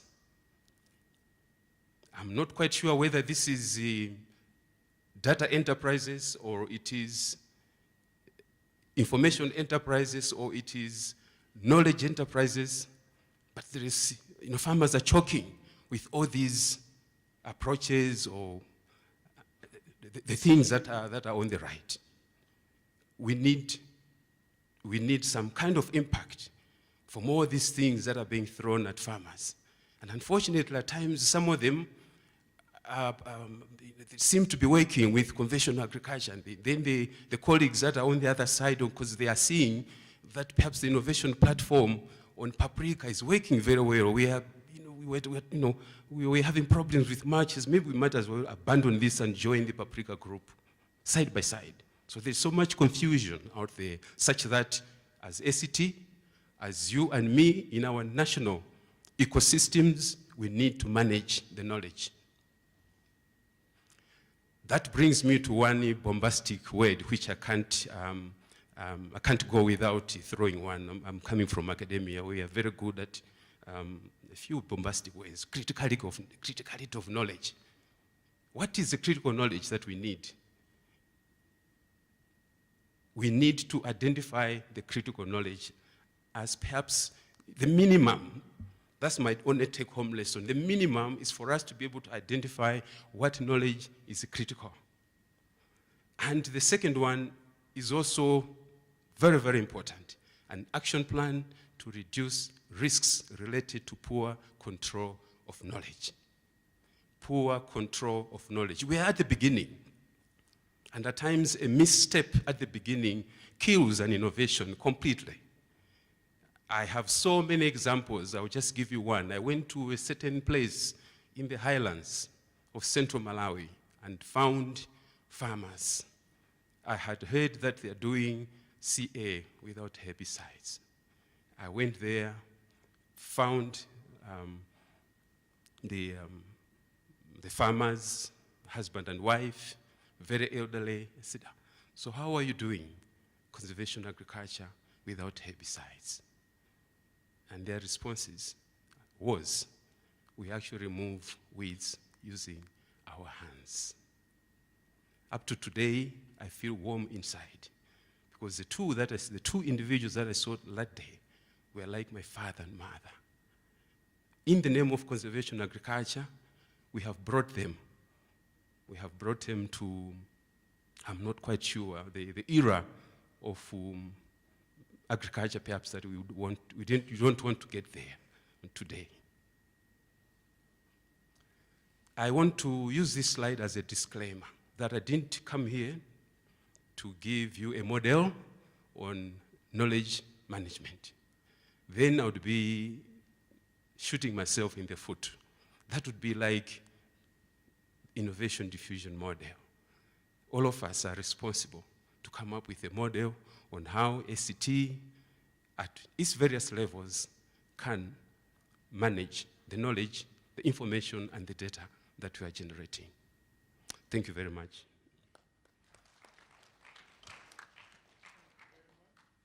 Thank you very much. We will begin our panel with Joseph, and then we'll have, actually we'll start with Erna, as we've been keeping with our protocol. Okay, please. Okay, thank you.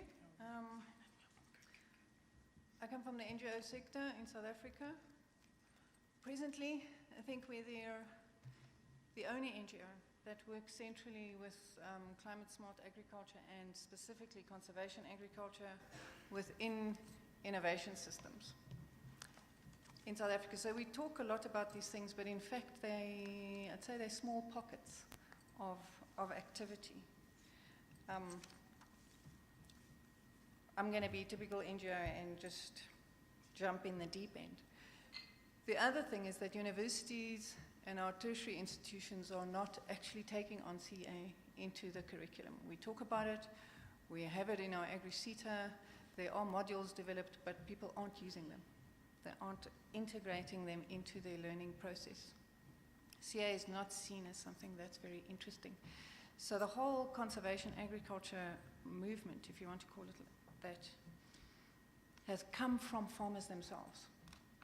So the way I look at it is that we need to also bring that into the smallholder sector, is put the farmers center stage again and work out the knowledge management system that suits them. I don't think we take what they say to us seriously enough. We always think that we need to go and tell them, we need to go and show them things, we need to work out how they can learn, but in fact we need to learn how they learn and then help them do it that way.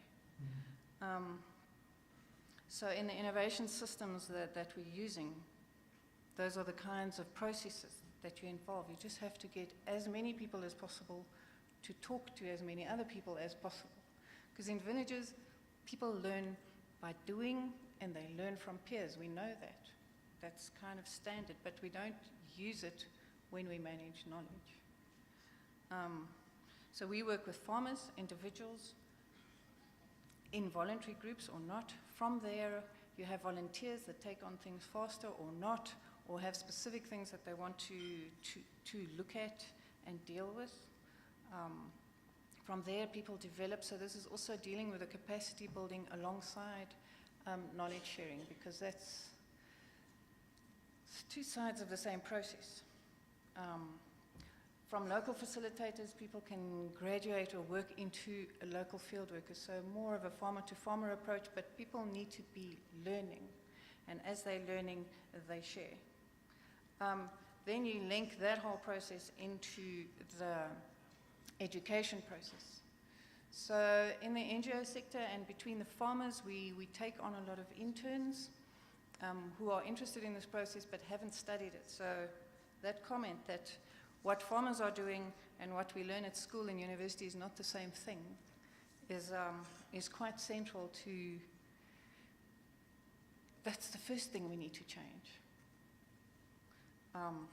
So interns come to us, they have diplomas in extension or rural resource management or agriculture or whatever, and then we work practically. We're learning by doing again. Students come to us, a lot of them wanting to undertake some postgraduate studies. So in a sense, the conservation agriculture and the thinking from that is coming through postgraduate students into the universities, not from the universities themselves opening up to these processes. So there's quite a few students now that are doing postgraduate studies. Then you take these learning groups and You start getting people talking from this learning group in this village to the next village. So it's cross-learning across villages and then across areas. That's the horizontal expansion and knowledge creation and management process there. And it becomes regional, and then the multi-stakeholder forums. One of the things that's very interesting in terms of people taking things seriously is when you bring stakeholders together that don't normally see each other. So you bring the agribusiness stakeholders into the villages to see what's going on there. Then they start realizing, okay, the way we've been designing these machines actually don't work so well. We bring commercial farmers together with smallholder farmers, and then suddenly everybody realizes, actually our issues are quite similar, even though we're potentially working at different scales. So communities of practice are important because in that way we can all support each other to support farmers, rather than saying, is it research, is it extension, is it implementation? It's all of it. Thank you. Thank you very much. Joseph. Thank you very much. This afternoon I would like to complement the presentation by talking more on the information sharing. I have a couple of points which I would like to share. But also wanted to remind people that I'm a member of the FAO Sustainable Agriculture Mechanization Group, but my Joseph ends with PH and not F, as my colleague Joseph Kinsley. So I think since yesterday it has been made clear that promotion, awareness creation, as far as CA knowledge exchange is concerned, is very important. And I think this is the message that we need to take home, and we need to ponder how are we going to be addressing it. So I think at the moment it's really important that we enhance CA knowledge and information gathering, packaging of that information, dissemination, as well as application of that information. I think it's very important, and that needs to be done using different types of tools that are available to us at the moment. I think it was talked in the morning, the issue of the use of mobile phones, very important in information sharing, but also not only that, the television, the radio, as well as even the traditional way of sharing information, pamphlets, and so forth. But the key issue is we need to enhance that and use the tools which are available to us to share that information. And then I think it was also talked quite a number of times that farmers are key, and we need not to forget farmers when it comes to sharing information. So I think it is important that we enhance information sharing amongst farmers who are already practicing CA, but also between farmers who are practicing CA and those who are not practicing CA at the moment, so that they can learn from those who are already doing it and then see the results on the ground, and then enhance the chance of increasing the uptake. But we should not only concentrate on farmers alone, we should also think of all stakeholders who are involved or who are key in the promotion of CA, and this includes service providers, includes policymakers, and so forth. Also, the issue of networking and partnership, I think, is very important. It is also important to enhance or to support the already existing networks and partnerships, so that they can, be a key tool of sharing information, but also we should think of creation of new networks and new partnerships which could also widen the scope of knowledge sharing in CA. I think the other important point is that the issue of information sharing need to be a two-way system, not only, for example, information coming from researchers to farmers, but also we need to get feedback from farmers on what needs to change, what needs to be better, so that at the end of the day, we all are able to move forward with the promotion of CA. Then I think there is also an issue of creation of platforms that could be used for sharing information. This is very important, and I wanted to share the experience from FAO, that already FAO has a platform. We have a website that is dedicated to conservation agriculture. where we share different information about conservation agriculture. We share news. We upload some resources which those visiting the website could use it. And I think that's a very important tool for researchers, for policymakers, and others to quickly access the website and gather and get the information and use it. So that's one. Number two, FAO is also hosting the global community of practice on conservation agriculture. That is hosted within the FAO server, but I need to mention here that the COP, the community of practice, is kindly moderated by Professor Kasam Amir, yeah? And it's very important that we have people like Professor Amir who volunteer to moderate such an important community of practice like the one that we have on CA. We are not ending there. We are thinking also of introducing a discussion group that could be used for people who are involved in CA, coming together and discussing a topic, and that could be done, within maybe 1 month or 2 months, and a lot of information could be generated and shared through such a platform.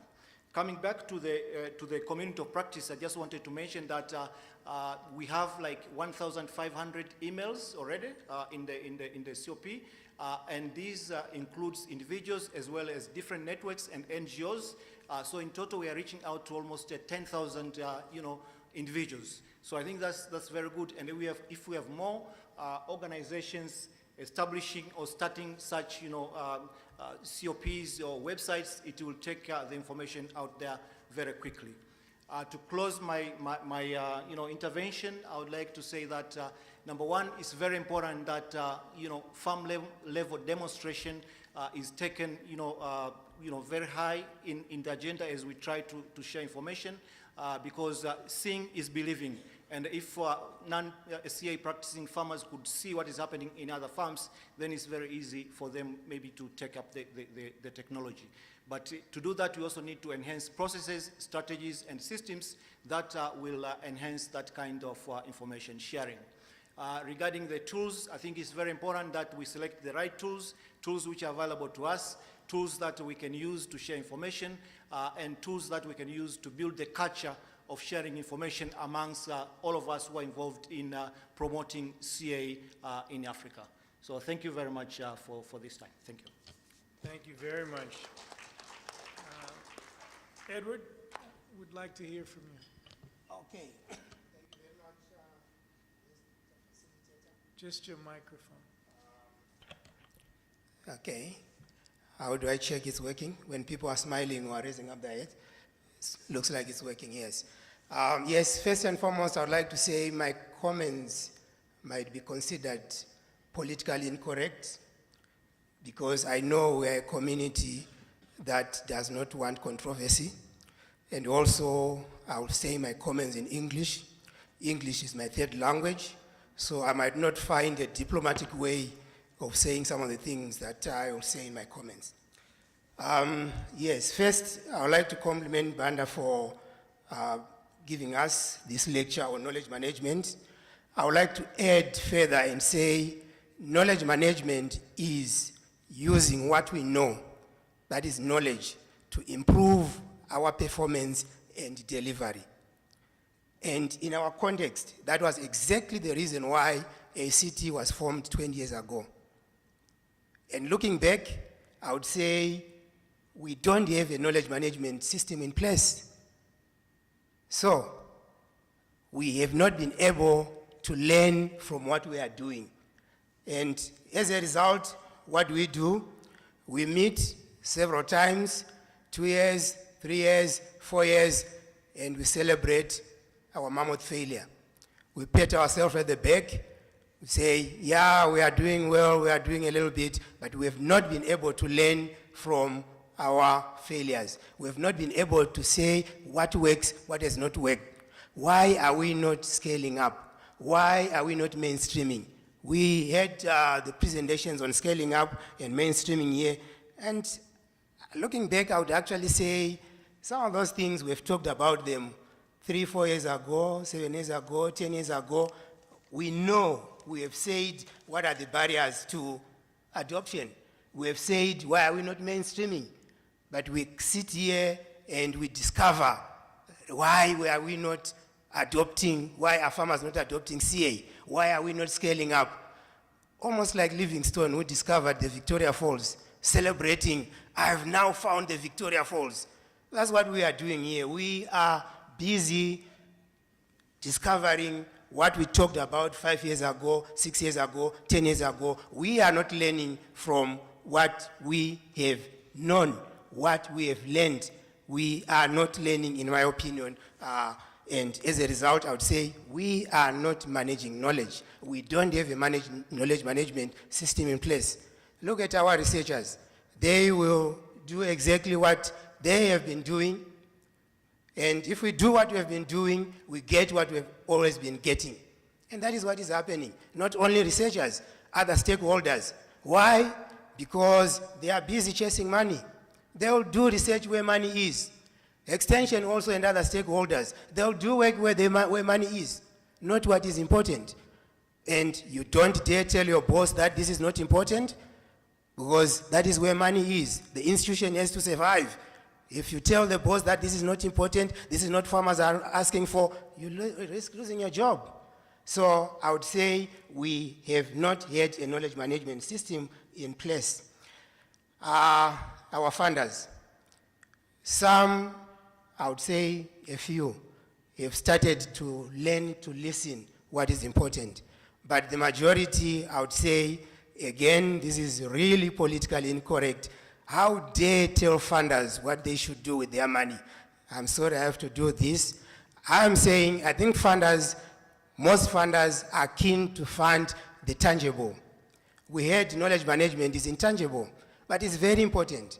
They would like to fund development of a reaper planter. They would like to fund technology. Very few are keen to fund knowledge management. Very few are keen to fund networking. Very few are keen to fund local organizational development. So my message is, I think if we are serious, let's put a knowledge management system in place where we learn from our failures, and we even also tell our funders, please, fund here, this is what will take CA to a higher level. Thank you. Is that how long 4 minutes is? Thank you. Thank you. I think one theme that at least the earlier and this session has brought out is that there are some provocative things that we should think about when we go into our sessions later on today. We're not having a chance to really interrogate them and go back and forth, but they are food for thought. So I hope that you will take them into your deliberations. Our last presenter, Robert, please, you have the mic.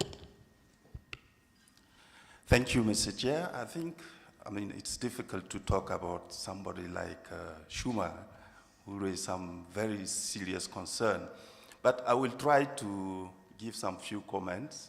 I think, first of all, the presenter, the speaker, clearly described the fundamentals of knowledge management and information sharing.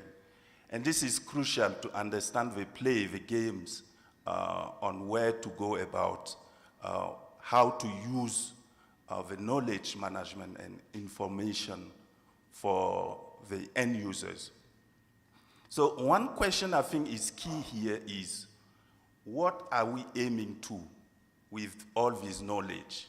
And I guess it is to guide the decision-making for different stakeholders, using the most relevant and updated information that exists and created by all the stakeholders, especially those coming from the ground.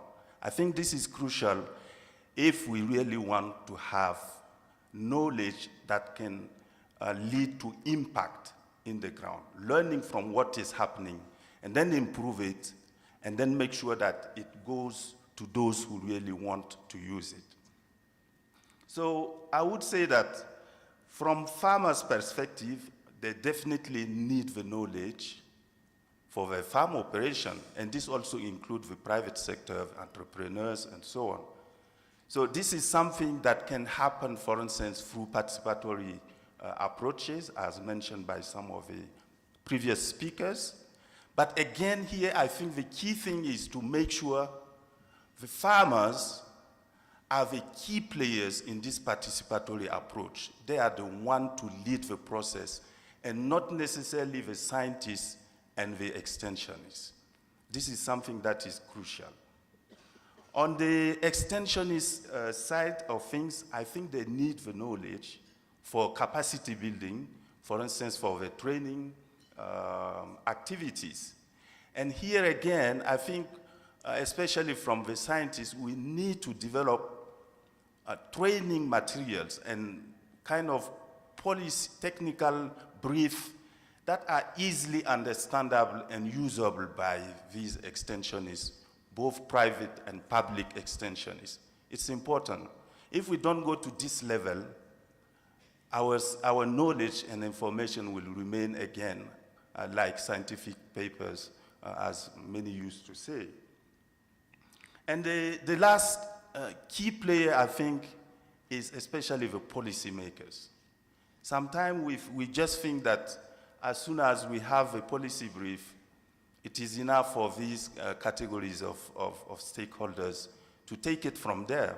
But our experience, for instance, with CCAFs, where we are promoting climate-smart agriculture from the community level to subnational to national and regional level, we've realized that through the National Science Policy Dialogue platform that we put in place, gathering most of the national stakeholders involved in the issues of climate change and climate adaptation and mitigation. This platform, a physical platform, not IT platform, physical platform where the decision makers, advisors of key policy makers met regularly to discuss about the priorities of the country. And this includes aspect of CA, because CA is also dealt when we talk about climate-smart agriculture. And we see that this kind of platform, physical platform, are very operational in terms of ensuring that the science-informed policy decision-making can really happen in a more faster way and in a more effective way, leading to kind of science-informed policies, plans, strategies, and even projects. And the last point I think that is also interesting for the policymakers, and I will stop there, is the cost-benefit analysis of technologies and options. They need concrete information about how effective are all these options we are talking about. Because if there is a need to invest, they definitely need to also know how this will end up in terms of effectiveness of a different option at a larger scale. And finally, the media. We sometimes forget that we are not good communicators. So we need the media to be involved in the whole process in a way that they can take it and take the key scientific or technical messages in a way that can really be widespread across the different end users. These are the kind of things I think are important, and I would like to stop here. Thank you. Thank you very much. I think that we have received, again, through all 5 of the sub-theme discussions, quite a bit of food for thought. I think the benefit of the sessions that will follow is we actually have colleagues who will drill down even further, and then we will have an opportunity for a robust discussion thereafter. So I'd like you to put your hands together and give this group a round of applause.